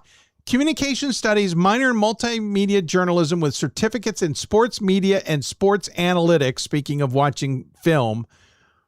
Wow. First off, working in my Major League Baseball role, I can look at that and go, the world is your oyster, and you want to go into coaching? Yes, I do want to go into coaching. But just honestly, I think I always knew that, but even if I wasn't going into coaching, I knew I wanted to stay in the sports world, whether that was broadcasting, analysts, stuff like that. And then going in my first year, knowing that I was going to redshirt, I knew I wanted to take all 4 years of eligibility. So I knew that I had 5 years of school to get through. So I said, might as well make the most of it and get as much out of it as I could. So. Titans got a pretty good broadcasting crew there. I've enjoyed most of their broadcasts. A little bone to pick about use of cameras. Someday we'll talk to them, but pretty good broadcast to say the least. All right, let's pivot. Denison's ahead. Team that knocked off the previous undefeated Wisconsin, keep doing it, Washington and Lee. And a 13-point game, really not indicative of how tight that game really was, Brad. Should you get to Salem and be allowed to play it against Denison, who are just traveling down the road from Lexington? What do you see in that squad and what you're preparing for? From what I see, very different than last year's opponent. Yeah, it's polar opposites. Our team hasn't seen them yet, unless they've went and looked for them themselves. They're going to Olivia see them in did. a few hours. She did. Olivia did. Yeah, yeah, she did. But yeah, they're super aggressive. They are attacking the rim at all times. They've got great size. They get off the offensive glass and they get 40% of their misses, which is kind of how we gauge how good of an offensive rebounding team anyone is, and they're in the top 15 in the country. So there's a lot of challenges for us. Just a different type of team that we haven't really played.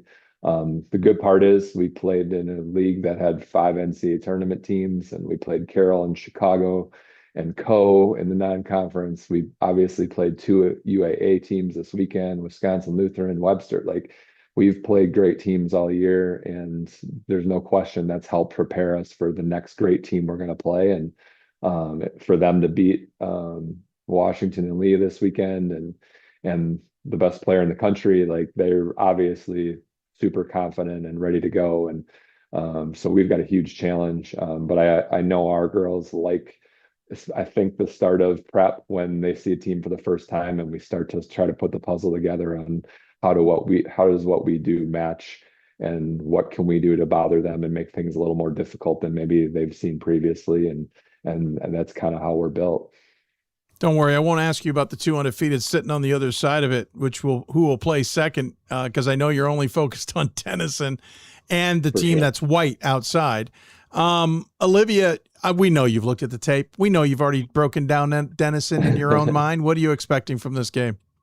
I mean, I think playing anyone in the Final Four, like, you can't take anyone for granted, and not even just in the Final Four, but anyone in the NCAA tournament. You know that every team's going to be a battle.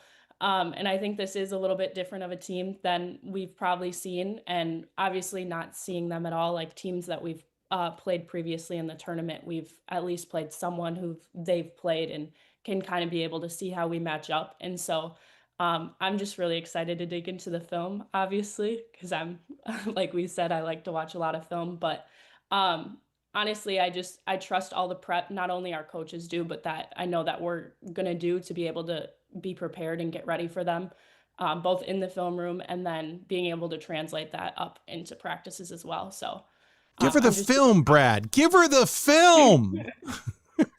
I've spent 4 hours snowblowing in the last 12 hours, and I've got 300 clips ready, and they've seen so much film from me this year that I think, other than maybe 2 or 3 people, they're probably ready to just wait for that half hour tonight, and that'll be good for today. Brad, I was under the impression you made big money in this state and that you could afford someone to shovel and plow and snowblow for yourself. You can search UW system records and find my salary and lack of raises, and you'll see where we will be doing our own snow blowing for the foreseeable future. No, most certainly. I am well aware. Listen, I'll let you guys go because I do know you got to shovel yourselves out and hopefully get to a plane tomorrow morning and do a lot more important things than humor myself. But congratulations on a back-to-back trips to Salem, which says a lot just in general, Brad. You and I have talked many a time off air about the accomplishments of the program and what you're trying to do. So my tip of the hat on air to all of that. Olivia, congratulations on your career, stepping up when you can, and good luck with that full breakdown on the major. I can't wait to see where you go with that. If you do need an in on Major League Baseball, let me know. I don't know people, but I can point you in the right directions. In the meantime, we always give the guests the final word. Olivia, we'll let Brad start with this since he's got familiarity with this and let you, figure out what you want to say, but we always give our guests the final word. Any final thoughts you want to share with those tuned in? Brad, you're up. Yeah, thanks for having us again, Dave. And I want to thank our crowds from this weekend. It was a bad snow report coming, and people had to make a decision, and they came out and supported us. We had incredible crowds. It was a huge difference. So if any of our fans are watching, I want to thank them for braving the weather on Saturday night at the sectional final. It's the first time we hosted a sectional since '94. So it was a huge deal in Oshkosh, and I'm really glad we played well and showed them our best. So I want to thank our people for showing out last weekend. Yeah, you had a big weekend over 2 UAA teams in WashU and Chicago. Chicago played so well against Hope. A really impressive weekend. Olivia, any final thoughts? Thank you for having us, and all the recognition you do on women's basketball specifically, I personally love and I think is great. So thanks for having us, and looking forward to getting to Salem. Thanks, Olivia. That means a lot to me. Appreciate that. Congratulations. Yeah, let us know when you actually do arrive. We might have sent out a search party if we have to. Take care of yourselves and look forward to catching up with you soon. Thanks, Dave. Thank you. Brad Fisher and Olivia Argel joining us here on the Hoopsville Hotline. It's kind of weird. You've got a team in Denison who's literally just going to go down the road. They're not even returning home to Roanoke to get ready to play. And then you got Oshkosh, who's their opponent, who just doesn't know right now when they're going to get there. It's just one. And by the way, one of the opponents in Lexington was Bethel, who couldn't get home because of the same storm. Just wild. I humor myself in these small things. Coming up, we're going to talk to Denison. Well, I'm not. Gordon Mann's going to hear from Denison women's basketball when we come back. You're listening to Hoopsville, presented by D3Hoops.com from the WBCA studios. Coach of the Year, Administrator of the Year, All-America Team, Wade Trophy. The WBCA doesn't just honor coaches, but players, administrators, and much more. The WBCA strives to honor those who have contributed to the advancement of women's basketball. Celebrate the present, honor the past, look to the future.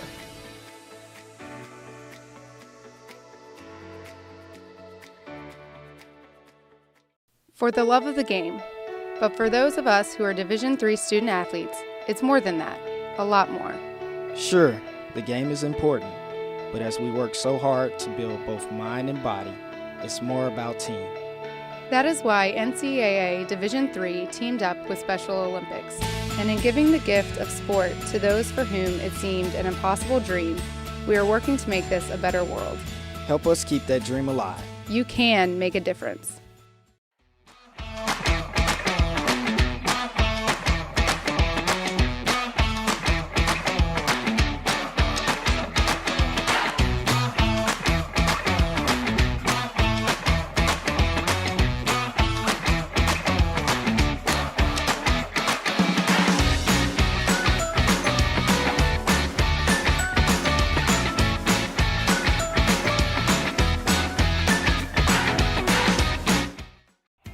Something I discovered in myself is that if I have a goal, then I can accomplish it. It's a well-rounded experience. At a Division III school, you primarily a student athlete, so the school is really shaped around you developing yourself as a complete individual.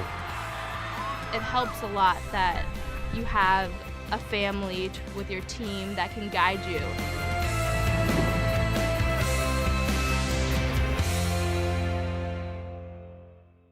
The National Association of Basketball Coaches is the nation's premier professional development. Welcome back to Hoopsville, everybody. Just cutting that off so we can keep moving on. I was talking to Brad Fisher there off air. Again, more about this insanity. They got to go all the way over to Milwaukee to fly down to Charlotte. They're going to spend, if weather allows, 4 to 5 hours on buses to get to Roanoke. Hour and a half-ish to get to Milwaukee, and then in 3.5 hours to get to Roanoke. And I had read this going in a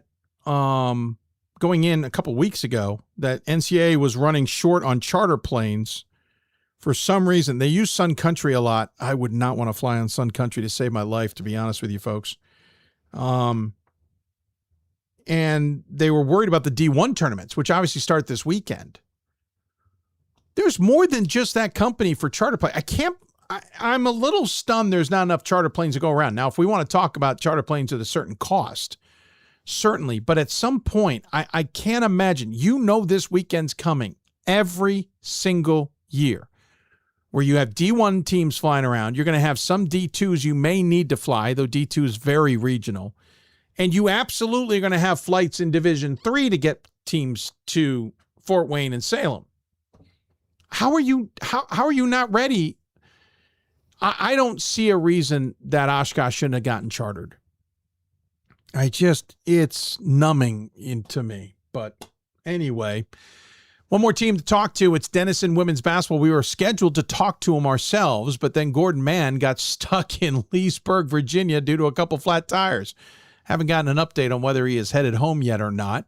As a result, he was there with Denison, who decided they're not headed home. They're going to go straight down to Roanoke today, or at least get into a hotel in the Roanoke Valley, I should say, in the Salem, Virginia region. So he decided, why don't I go talk to Mo Hurt? And Mo Hurt brought along a bunch of players too. And I said, well, what's the point in us talking to her if Gordon's talking to them? Because that's a much more interesting story. So it's a little bit different on how he pulls this off. But Gordon chats with the Denison women's basketball team.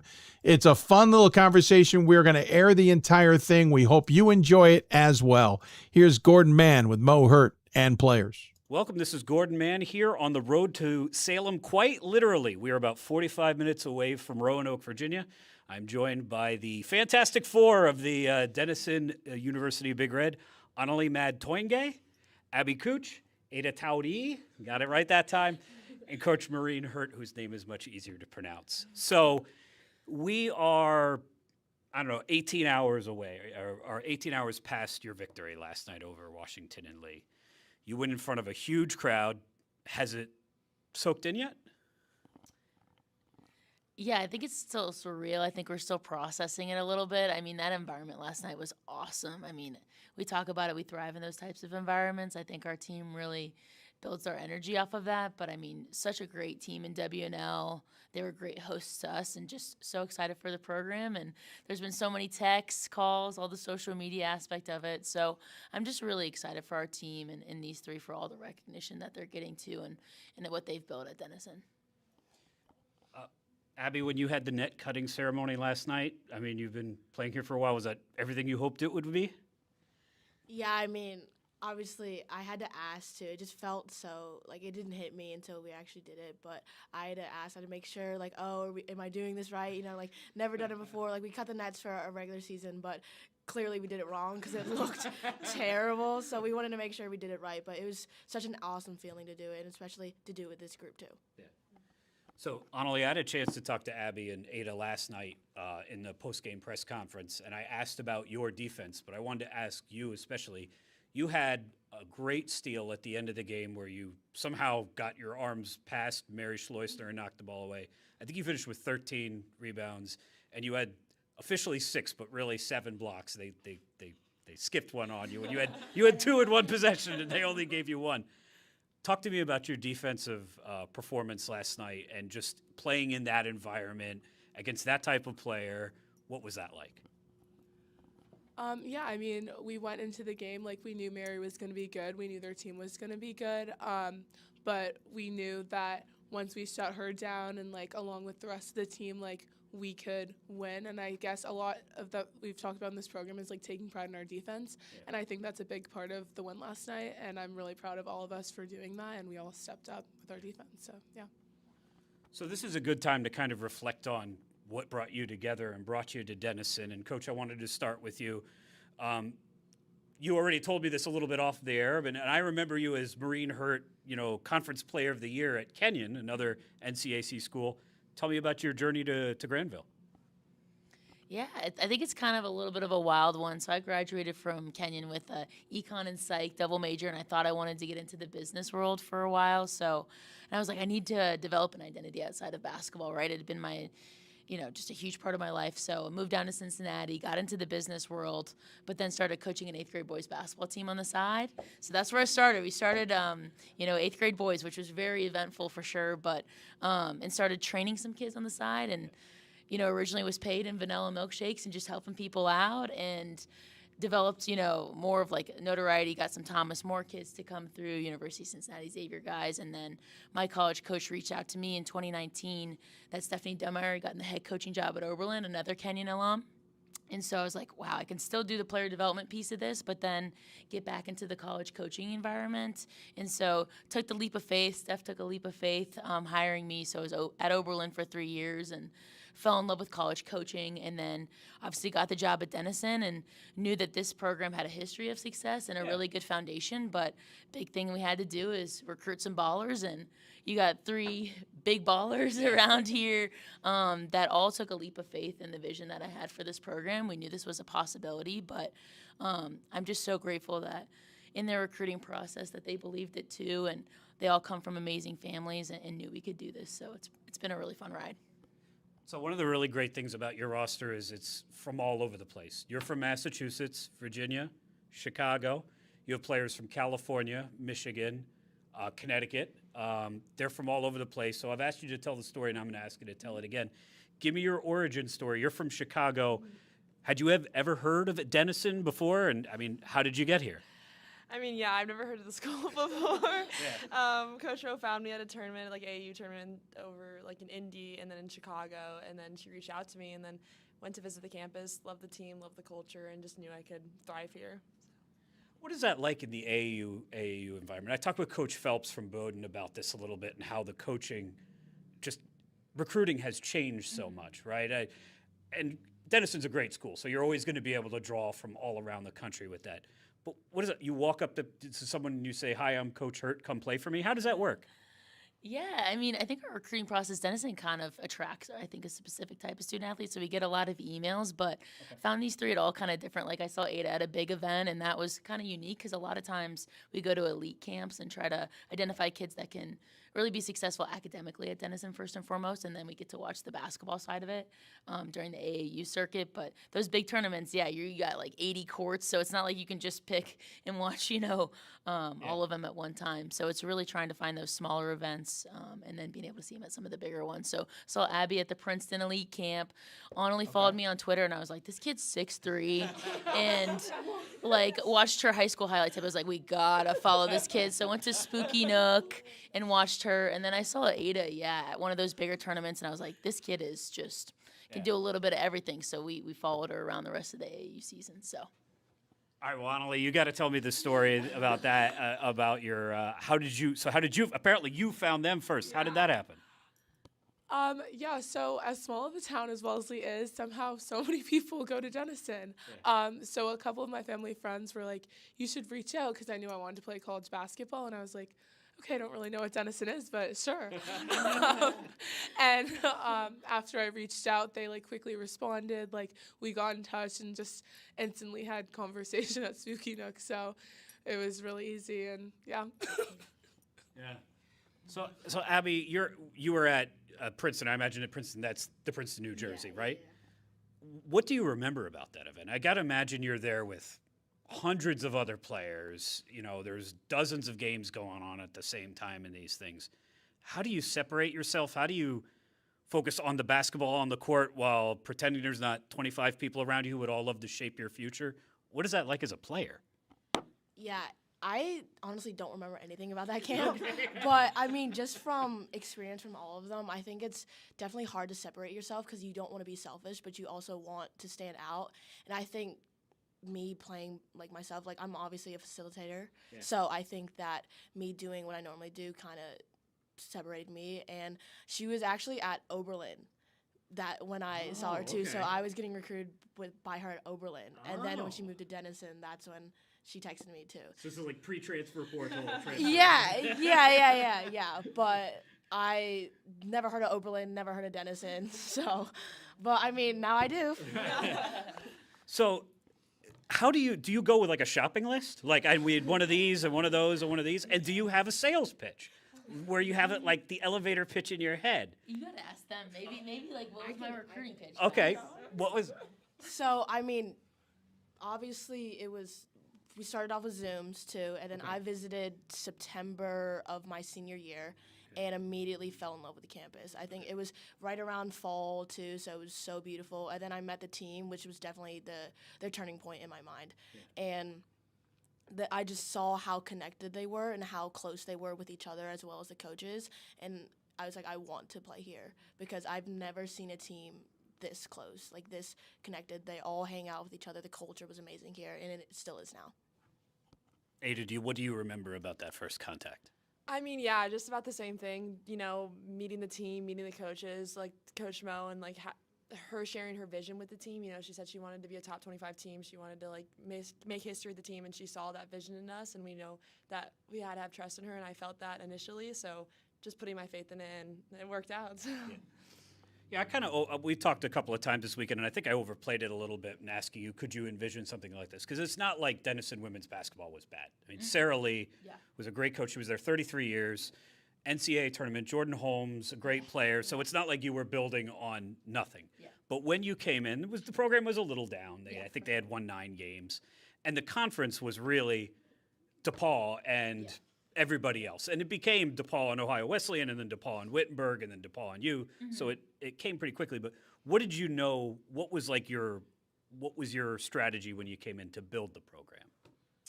Yeah, I think first and foremost, I believed in the education that our kids were going to get. Like, Denison is a great institution. They have all these cutting-edge majors. Our career center is one of the top in the country. It's just ranked second in the country. So I believed in the education our kids were going to get. And then we have a really strong support at Denison. Like, they want athletics to be really good. If you hear about swim and dive, you can't say that sentence without Denison swim and dive. Our men's tennis won the national championship this year. Our soccer programs, lacrosse, like. Isn't that a Kenyon thing too? Yeah, Kenyon's pretty good at swim and dive. Yeah. So having the familiarity with the conference, I think, is really nice. But I think there was a lot of pieces where I knew we had the resources to be successful. Our athletic administration is just, they're supporting us. We got a new locker room this past year and really worked hard to get that. And they're always trying to upgrade things. So I think the education, the resources were one thing. And then the big piece for me was just bringing in players that fit the style of play that we wanted to, and then the culture like they've been talking about that we're going to fit, and really wanted their teammates to be their absolute best friends, and wanted coaches that they had relationships with too, that they could talk to about life, not just basketball. I was going to ask you this trivia question, but I already spoiled it, and I think you would have known the answer anyway.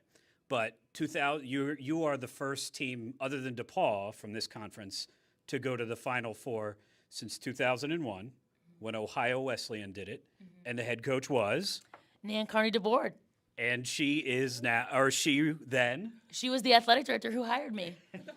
And I saw her there last night. Yes. And I saw Coach Lee there last night. Once you're a coach, I always append that to your name. What has it been like to grow this program around them? And also realizing she's somewhere else, but Coach Dunmeyer. I mean, there's like a whole little sorority here of coaches.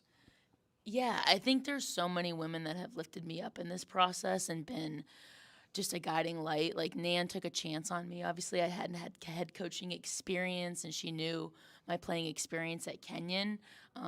But I think she's been someone that's just been a great mentor, a great friend, and has believed in me from day one. So it was really cool to share that with her.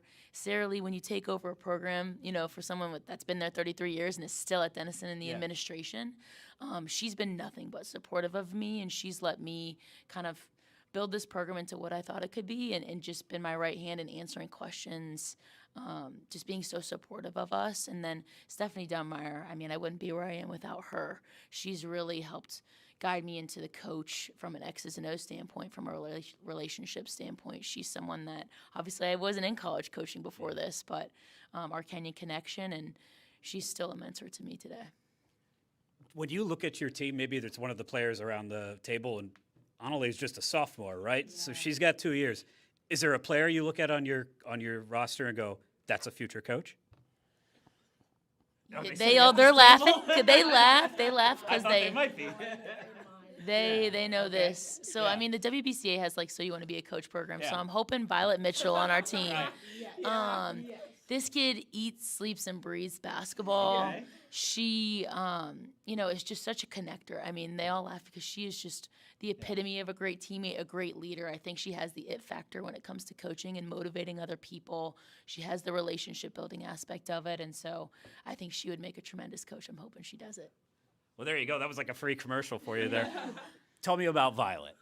So we actually have a nickname for her. We call her Mel Robbins, if you don't know who that is. But she just knows how to motivate you. Like, she loves meditating, loves doing breathing exercises, loves doing, like, reading motivational things, inspirational things. And I think that it shows us that we can also do that. And we love, like, how passionate she is. Like, she obviously wants to see everyone do the best that they possibly can. And if you need anything, like, she's there for you, like, regardless, on the court, off the court. Like, she always gives the best advice.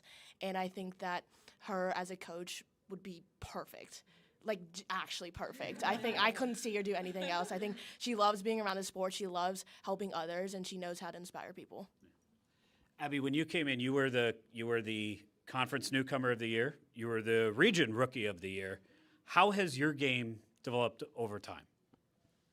I think definitely a difference between this year than the previous years, my defense. I think I've really honed in on being able to guard 94 feet and not get tired. I think my first year I played 40 minutes every game. Second year I played 40 minutes, but we didn't have the style of play that we did now, which is like requires you to be up in someone's faces for 40 minutes. And I think a big step is that my energy and then my stamina has helped me be able to play like that, like how my coaches want to. And I think that you can definitely see a difference in how my defense has changed. And I wanted to talk to you a little bit about last season. You got hurt. You tore your ACL. It was first game of the year. We've talked to a couple of players over the years who have done that, who've had that injury really early on. How did you stay focused and stay engaged through the whole season, knowing that it was going to be a while before you could get on the court? I mean, yeah, I owe it all to my teammates and my coaches. They were my biggest support system. It was a long journey, a long recovery, but, I showed up to practice every day with a smile, doing my rehab on the side, seeing the hard work they were putting in and knowing that that's where I wanted to get back to and knowing that I needed to show up for my team every day, even though it wasn't in the way that I planned to, but knowing that I have the potential and I have the strength to get back to where I was and, do what's best for the team, do what's best for me, and, that just kept me motivated every day. Was there something different you worked on in your game before you came back? I mean, I think my key was just getting stronger, recognizing that I had a strong freshman year season, realizing that people knew who I was. So getting back to that style of play, but also not letting people stop me and having different versatility options, being able to, if they stop one way, being able to play another way or facilitating well with my teammates. So, yeah. Coach, I noticed you had somebody last night who needed some help getting up to and injuries are just part of the sport, right? When you have a player who you're going to rely on who goes down that early in the season, you got to pivot to them, but how do you keep them engaged so that it's not doesn't feel like a full loss season for them? Yeah, I think it speaks to the culture that we've built. Everybody's a part of it. We talk about it on our roster. It's 1 through 18.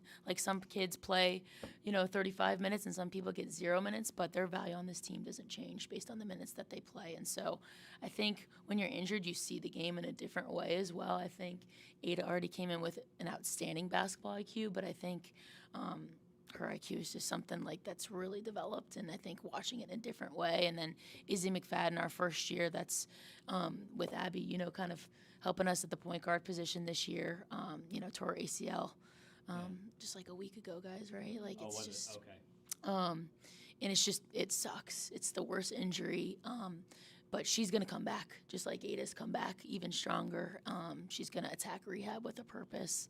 Annalie was injured last year, and her leadership, her teammates all look to her as just a young sophomore and what she's been able to do. And just I think the resilience and perseverance to get back and to continue to train is really special.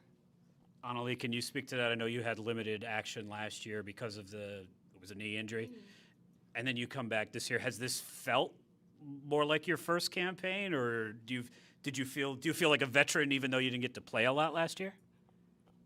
Yeah, my role in the team last year was a lot different than it is this year, but like Ada said, you get a new perspective when you're injured and you're on the sideline, and in a way, I think I found my voice on the team by being injured. So when I came up this year, I felt like I kind of already had that leadership and that ability to talk to my teammates, so I think being injured actually helped me become a better player, if that makes sense. Tell me more about that. How did you find your voice when you weren't able to play? Yeah, I mean, like, from the sidelines, you can see things that you don't when you're playing. So just, like, being able to talk to my teammates, like, oh, like, maybe you should do this instead of this, and, like, all that little stuff, like, it does matter. And, like, you have a role in this team no matter if you're playing or on the sideline. And I think that's something that's really important in the sport. So I wanted to pivot. You've got a few days. We're here in the. I mean, people are like, "Where are they? Are they like in a Holiday Inn boardroom or whatever?" Pretty close. We're in the Country Suites here in Lexington, Virginia. A bunch of people have been kind of stranded here over the weekend. Bethel, I think, is still here. Virginia Military Institute's women's water polo is here. Apparently, they closed the barracks during spring break, so the student athletes have to drive 5 minutes down the road to a hotel. Which is why they're here instead of VMI. And I'm just here because I got a flat tire. That's not as cool a story. But you'll drive down the road and you'll play Wisconsin Oshkosh, one of the most deliberate, let's call it deliberate teams in Division III. Their pace is slow. So as a team that likes to push, and as the floor general who likes to push, how do you prepare for that? I think our offense flows. It thrives off of our transition too. So, and even if we get scored on, we're getting out quick. So we're running. And I think that definitely taking advantage of that on Thursday will be huge for us, and trusting our principles because that's what got us here. Ada, you go against a team that's the WIAC had 5 teams in the conference in the NCAA tournament. And second to that was your conference, right? You had DePaul, you had Ohio Wesleyan, you had John Carroll, and obviously yourselves. So both teams really battle tested, right? You both teams come in with losses, unlike the other two, but your conferences, frankly, are deeper than those other two as well. How does that conference play prepare you at this point in the season? I mean, yeah, I think just the resilience that we face against in conference. You know, we played teams 2 to 3 times, so understanding like the adjustments that we need to make throughout the way and understanding what we do best as a team and what we do well in the court and focusing on our own game and not letting people deteriorate from us. And it's just, you know, when things don't go our way, if there's ebbs and flow of the game, like taking pride in what we do and not steering away from our principles. Coach, how do you prepare for a team? You told me you saw Coach Fisher when you were a site rep. They were to the Final Four last year. A team that, again, I mean, they want as few possessions as possible in a basketball game. How do you try and counter that? Do you go with it? How do you prepare for something like that? Yeah, I think it's kind of what Abby and Ada have just said. Like, I think we've gotten to this point playing our style, and obviously it's a tremendous program, and Brad's done an amazing job there. And like you said, their conference is ridiculously strong, but like you said, the NCAC has prepared us for this moment a little bit too. So I think we just got to make sure that we dictate the pace of the game and really, like Abby said, push and transition and lock in on their best players and make sure that we're playing Denison women's basketball for 40 minutes. The last question for you, and any of you could take it, or all 4, you could pass it around if you'd like. Talk to me about your community support. So there was that was a really loud gym last night, but there was 1 quarter of the gym that was a lot nicer to you than the other 3 quarters because of your fans. I saw, again, Coach Lee, and I saw your president. I saw all kinds of people kind of pour onto the court afterwards. What has the community support been like? I can go. Sure. I mean, not just about last night or our past few games here, but just like in general this year, I think we've had the largest turnout of community support that we've ever had. And that's just been amazing. Like, our gym is constantly so loud. Yeah. The environment's crazy. And I think that's what prepared us for last night, like you said earlier.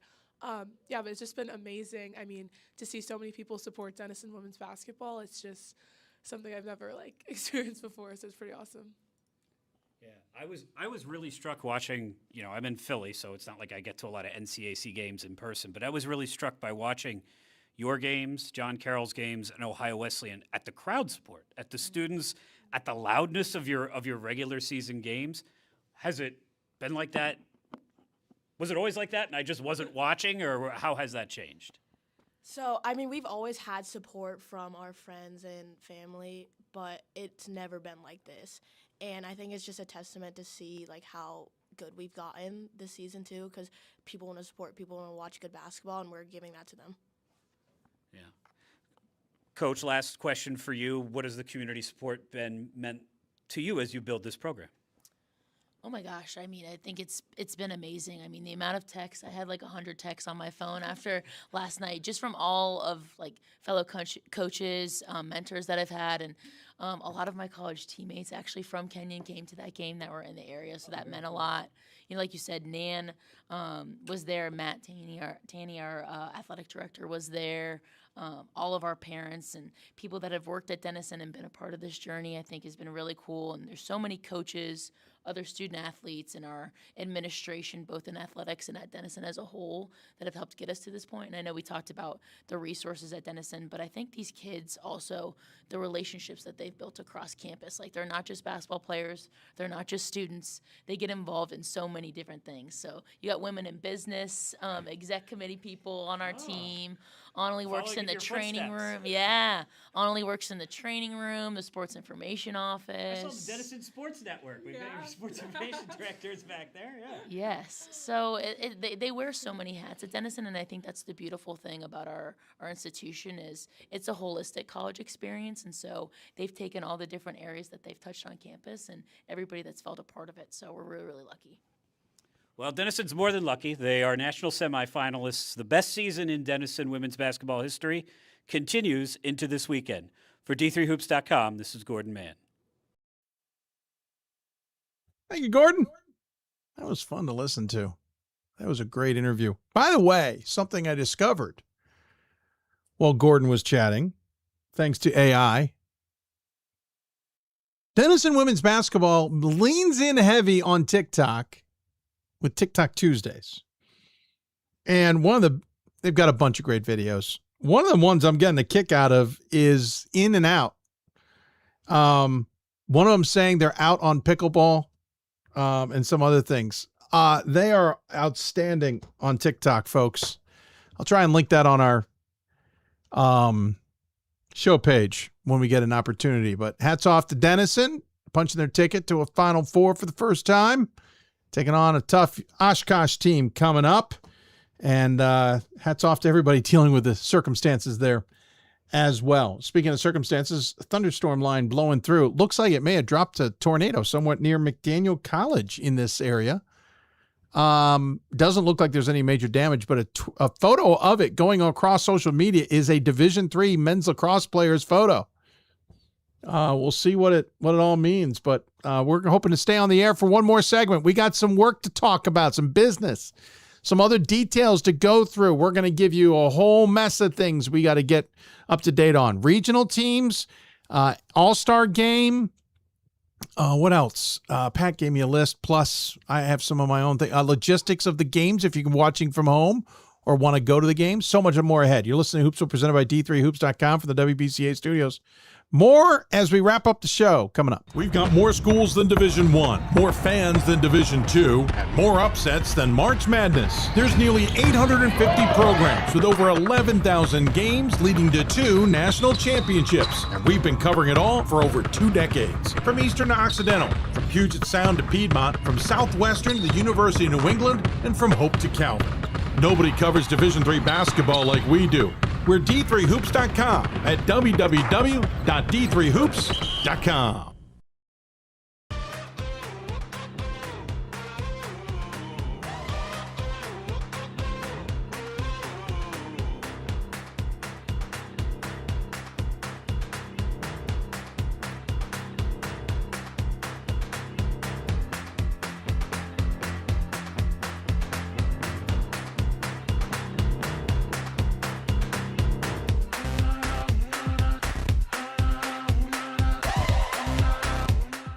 The National Association of Basketball Coaches is the nation's premier professional development and advocacy organization for basketball coaches at every level. The NABC strives to serve as the voice for coaches on national issues while advancing the core value of leadership, service, advocacy, education, and inclusion. To learn more about the NABC and to become a member, visit NABC.com and follow the NABC on social media at NABC1927. That's NABC.com or NABC1927 on social media.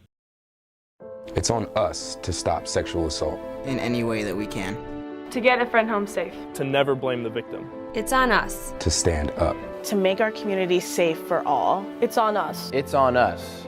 to look out for each other at parties. It's on us. To be more than just a bystander. To step up and say something. It's on us, all of us. To stop sexual assault. Learn how and take the pledge at itsonus.org.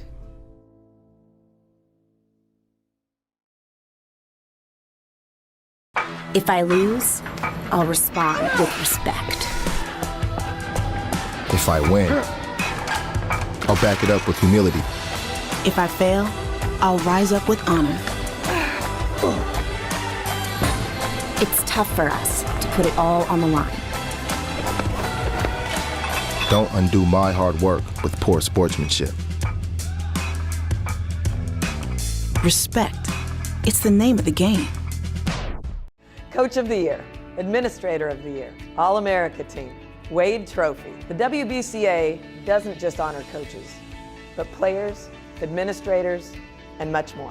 The WBCA strives to honor those who have contributed to the advancement of women's basketball. Celebrate the present, honor the past, look to the future.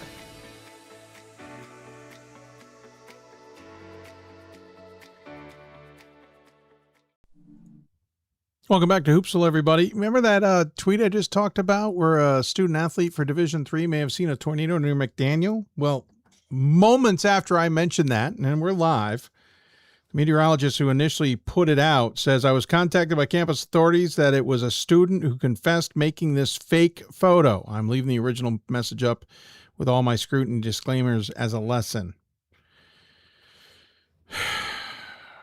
The guy's a student athlete on the lacrosse team there, and I'm hoping he's going to learn a quick lesson here. But come on. We're better than that at Division III, I thought. Admittedly, the photo looked a little bit questionable. Some parts of it don't look right. There has been damage in the area due to these storms. But, come on. Come on. Why does it have to be a lacrosse player, too, by the way? All right, let's talk about some business. If you got questions for us, tweet us at D3Hoopsville, hashtag Hoopsville, email us, hoopsville@d3sports.com, etc. We got asked this by Kevin a while ago, but we'll tackle it now since a lot of people are still tuned in. If you could mention how to watch the Final Four, it might be helpful to people. I've checked, but I'm still not sure if you need ESPN Plus to watch the last three women's games. You're going to need ESPN Plus to watch all the rest of the Division III games in men's and women's basketball. So in men's, it's 7, in women's, it's 3, total of 10. The Elite Eight and Final Four this weekend in Fort Wayne, plus the title game in Indiana in 2.5 weeks' time, and the women's Final Four in championship in Salem, all on ESPN Plus. This is part of ESPN's deal when they signed on with women's basketball a couple of years ago. We already had football on ESPN. They added men's and women's basketball and women's volleyball to their portfolio. So these are not NCAA-produced games. These are ESPN-produced games. Yes, you need ESPN Plus for all of them because none of them will appear on ESPNU, ESPN2, or the mothership unless they re-air them at a later date. In championship game for men's basketball is the only one not airing on a network. Division I obviously is on CBS or Turner. I think it's CBS this year. Division II is on CBS. NIT is going to be on some network. I can't remember who. And you're wondering, well, why is Division III not on ESPNU or something? Well, it turns out we're taking place about the same time as the women's either Final Four or championship, and so there's extended coverage on ESPN. Remember, they do all those extra channels. So you get the home broadcast, the away, or I should say broadcast for both schools. You get the coach's angle. You get the different kind. As a result, they don't have any network space. So the men's basketball title game will be on ESPN Plus. So, again, all your games for your viewing pleasure. Women's semifinals at 5 p.m. and 7:30 on Thursday, ESPN Plus. I don't know who the broadcasters are. I meant to ask about that before now, and I've forgotten. On the men's side, it'll be 1 p.m., 3:30, 6:30, and 9. All those games on ESPN Plus. Brendan Gulick and myself on the call for those games. And then the title game for women's basketball on Saturday at 4 p.m., men's semifinals at 5:30 and 8. By the way, one little quick note. Remember when Kristen Hughes said that they wanted the 24-hour window and preserve that for women's basketball, that it was important, which we didn't disagree with. So if the second game of a weekend played at 7:30, then the next day's game would be at 7:30. Note that the games on Thursday are 5:30 and 8, and then the title game's at 4. Now, I know there's a day in between, so I'm being a little tongue-in-cheek here. I'm just having a little fun. Again, everything's on ESPN Plus. Most people have access to ESPN Plus in some capacity due to a package deal with Disney and Hulu or something along those lines. If you don't, I can tell you for sure there are deals out there right now to get ESPN for a period of time bundled with Disney or Hulu or whatever, so you can see those games. I don't think you need ESPN Select. I mean, they now have ESPN Select and ESPN Plus, and it gets a little complicated. Here's the deal. You need the package that allows you to get what they're streaming that's not airing on their networks, whatever that ends up being. There are deals out there, especially for first-time people. Maybe use a different email address. Maybe have somebody in the family sign up for it instead. You can get some deals to be able to watch those games. It should work out pretty easily on that end. And I hope you do enjoy them. I know that we rail on pay-per-view broadcasts, and somebody decided to tweet recently about the fact that apparently my only bone of contention this past week was stuff about how Division III promotes itself on its streams. That's not accurate, as anybody who's watched this show can attest to. But this is about the one time where I won't rail on it. ESPN Plus and that system is so widely adopted by so many people. They're paying for it, whether they got a Disney thing or they get some of it, or if not a good chunk of it through their cable provider or their cable partnership, or it's pennies on the dollar in comparison to some of these other streaming opportunities in Division III, that it's hard to rail and say, well, we shouldn't be streaming these games for pay-per-view, because again, I saw a deal for Disney, Hulu, maybe ESPN for $5, and don't quote me on that, folks. I saw it in passing. I don't know what it entails entirely, but my point is, if I'm going to pay $5 to get everything that is Disney, everything that is Hulu, and everything that is ESPN, and again, I could be wrong on the pricing. Maybe it's $10. That's certainly a lot more content than paying what others pay during the regular season. So anyway, ESPN Plus for all the rest of Division III games. By the way, the NCAA Championship Pass, for the most part, was pretty good. It's a little clunky. They've got to maybe work on it on the website version, because caching issues. I was popping into Division II lists of games by the end of this past weekend, and I don't know why. They got to work on that end, but the app is tremendous. The app you can get on Roku or Amazon Fire or Apple TV or wherever you stream, the app, even on your phone, the app is great. It's NCAA Championship Pass, but not relevant for this weekend, as we obviously know. All right, some other business. All region teams have been announced and released. They are out. They came out this morning. Go there and see who the coach of the year, player of the year, rookie of the year in each region was, plus who was first team, second, maybe third, depending on the size of the region. We've got those all listed. All-America list for women's basketball will come out on Saturday. All-America for men's basketball will come out next week. Again, All-America for Division III men's basketball next week for D3Hoops.com. But the All-America for women's basketball will be released Saturday before the title game. NABC All-Star roster will be coming out later this afternoon. I've already seen the list. It's a fascinating list, but as Ryan Scott pointed out in our group chat, this is one of those funky years. We didn't get this in 2020 because we hadn't gotten that far. But you've got 8 teams still playing in Fort Wayne with a lot of really good talent, and players like Samet for Yeshiva will not be eligible because he's not going to be able to play due to his religious restrictions. He can't play a Saturday afternoon game. That game, I believe, is at 1:30 on Saturday. It'll be streamed, by the way, to YouTube. I don't know anything more than that. But those rosters will come out at 4 p.m. today. Go to D3Hoops.com for those. So there you go. So again, all region teams are already out. Go to d3hoops.com for those. All-America for women's basketball will be out Saturday. Men's All-America will come out sometime next week. All-Star game rosters for the NABC are coming out later this afternoon. And best I know, there is no women's All-Star game this year. Men's no longer has a sponsor. Women, I'd be curious what's going on. There's more money with the WBCA, but I'm not sure some of the other ramifications on all of that. So there you go. Hope that is all helpful. If you got more questions, you can always email us, hoopsville@d3sports.com. That's hoopsville@d3sports.com. You also know how to get a hold of us on all the kinds of social medias. We'll take that information wherever we can.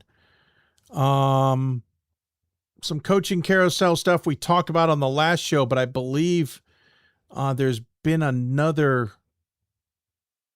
coaching change,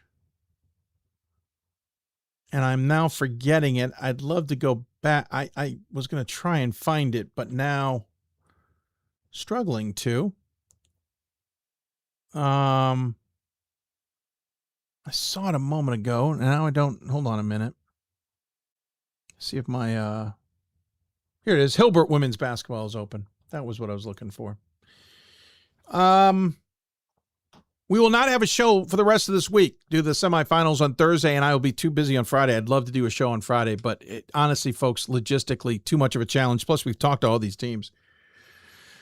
We will be back on the air. It looks like next Tuesday. I've got to be at a ballpark on Monday. So next Tuesday, we will have the national champs in women's basketball on and hopefully talk maybe to the two teams on the men's side playing for a national title. Depending on who they are, we'll decide on how we talk to them or who we talk to them about, whatever. But that is hopefully coming up on Tuesday. We're hoping to be on the air Tuesday. I will admit, if I am overloaded with all the work I have on my plate that week, it's going to get pushed. And with opening day coming, it may get pushed to the next week. I hate to do that. By the way, Jostens, we'll be voting on Jostens. Jostens' deadline is soon. Let me double check. I have my email right in front of me. Where is my deadline? Oh, the deadline is coming up on Thursday. So the deadline is Thursday, which means they'll probably announce Jostens finalists next week. That's usually the timing. I could be wrong. But I think that would be the timing on that, which also reminds me, I got to get going on my voting. I started to print up the bios of everybody. I got to add some paper and print up the rest and get that done. So there you go. That is Hoopsville for today. Appreciate you all tuning in. What a great show. Had some awesome guests on today's show. Thanks for all of those who tuned in or who joined us. We had a jam-packed show. Let's go through it in case you missed it. Go back and listen to Ron Rose and Jackson Niego from Illinois Wesleyan, Brandon Linton from Tufts, Anthony Medina and Nick Buffalo from St. Thomas, Meg Barber, Brooke Batchelor, and Caroline Pepper from NYU, James Cosgrove from Trinity, Ben O'Brien, Kaylee Romanowski, and Jenna Sloan from Scranton, Olivia Argel and Brad Fisher from Oshkosh, and then it was about half the team from Denison who talked to Gordon Mann. Thanks to Gordon for that as well. Hope you enjoyed it. Thank you for tuning in. Again, no shows the rest of this week. I'll be in Fort Wayne. Say hello if you catch me. I will be a bit busy on Thursday, but certainly catch me and say hello if you have a moment. Hopefully we'll be back on the air next Tuesday, midday, with a show regarding what happened this weekend in Fort Wayne and Salem.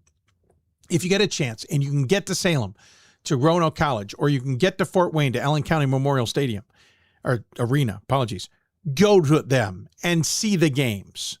It is great. But if you can't, we'll be on ESPN Plus.